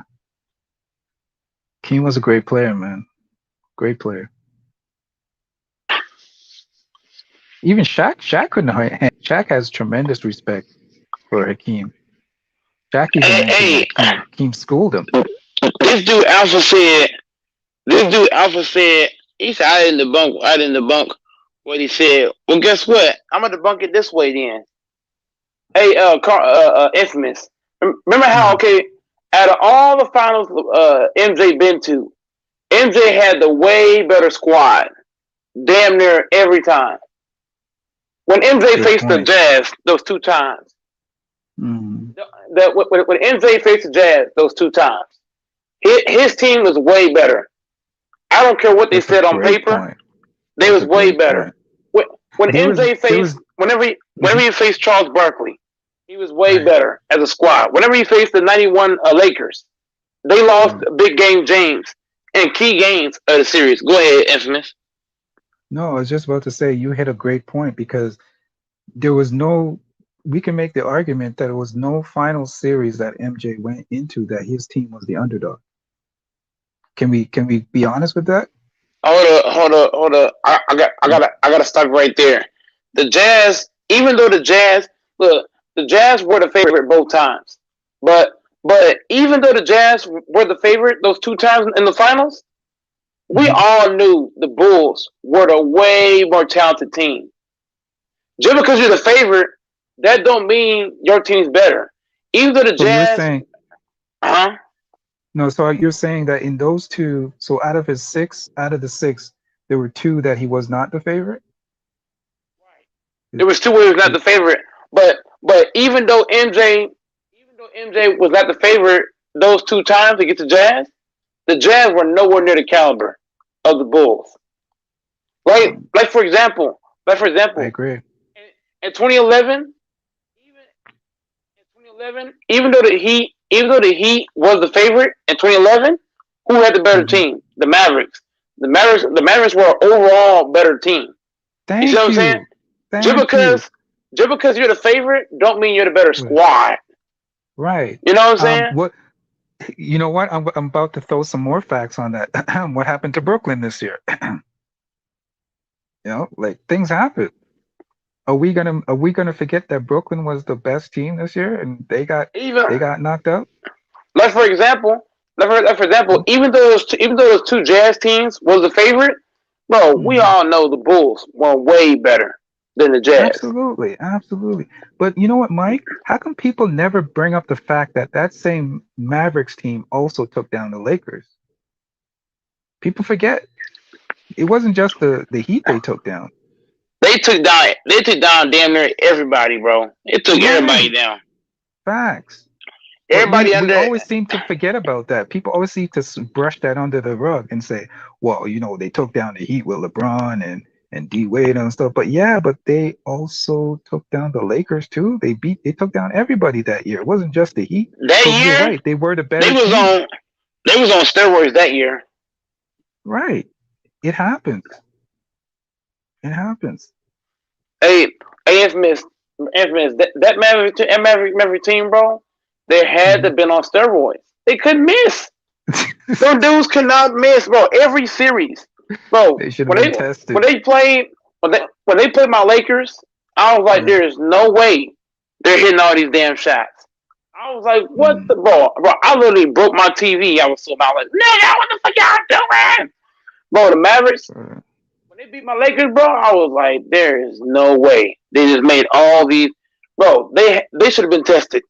That year, it should have been tested. There's no way. Them dudes cannot miss nothing. I think the Phoenix Suns should be tested too, cause they ain't missing right now. Ain't no way Jake Crowder looking like Steph Curry. You got Mikal Bridges looking like Scottie Pippen. You got Ayton looking like Tim Duncan. Like, what the fuck? You got Chris Paul looking like. I'm going to be honest. I don't think that series is over yet. You remember what I always tell you. I don't. A series doesn't start until the 3rd or 4th game. So when the Suns won the 2 games, I'm like, it's over for the Bucks. You know why? Why? Because Mike Budenholzer refuses to bench Lopez. Yeah. You remember I told you about him? I don't like him. I told you he's an idiot. I told you I can't stand Budenholzer. Mike Budenholzer is playing because look, Infamous, it ain't just Lopez. PJ Tucker is giving you nothing. Tucker and Lopez is the worst players. Bro, go look at the plus minus for Tucker and Lopez. They got the worst on the court. Lopez and Tucker ain't giving you shit. With that said, I think the Bucks are going to win Game 3. I'm being honest. I think they're going to. Hey, look. I'm gonna say this: the Bucks are not going to win both games at home. They're going to win one and lose one. I think they're going to win both. No, that's not happening. We're going to come. I'm going to come back to you. I'm telling you, they're going to win both. I don't think it's over because people are jumping off the bandwagon. Mike Budenholzer. Hey, look. I'm to right now. Monty Williams is not gonna let Middleton get off. If you notice what the Suns are doing, the Suns are taking away Middleton and Holiday, and they're letting Giannis do whatever he wants. So in the Suns' mindset is let Giannis drop 40.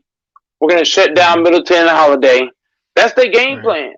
Middleton can't get off against this. What is Middleton's bread and butter? The mid range, right? What are the Suns doing to Middleton? The Suns are not letting him get where? To that mid range. They are not letting Middleton get to his spots. If Middleton cannot get to his spots, how they gonna win? If Holiday can't get to his spots, how they gonna win? Middleton You is tell so me. streaky. He's so streaky though, man. Like, man. It's not even. But Infamous, you're ignoring the fact that the Suns are not letting him get to his sweet spots. Middleton's the kind of guy he has to get to a certain spot of the floor to where he can, do his work. But they're not letting him get there. That's the problem. They're not letting him get to those sweet spots. So Infamous, how do you expect them to win 2 games at home if Middleton cannot get to a sweet spot?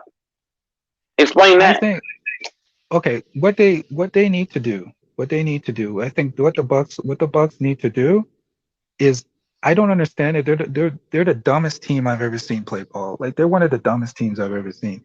They do not play to their strengths, right? Phoenix is a fast break team. They'll run you out of the gym. What they need to do is they need to slow them down and play more of a half court game. Hold up. Who's the LeBron James for the Bucks?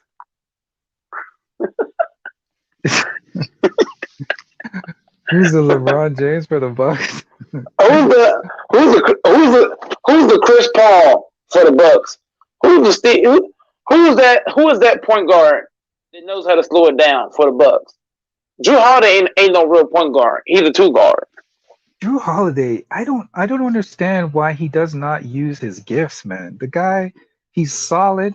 He can drive. He can pull up for the minute. Like, he doesn't use his talents. Like, he'll make one good play, and then in the next play coming down the court, he'll make a stupid play. Like, why are they jacking up threes? Like, I was looking at the game, I'm like, this team is so dumb. Like, go back to what works. Do what you do best. Stick to what works. Like, they have no shot discipline. You notice that? They have 0 shot discipline on that team. And then their effort, like, a lot of it is effort too, right? I noticed their effort in closing out on shooters. They do not put the effort in, man. They just don't care.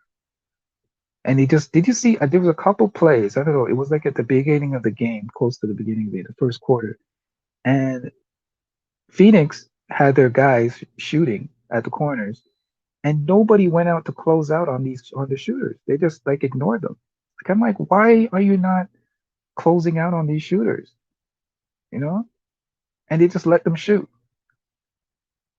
Budenholzer, I don't know. He's the worst coach I've ever seen of making adjustments. That's the same reason why the Raptors fired Casey. He's the White Casey. I'm gonna call him the White Casey from now on, man. That's my new nickname for him. He's the White Casey. Can't make adjustments.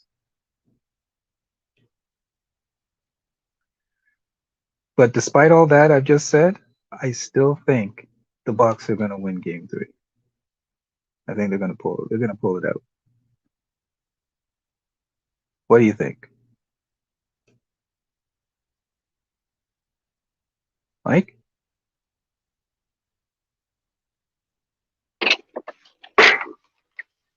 Yeah, I'm back. Yeah, I was gonna say, like, with all that said, I still believe that they're still gonna pull out. They're still gonna pull it out for Game 3. Oh, stop the cap. It's over for the Bucks. It's over. I'm calling it now. I've seen it before, Mike. It's never over until it's over, man. No. All the teams the Bucks went against at home, those were bums. Mm-hmm. He went against the bum Hawks, the bum Brooklyn Nets, and the bum Miami Heat.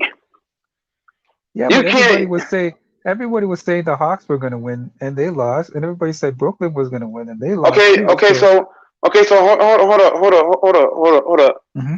is the Hawks defenders better than the Suns defenders? No. Okay, so is Trae Young a better floor general than Chris Paul? Is Trae Young a better floor general? No. Okay, so let's keep going. Okay. Yeah, but we don't. Here's the thing. We got to remember, anything can happen. What if, knock on wood, what if one of their major guys goes down, like Chris Paul gets an injury or something? We don't know. Let it play out. They can beat the Suns can beat the Bucks without Chris Paul. You know why? Why? You know why? Because the Suns have multiple weapons they can go to. Cameron Payne, he's more than capable of coming in and doing some serious damage. Because they can't guard Cameron Payne.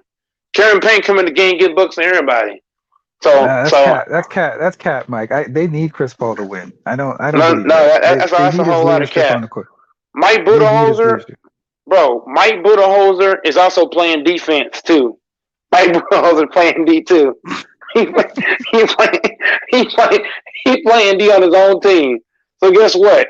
Mike Budenholzer, he will make up for the loss of Chris Paul because he'll play D too. Oh gosh, man, that coach, they need to fight. They need to fire him. Man, I don't care, man. They need to fire him. I don't care that he got to the finals. Budenholzer needs to be gone next year. Horrible coach. Horrible coach. Oh boy. I don't even call him Budenholzer. I call him Booty. I call him Booty holder. He's a booty holder, man. He's straight ass cheeks, man. Straight ass cheeks. But I think if the Bucks go close out on the shooters, close out on the 3-point shooters, slow the game down a bit, because the Suns like to play at a fast pace. So slow it down a bit. Take your time. Get some good quality shots. Use Giannis more in the paint. Like, cut that outside crap out and just keep driving it to them. I think they'll have a chance. They'll have a chance to win. But the way they're playing right now, they're not playing intelligent ball, and they're not playing with effort. You can tell the effort is not there. Man, it is over for these boys, man. It's over. Just accept the facts. I'm gonna come back on the line. I'm gonna tell you, when the Bucks win, when is the next game? When is it? Is it Sunday? When's the next game? The next game is gonna be Sunday, I believe, at 8. Sunday. Okay. Sunday at 8. When they win on Sunday, I'm coming for you. They're gonna win one game at home. I think they can get 2. Man, stop it. I think they can get 2. They're not winning 2 against this team. I think they can get 2, but they're not going to win. I don't believe they're going to win the series, but I think they could get 2. No, that's a whole lot of cap. That's a whole lot of cap. You remember they lost another player though. I know he's a bench player, but Dion Sarge. Yeah, I know. He's not important. He's not important. I know. It was barely even playing the guy. That guy barely touched the floor. Anyway, we're running Dion Sarge. Yeah, I will admit though, the Suns look like they're on a mission though, man. They look unstoppable. But like I said, anything can happen. We'll see. Man, stop the cat. Even without Chris Paul, they can still beat these boys. The Bucks are that. The Bucks here. I told you, Mike Budenholzer is going to be the Chris Paul for the Suns. Sometimes I think Budenholzer is working for the other team, man. The way he coaches, man. I think he's working for the other team. That's why I say it's going to be over. This is why I tell you, even without Chris Paul, the Suns are still going to beat this team because Mike Budenholzer is going to play defense too. That's the problem. Mike Budenholzer, as 53 goes down, Mike Budenholzer is going to take his spot. The light skin, and you know what? Nobody can stop the light skin assassin either. The light skin assassin, man. Mr. Booker. I call him the light skin assassin.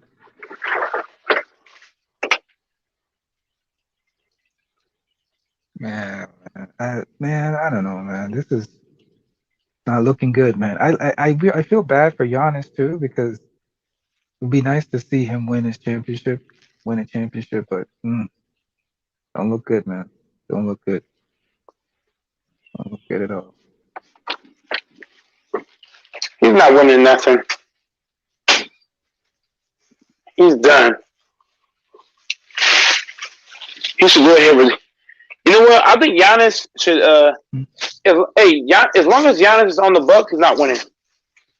That's a fact. I disagree with that. I think he can win on the Bucks. They just need to surround him with better players. You need to bring some better players in. Okay, keep on thinking that, sir. Keep on thinking that. Keep on thinking that. They just need to bring some better players in. Ain't no. I'm gonna be honest with you, Mike. This is going to be his best opportunity to win a championship this year, because guess what? Next year everybody's coming back with the AKs and the Glocks. Everybody's is going to be retooled next year. Everybody's coming back tougher next year. So this was his best opportunity, because everybody's coming back with the AKs and the Glock 47s, man. So this was the best opportunity, because a lot of the key players went down. There was a lot of key injuries. So the path was kind of paved. The path ain't going to be paved next year. The path is going to be all gravel and stone, man. Gravel and stone and rocks.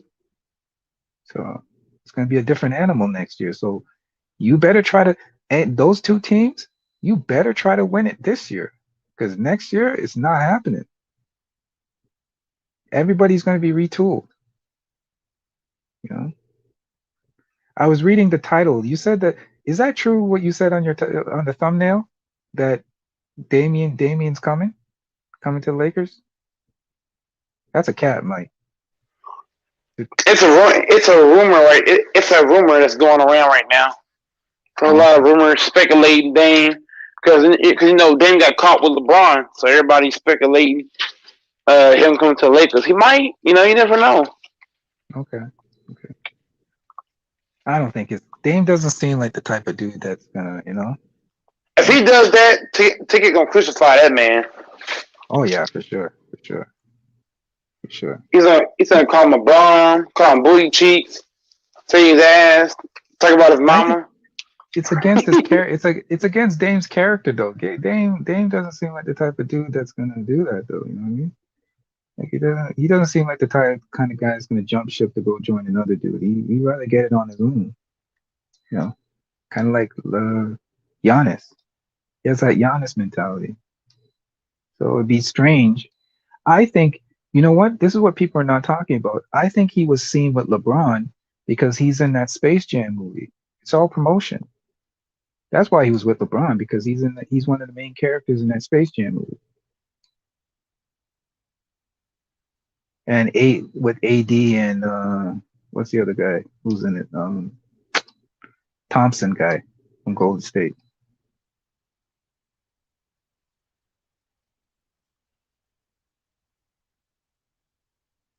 Hey, go, Mike. I heard you got your ticket. You had your pre-ordered ticket to go see the movie. Is that true? Go see Space Jam 2. I did, but I'll play with you, man.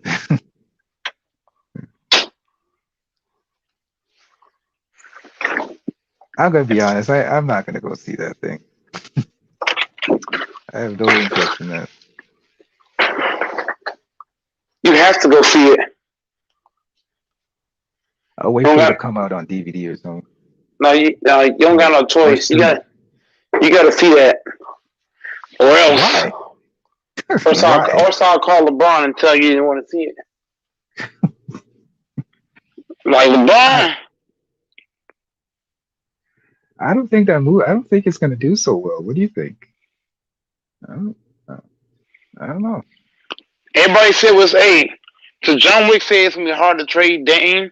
Bro, it was hard to trade. James Harden had a big deal. James Harden still had years on his deal, and he got traded. So if he can get traded, Dame get traded too. Listen, anybody can get traded, man. No matter what contract Anybody they can on. get AD had Exactly. AD had 2 years on his deal and got traded. Harden had what 3 years on his deal and got traded. Bro, Yeah. just because you're on the contract, you see, Infamous. Everybody thinks that because you're on a deal, you can't get traded. What the fuck? This the NBA. If You a can be player on a wants to be 7-year. moved, right? You can be on a 7-year deal, and I move your ass up out of there. Yeah, they'll make it work. They'll make it work. Nobody's untouchable, man. They want you gone, you're gone. They can move you. They'll give you a buyout if they got to. Right. You just got to make the numbers match. That's why I don't understand. Maybe you can shed some light on it. How was Brooklyn able to get all those guys on the team with their contracts? Because Harden. Because look, all those guys, they found ways to get it done. I'm not even showing your comment. Because anything can happen in the NBA. Right.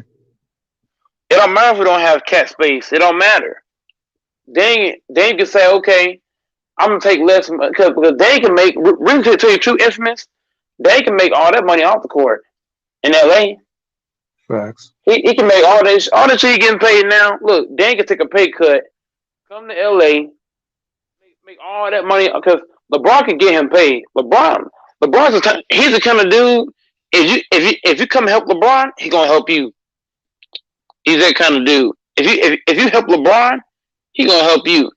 If they ain't come to LA, LeBron gonna find a way to get him paid. Look how he did Thompson.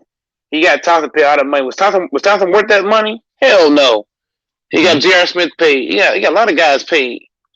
LeBron. One thing about LeBron James, he's never gonna have you broke. He gonna make sure you paid. That's true. That's right. Look what he did for KCP. He got KCP paid. He got AD paid. He got Dwight Howard paid. Dwight Howard, he's supposed to be out the NBA. LeBron gonna get dudes paid. LeBron not gonna screw Dame over. If Dame comes to the Lakers, take a pay cut. Watch what LeBron do for that man off the court. All kind of endorsement deals, shoe deals, all that shit. And guess what? Good point. And guess what? Dame loves to rap, right? If Dame come to LA, he can get him a whole rap career outside the game. There's a whole lot of rapping deals in LA. To me, I'm lying. No, you're right. You're right, man. I agree. There's a whole lot of opportunity that he probably wouldn't have in Portland. Hell yeah. He can get all the Infamous. He can get all the deals he wants in LA. Rap deal, acting deal, commercial deal, just name it. Why would Portland trade him? If Dame say he want to leave, they can't tell him no. They gotta do what he say. And he probably doesn't want to be a part of that controversy with the whole Becky Hammond thing. And yeah, and not just that, but they're changing up a lot of the staff that he likes. They're changing it up. That's why Kawhi left San Antonio. They kept changing stuff up. What happened? He was out of there. Right. They can't make that dude stay on the team. What the hell? Well, they'll probably do out of respect. If he says he wants out, right? He'll probably give them teams that he he'll give them a list of teams that he'll go to. But I think the difference with Dame, he's not going to make it public. The only way it's going to be made public is if there's a leak. But I think he'll go to the team behind closed doors and just express what he wants. He's not going to come out and talk to the media, make it a public thing, unless it's leaked. And then out of respect, they'll try to work something out. No. He's already talking to the owner. He's already talking to Rob Pelinka. Secretly though. We'll see what happens this summer, man. But if they can get Dame, keep AD, and keep LeBron, that's a winning combination right there, man. Dame already talking to LeBron behind. You think Dame and LeBron talk doing Space Jam? Man, come on. Facts. They going back and forth, left and right. You don't think Rob Pelinka is it those Space Jam movies talking to Dame? Like, hey man, what you think? I mean, because tell you the truth, man, Dame don't need that. If Dame come to LA, he don't need that contract, bro. He can make all that shit off the court. Right. LeBron can find him. LeBron's gonna get you paid. What do you about LeBron James? If you come to help, look, if they ain't come to LA to help LeBron, they'll try to get a ring. Well, LeBron gonna make sure he get paid. What should I tell you? LeBron ain't no phony. He gonna make sure you get paid. Mm-hmm.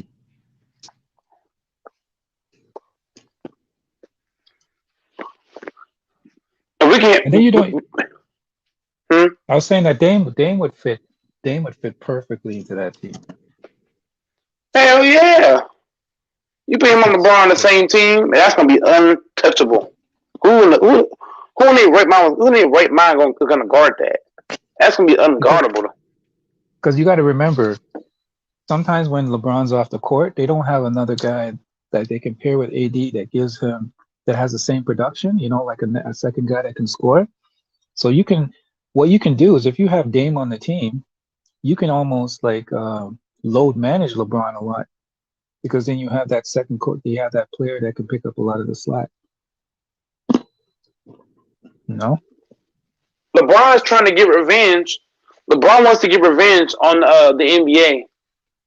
That's what he wants to do.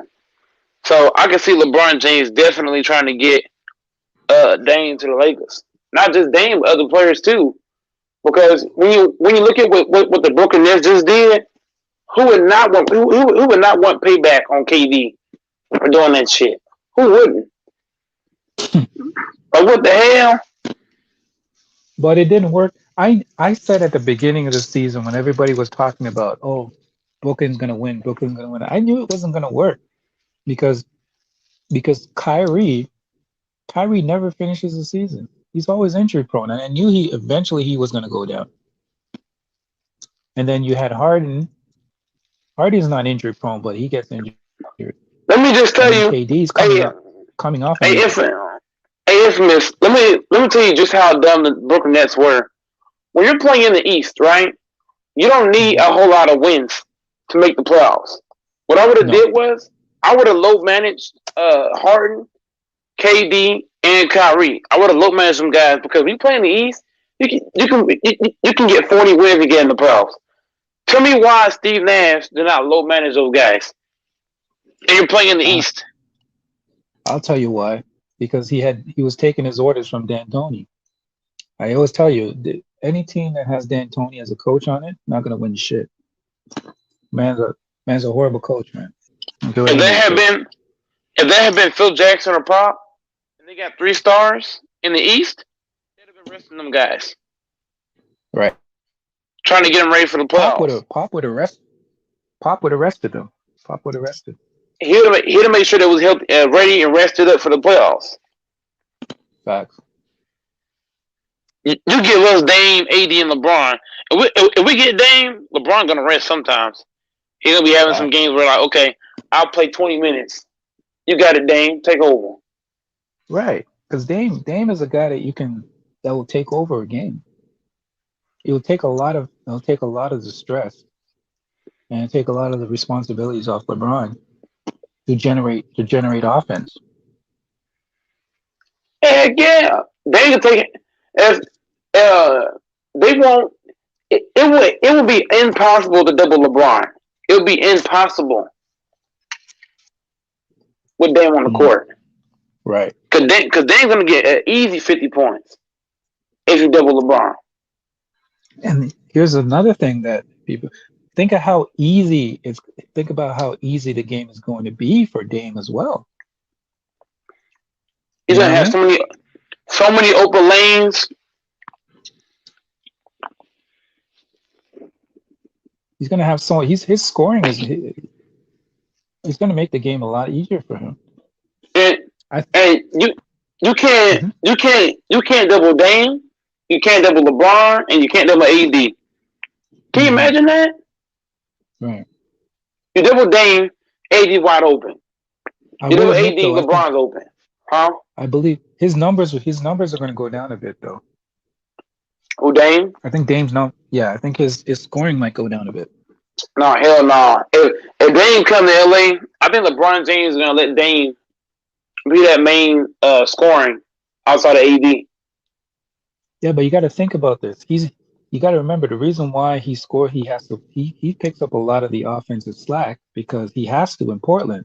If he comes to LA, he's got two all-stars, two superstars that can pick up a lot of the load. He doesn't have to exert himself that much. So something's going to suffer. I don't know if it's going to be his scoring or his assists, whatever. Something's going to go down. He's only average. Hey, look. If Dame came to LA and I was LeBron James, I would let Dame be that first option. I would let either Dame be a first or second option. I wouldn't get in Dame's way. You wouldn't let AD? AD doesn't become this. No. Here's what I'm saying. If I was LeBron, I'm coming off of a big leg injury, right? I'm gonna let AD gonna be the first option. Dame gonna be the second option, and LeBron should be the third option.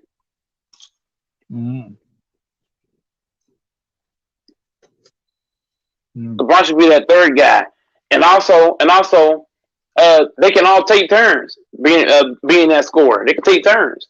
Okay, you go, I go. You go, your turn, I go. You know, shit like that. All I know is AD better be ready for the season, man. He can't come in out of shape. He can't come in lazy. Like he's got to put that work into the off season, get his body ready for the season because they need him. They depend on him, and he's kind of let the team down. You know. I already seen Dame in the gym. Dame been in the gym all summer, all season. He been in the gym. Good, it's good. That's why I want Dame so bad. I love seeing guys put in work. Yeah. Dame puts in the work, man. You can see it. I just wish he would play a little bit more better defense. Oh yeah. Defense is horrible, man. He don't play. If he comes to L, look. I really can't blame Dame for not playing D. You know why? His whole team don't play D. No, man. Defense. Defense is effort, though, Mike. Defense is effort. I understand what you're saying about the effort, but at the same time, it's way more difficult to play defense when your whole squad. You know what I'm saying? When your whole squad ain't playing D, it kind of rubs off on other players. Like for example, I will never make an excuse for. I will never make an excuse for a player not to play defense, man. You got it. I don't care. Man, if you put Dame on. You gotta play D, man. No, you put Dame on LA. He's gonna play D. You know why? Because he's gonna have defensive players around him. So that's gonna make him play D. And you can't blame Dame. You know why? Because Terry Stotts don't preach defense. So how we gonna blame Dame? His coach didn't preach defense. Yeah, but you got it. It's defense is based on the individual player. Nobody can make you play D. It's got to be in you. I will never make an excuse for a player. It doesn't mean that you're going to be the best defensive player, but if you don't put the effort out on defense, I lose the respect for you, man, as a player. Man, that ain't fair to do. That's not fair to do. That's just how I think. That's not fair, man. I will admit, when I play, right? Am I the greatest defender? No, but my effort is there. Like guys want me on their team because they know that I'm going to put that effort in. Am I going to stop everybody? No, but the effort's there. They know I'm going to put in the effort. That's why I don't respect.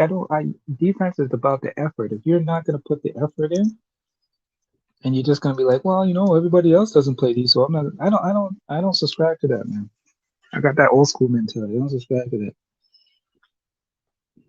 I think defense first, your offense second.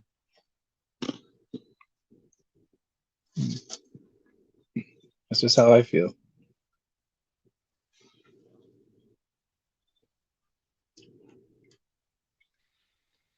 You're not going to stop. It's the NBA. You're not going to stop everybody, but you just got to make it different. You got to make it difficult for them. Man, you're not giving Dame a fair assessment. You're not giving Dame a fair assessment. Dame is on Dame's team as a whole is one of the worst teams on defense. But yet you want Dame to play D. Even if Dame played defense, his team would still give up over 100 points a game because nobody else plays defense. That ain't fair to Dame. But he's the leader, though. He's the leader. You cannot expect if you put LeBron James on Sacramento right now. No, as a matter of fact, if you put LeBron James on a bad team in his prime, his defense is gonna be like trash. You know why? Because there'll be nobody else around him that's playing defense. That's a problem. How are we gonna expect Dame to play defense when one, his whole team play no D, and two, his coach don't play D. His coach don't train defense. But you got to be held accountable for your own defense. If I'm playing D, right? If I'm on a team, everybody's not you. If I'm on a team, right, and I'm putting the effort out to play D, and I'm putting the effort in to play D, I'm doing my part. I'm not going to say that, I'm not going to play D because nobody else is. You know what? Nobody else is playing D, or I'm on a bad defensive team, so therefore I'm not going to put the effort in. I'm still going to put that effort in, whether I'm on a good defensive team or a bad defensive team. It doesn't matter. It's all about the effort. If I see you playing D and you're at least trying and putting the effort in, I'm going to respect that. But to not play defense at all, I can't respect that, man. I gotta call it. I gotta call a spade a spade, man. I can't respect that.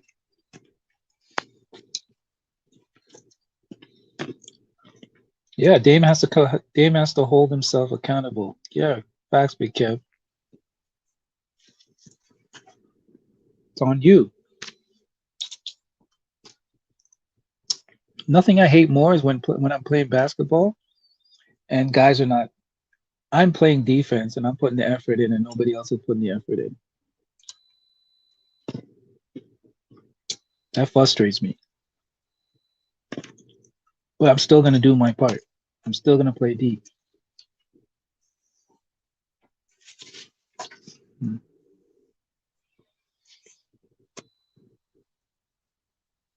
Now, are we saying that Dame is a great defensive player? We're not saying that Dame is a great defensive player. All we're saying is that put the effort in, man. At least try.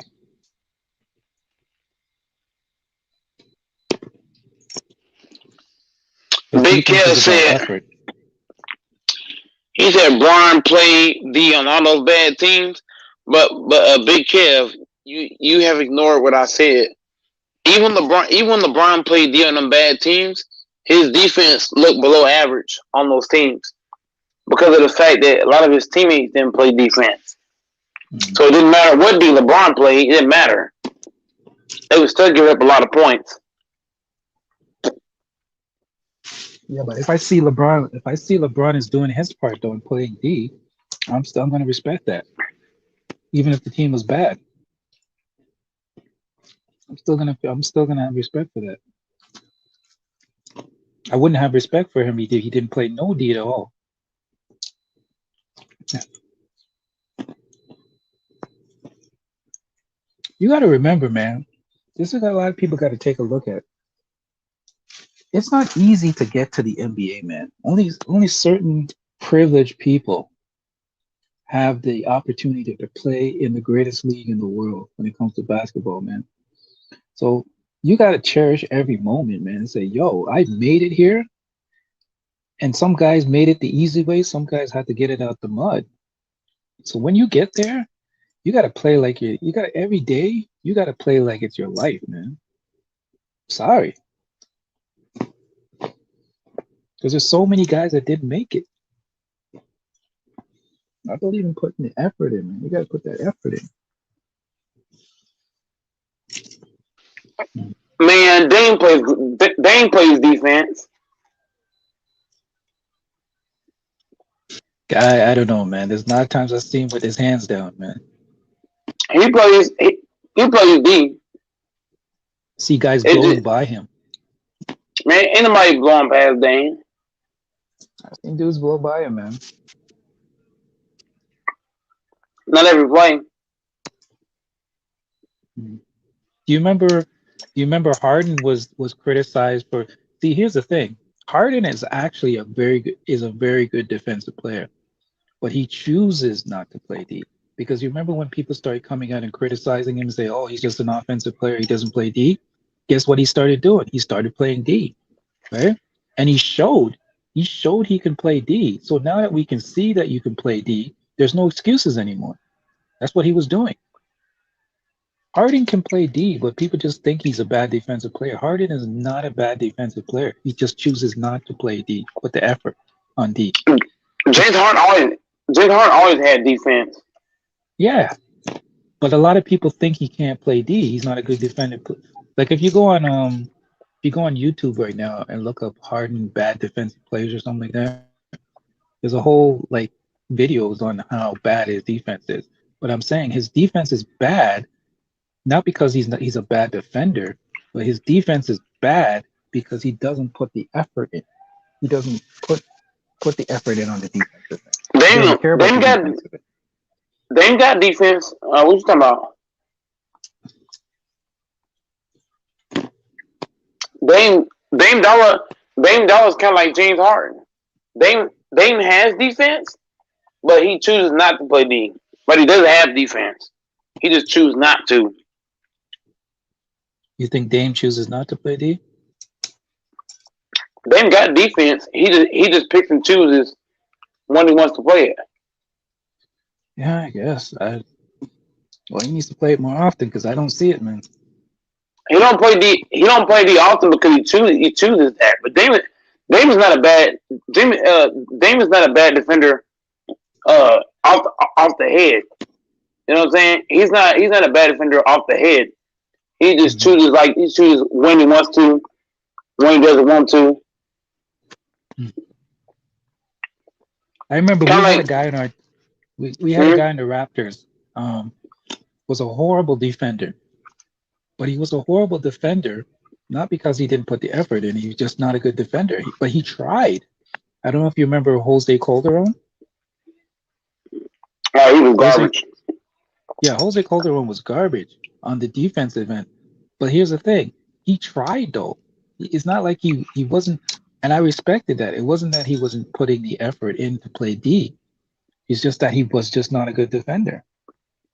But the effort was there. So a lot of people had respect for him, even though he was a bad defender.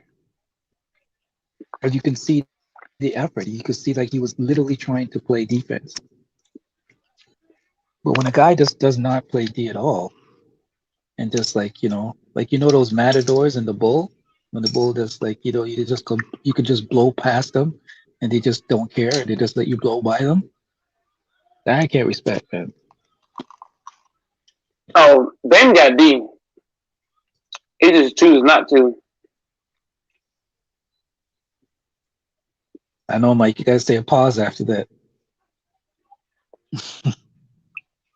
Oh, big pause. That's a big pause, man.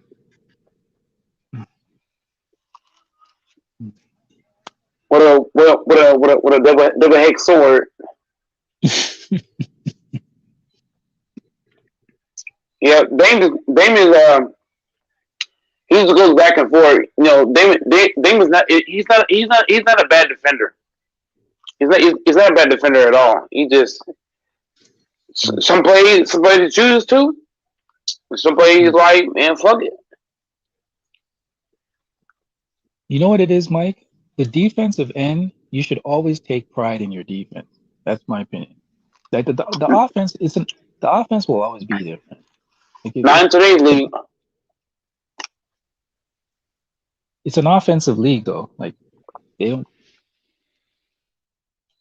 trying to, scores are up in the 100, whatever. It's more on the offensive end. Like back in the 80s is where low scoring games, but the scores are very high scoring. It's a very high scoring game today. So they don't really pay much attention to defense like they used to. But I'm saying like the defensive end, that's where your pride is, man. That's where you take your pride. That's why I respect like players like Kawhi, the guys that could play both ends. They play the defense. I will admit, Kawhi's not he doesn't defend like he used to in the past, but he's still a great defense. When he puts that effort in, he's a great defender. But that's why I say I like guys that can play both sides of the court, man. Both ends. They could play the offensive end and the defensive end.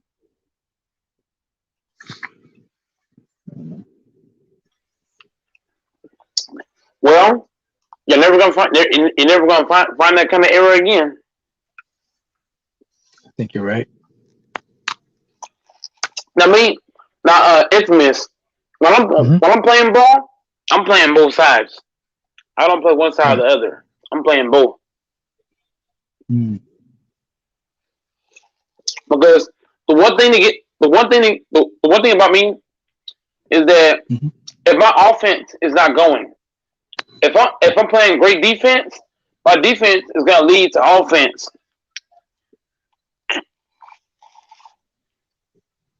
So yeah, your defense will lead to offense. Facts. If I get a steal on a fast break point, that's gonna build my confidence on offense. If I'm getting steals and blocks and strips. Right. Look at it this way. Your shot will come and go, but your defense will always be there, right? Your defense doesn't come and go. Your shot will go. Your shot will, like, some days you just don't have it. But guess what? Your defense doesn't come and go. Your defense is always going to be there. You can't say, "Oh, my defense just went." Oh, you know what? Today I didn't have my defense today. My defense went. No, that sounds stupid. Anybody says their defense went today, that's ridiculous. I've never. And one thing, Infamous, I've never went to a court and played bad D. Never. I never played bad defense, but I've had time. I've had days where I couldn't score, but my defense is always on point. Right. Your defense will make up for it.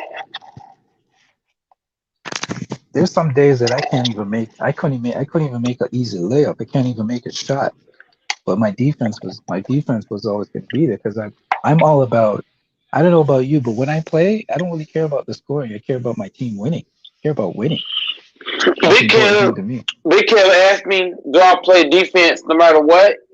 For me, my game is predicated off of defense.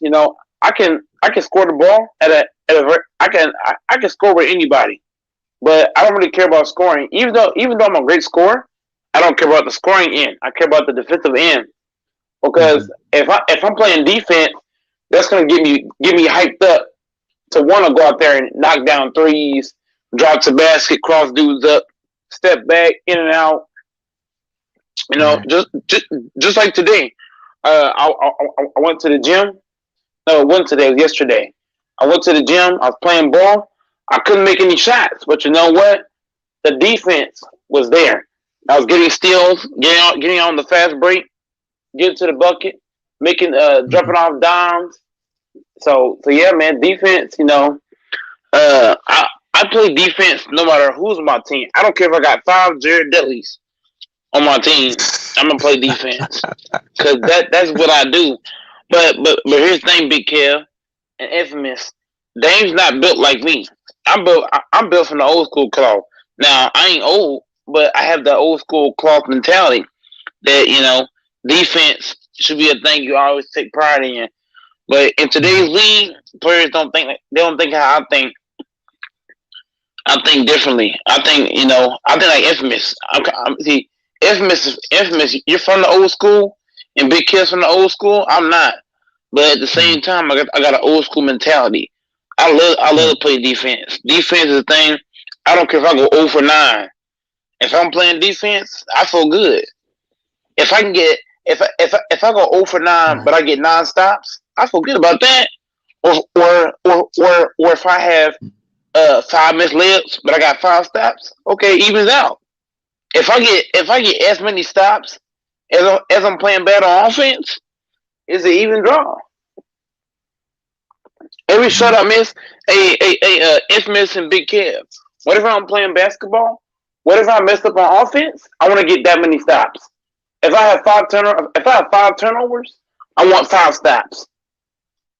Whatever it is, whatever I do bad on offense, I want to get that many stops. It might sound crazy, but that's how I think. You know what it is, Mike? These guys are getting paid millions of dollars to play basically an hour of a sport. Because if you take into account all the timeouts, the TV timeouts, all the time they get to rest, all that kind of stuff, the in-between stuff, with the promotions and all that stuff, they really don't play a lot of hours. You know what I mean? And you're getting millions of dollars to entertain people and do something you enjoy. It's basically a sport. It's basically for fun, and you're getting paid millions of dollars to do it, right? There's no excuse for when you step on that court to put 110% effort in, even if you have 110% effort into what you do. Because there's people out here that work a 9 to 5 and never will make the amount that you make in one day. They won't even make it in their lifetime. You know what I mean? And there's people out here going to McDonald's, people out there, working at Walmart, Target, that will never even come close to the amount of money these guys make. So for them, so for us to ask for the minimum effort of playing defense, just defense, and putting that effort in when you step on that court, I don't think it's too much to ask. You know what I mean? But then on top of that, now look, I ain't the best defender, right? I ain't the best defender, but I do give a whole lot of effort when it comes to defense. I give a lot of effort. Now look, I'm gonna show you this. I don't know if you've seen it or you haven't seen it, but it's right here. Let me just think about that defense I just played.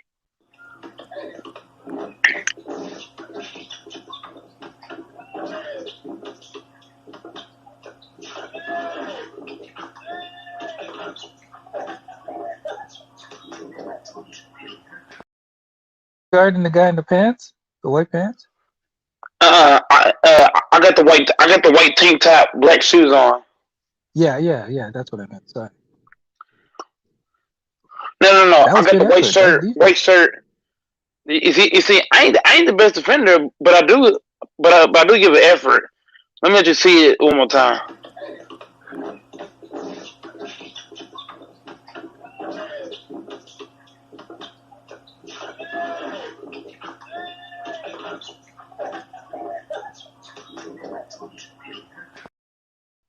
You're the guy with the T-shirt on, right?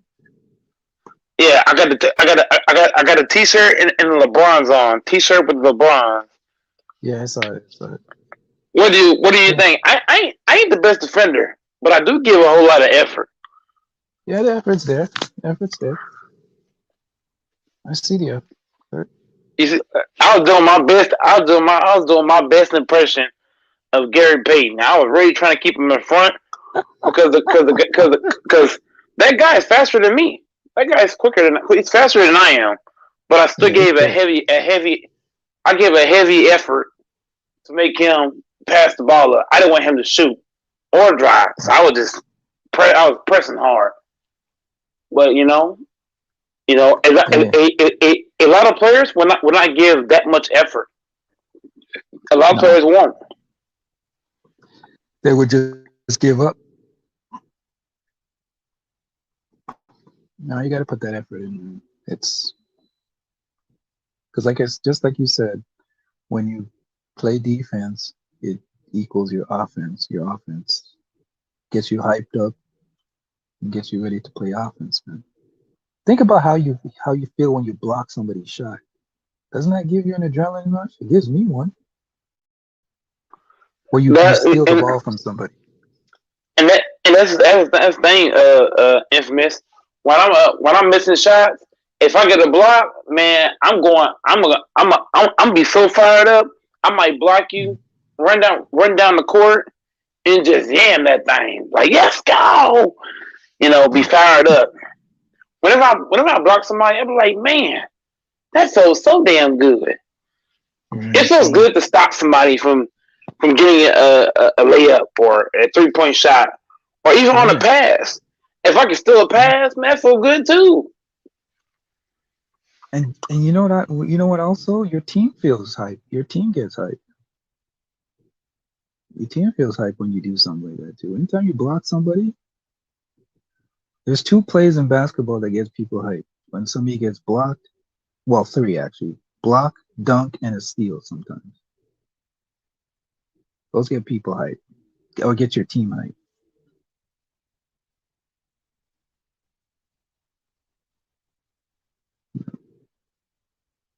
And I missed one too. If you on the offensive end, if you cross somebody over, then yeah, that too.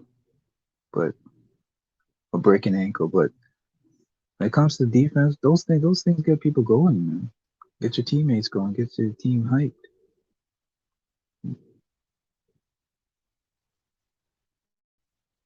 That's why I think Giannis, the Bucks are gonna come out on fire, man. I think it might be a blowout on Sunday. I'm telling you right now. It's gonna be a blowout. Calling. Man, all this capping you gotta do. It's sad. I tell you, it's gonna be a blowout. I'm gonna call back. I'm gonna tell you, like, the Bucks are gonna blow out the Suns, man. Man, you love capping for the Bucks, huh? I just know the game. I just know how the game goes, man. People are calling it's over. It's not over yet. It's over. The Bucks are gonna win Game 3, right? Because they're gonna be in front of their home crowd. I think Aaron Rodgers is gonna be in the crowd apparently because he owns. I think he has the ownership in the team, part ownership stake. So that's gonna get them hype. The crowd's gonna get them hype. The people outside on Deer Avenue or whatever you want to call it, they're gonna get people hyped. It's gonna be, crowd's gonna be hyped, man. Gonna feed off the crowd energy. It's gonna be a win. It's gonna be a win. But the one thing I worry about though, and here's to play devil's advocate. The Suns really didn't get a great game from Aiden or from what's his name, and they still won. So that's a little bit of concern. Like, Aiden didn't play that well. I think he only got 10 points or something. But he played a bad game and they still won. So that's a little bit concerning. Like, they can get a bad game from him and they're still able to pull it out. Yep, this is how I know the series over in 5.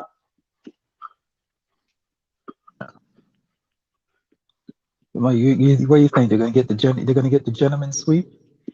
Hell yeah, because Cameron Payne played bad too. Cameron Payne played bad as well.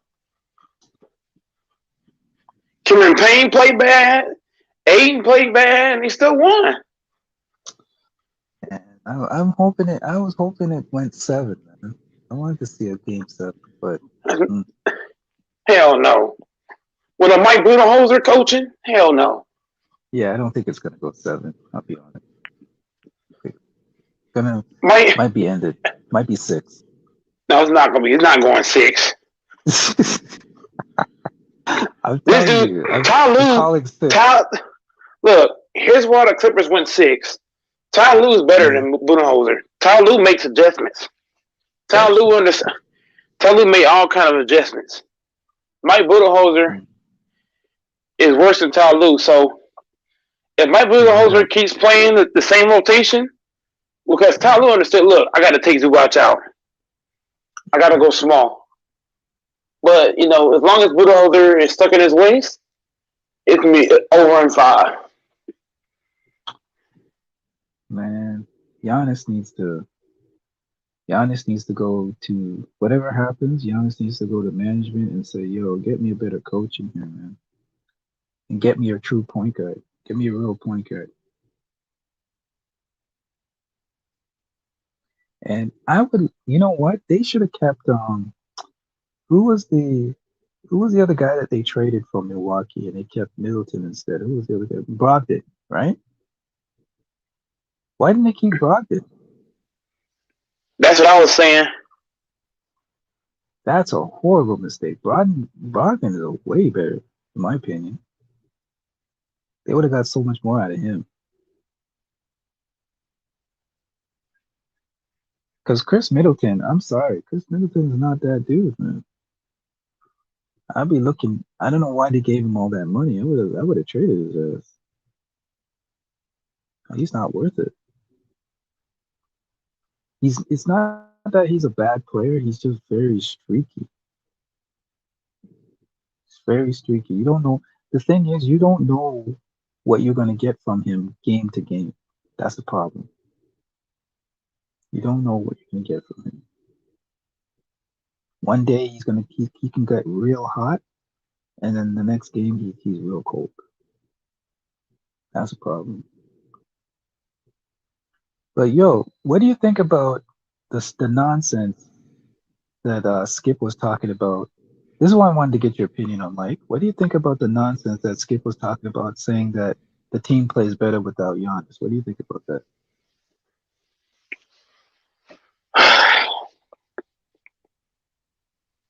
Oof. Well, you're not gonna like this, but I agree with Skip Bayless.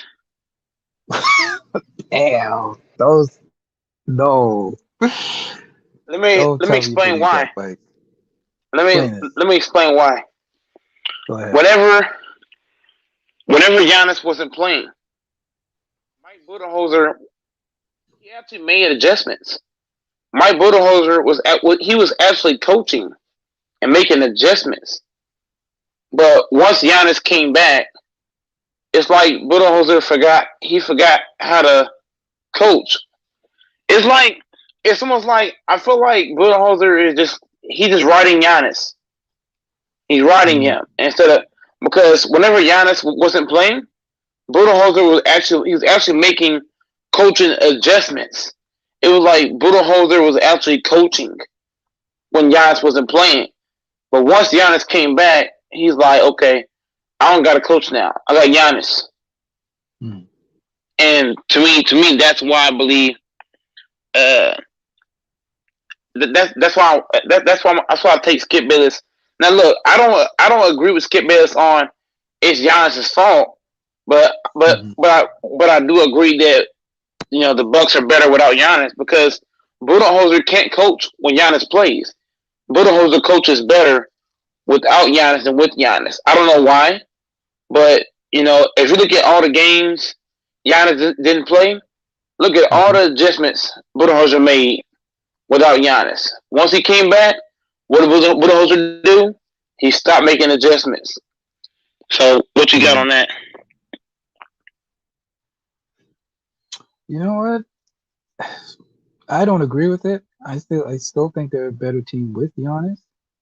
The one thing I will say though is that you're right. You're right. I do agree with you on the Budenholzer thing. Let me rephrase that. I ain't gonna say that better without Giannis, but I'm gonna just say the coaches more. It's like I don't know how to really explain it to you, but I don't know how to explain that. You're not saying that they're better without Giannis. You're saying that he makes better adjustments when Giannis is not playing because he's forced to because he doesn't have a superstar on the court. Yes, and that's what Budenholzer was forced to actually coach when Giannis was out. But whenever Giannis came back, it's like you forgot how to coach. Right. He's one of those coaches that if he's forced to coach, he's on the coach. Mm-hmm. Yeah, it's. I honestly, I don't think he's a good coach. Period. I don't think whether Giannis is playing or not, he's still a horrible coach in my opinion.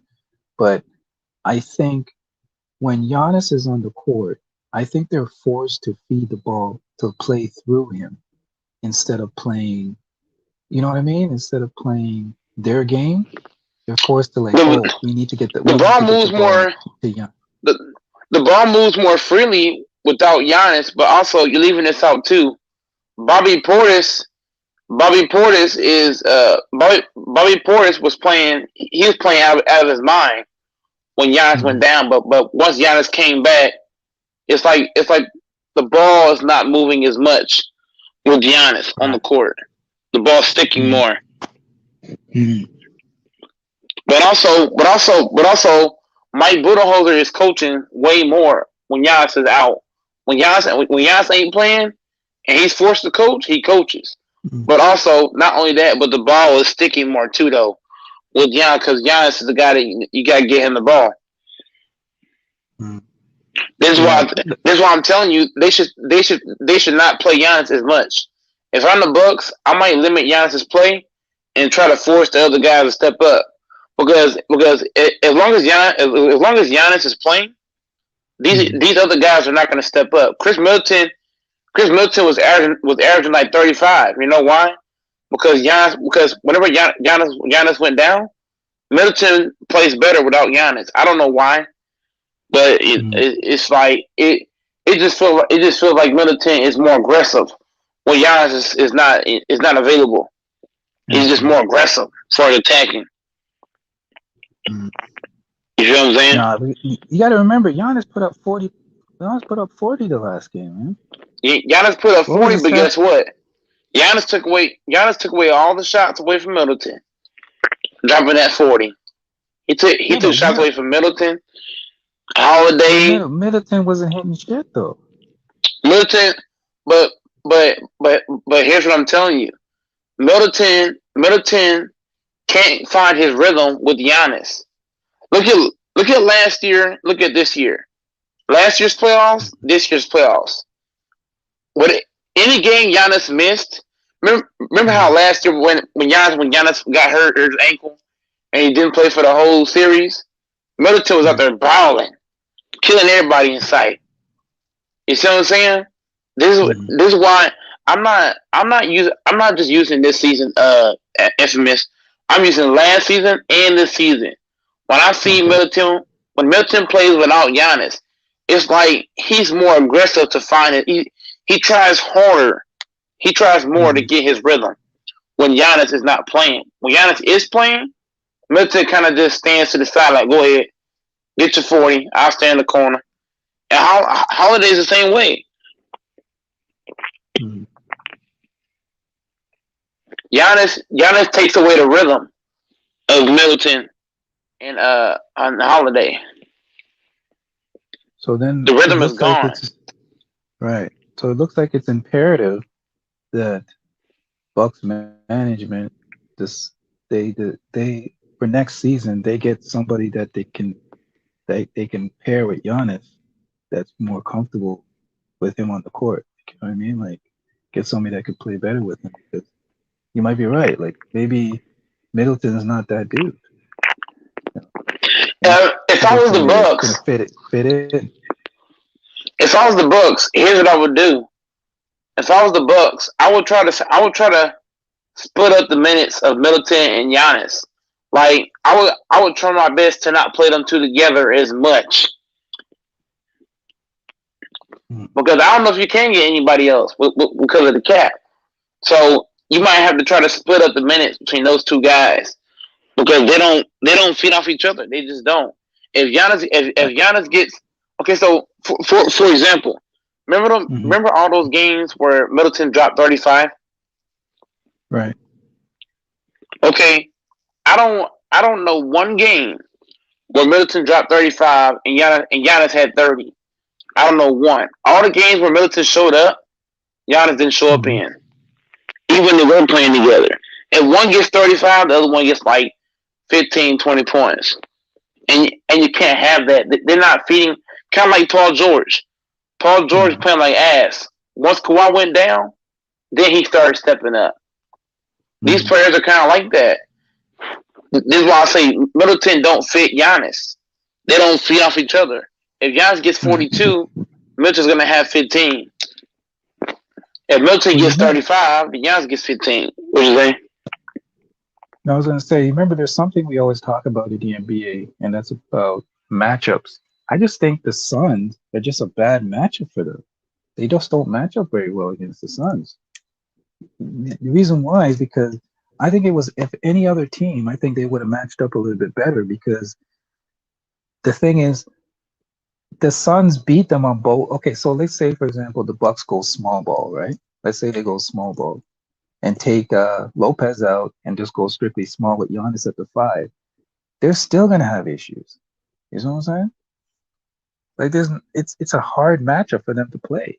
So if they go big, the Suns players are faster. If they go small, the Suns can match them small. So it's like, I always tell people, sometimes the NBA is all about matchups. Sometimes it's not about, who has the best players or better team, whatever. It's like some teams that just don't match up well against certain teams. And then you always wonder, like, how come this team always beats this team? I always notice that. It's not like sometimes it's a better team. It's just sometimes the matchups do not fare well. They do not fare well in the matchups. And you know what, Infamous? You just said the same thing that Ticket said the other day. Ticket said the Bucks are. Ticket said the Bucks are the better team, but the Suns are a bad matchup for the Bucks. And also, yeah, he actually said that. He said even though the Bucks are a better all around team, the Suns are just a bad matchup entirely. I can't believe I'm saying this, but I actually agree with Ticket on that. He actually said that. He had me dying laughing. I was like, what the hell? I was like, am I dreaming or am I awake?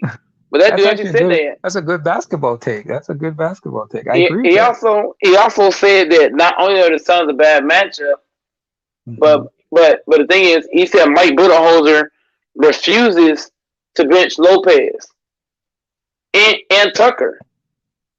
And right now, I wouldn't go that far. Okay, so why would you not bench? Okay, you do understand, right? In the first 2 games, Tucker is averaging 4 points. The first 2 games. Are you happy about that? And Tucker's playing no D. I was going to say this. I think the Lopez matchup, you might have to take Lopez out, but Tucker, you're going to need him for that small ball and that defense for the defense. No. Defense with Lopez though. You have to listen to, bro. You have to go watch, bro. I need you whenever you get a chance, rewatch game 1 and 2, and tell me what Tucker did on the court. That dude didn't play no defense. He ain't making no shots. Tucker ain't doing nothing. I agree. I did see that game, and he did hit a corner 3, and you would think that he won the championship after he hit that corner 3, because I think that was the first shot that went down in a long time. But you're right. He hasn't been playing well the past two games in the series. But if you're gonna make the choice between him and Lopez, I think I would stick with Tucker than Lopez. I would bring in if Tucker ain't playing defense, bro, and he ain't making shots. Guess what I'm doing? I'm taking him and Lopez out, and I'm putting in Bobby Portis, and I'm putting in Covington, or I might put Covington and Brent Forbes. Right, I agree with that. Because you cannot have Tucker on the court giving you nothing. That boy's giving you nothing. No defense. Right. He's giving you like what? 1 corner 3 and a layup. Like, bro, it's unacceptable. No, I agree with you on that. I can't disagree with you on that. You're right. Tucker played great. I don't know why Portis is not playing. Why is Portis not playing more? Portis is getting backstabbed. They're backstabbing him to put in Lopez and Tucker. Who's that white boy they have too? That's on Covington. Covington's not getting enough minutes either. I don't think they're giving guys minutes. Like for example, if guys are not giving you shit, you gotta take them out the game. You can't leave guys. Right. And that's the problem with Budenholzer. What do you think about Budenholzer leaving guys in, even though they give them nothing on either side of the ball? You got to bench those guys. You can't afford to. You can afford that to do. You can afford to do that in a regular season, but in the playoffs, you can't play games, man. If the guys ain't giving you, you got to get their asses out of there because this is the championship, man. You can't afford to do that. I agree with you. If guys ain't giving you nothing, you can't afford to allow them to try to get their game together, get their rhythm, because man, you might try to do that and it's gonna be too late. This is the championship. You gotta if guys ain't producing, guys ain't performing, you gotta get their asses out of this. Put them on the bench and bring in guys that can give you something. Because you can't play around, man. Every game means something. You can't take no game for granted. And this is why I say the Bucks are not gonna. It's why I say the Bucks are gonna lose. They're gonna lose in 5 because Mike Budenholzer is playing guys that are not producing. That's a problem. This is why I say Bucks. This is why I say Bucks losing in 5. This is supposed to be a 7-game. It's supposed to be a 7-game series, but because of Mike Budenholzer, it's gonna be 5 games. Because No, I was gonna say, like, I was watching game 2. I was in and out and watching game 2, and that was all effort, man. They just did not put the effort in, man, especially on the defensive end. Watching that game, it was about effort, in my opinion. The Bucks looked tired, they looked lethargic, like they just didn't look like they wanted to be there, man. And that's sad for you to be in a championship game. You know, a chance to win a championship, to win a chip, and you guys looking like, you just don't care. I don't know, man. The body language was horrible. And this is why I tell you, Mike Budenholzer is afraid to try new shit. That's gonna backfire. Yeah. You might be right. You might be right about that.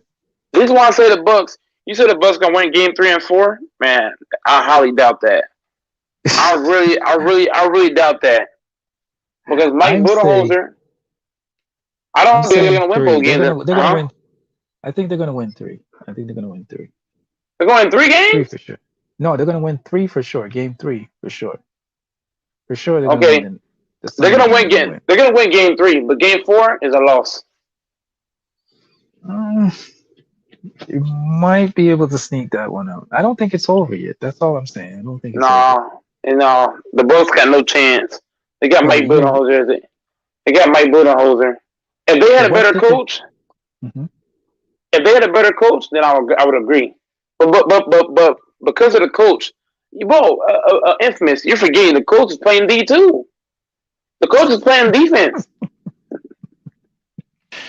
Damn. Man, that coach is straight up ass cheeks, man.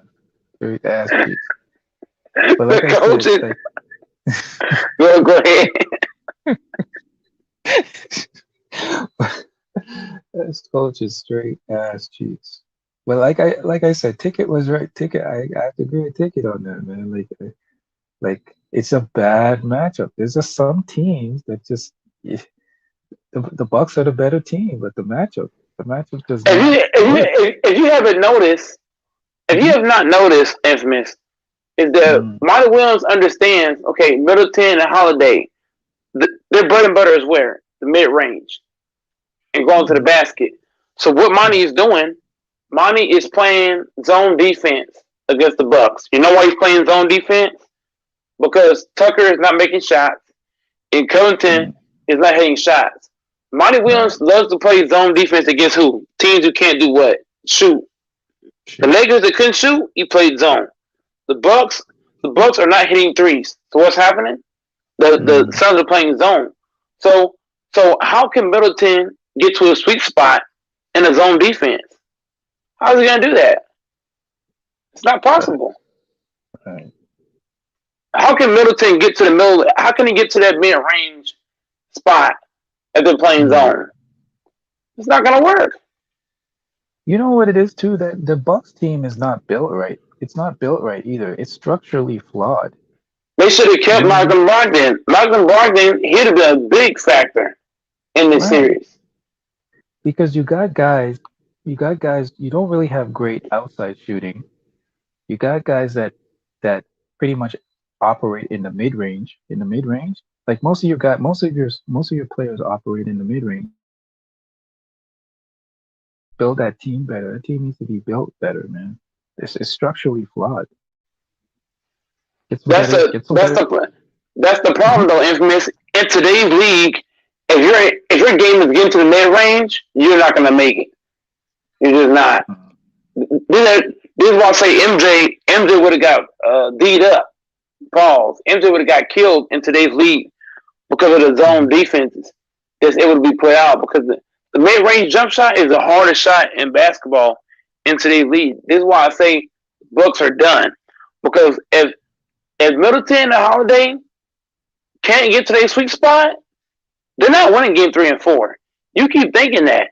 Look, as long as the Bucks keep missing threes, the Phoenix Suns are going to keep playing zone and taking away the Middleton mid-range, the Middleton and the Holiday mid-range.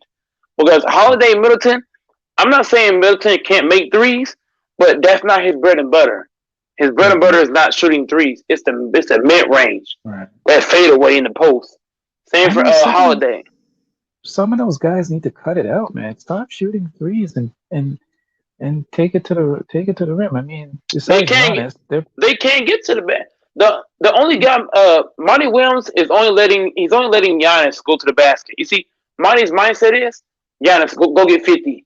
But guess what? I'm gonna stop Middleton from getting to the mid range. I'm gonna start Holiday. Monty Williams, he don't care what Giannis. He don't care what Giannis scores. To me, I'm lying. He don't care what Giannis get. Yeah. Giannis can't win without Holiday and Middleton. Giannis can drop 51 points. It don't matter. And Middleton and Holiday keep getting shut down, it's not gonna matter what Giannis get. He can get 81. I'm telling you. You're right. I can't disagree with that, man. That's a good take. When you watch the Bucks play against the Hawks, the Heat, and the Brooklyn Nets, Middleton was able to get to that mid range and operate. This Phoenix Suns team, they're refusing to let those two guys get to that mid range. They're refusing. And so you say, you can beat me? Shoot 5 threes. I have a question for you, Mike. Do you think that if Trey was healthy, do you think that the Hawks would have been here instead? If Trae Young was healthy, the Bucks would have still won. You know what? You know why the Bucks would have still won? Because the Hawks did not have the personnel to take away Middleton's mid range. The Hawks couldn't stop Middleton's mid range. They couldn't. Go ahead. The Hawks don't have the defense to keep Middleton out the mid range area. The Suns do. The Suns got wing defenders that can push them out and make them take reckless shots. That's the difference. That's why the Suns are beating them right now, because Middleton cannot get to his sweet spot. Even when the Bucks lost, even when the Bucks lost game 2 and all this in the second round and third round, they lost game 2, right? Wait, all the games the Bucks lost in the playoffs, Middleton got to the mid-range area. In this series against the Suns are just like, nope, you're shooting threes. I'm sorry, you're not getting this bread and butter. You see the problem? Even Trae Young was healthy, Middleton was getting to his mid-range spot. Damn near every play. In this series, the Suns are like, nope. You see the difference?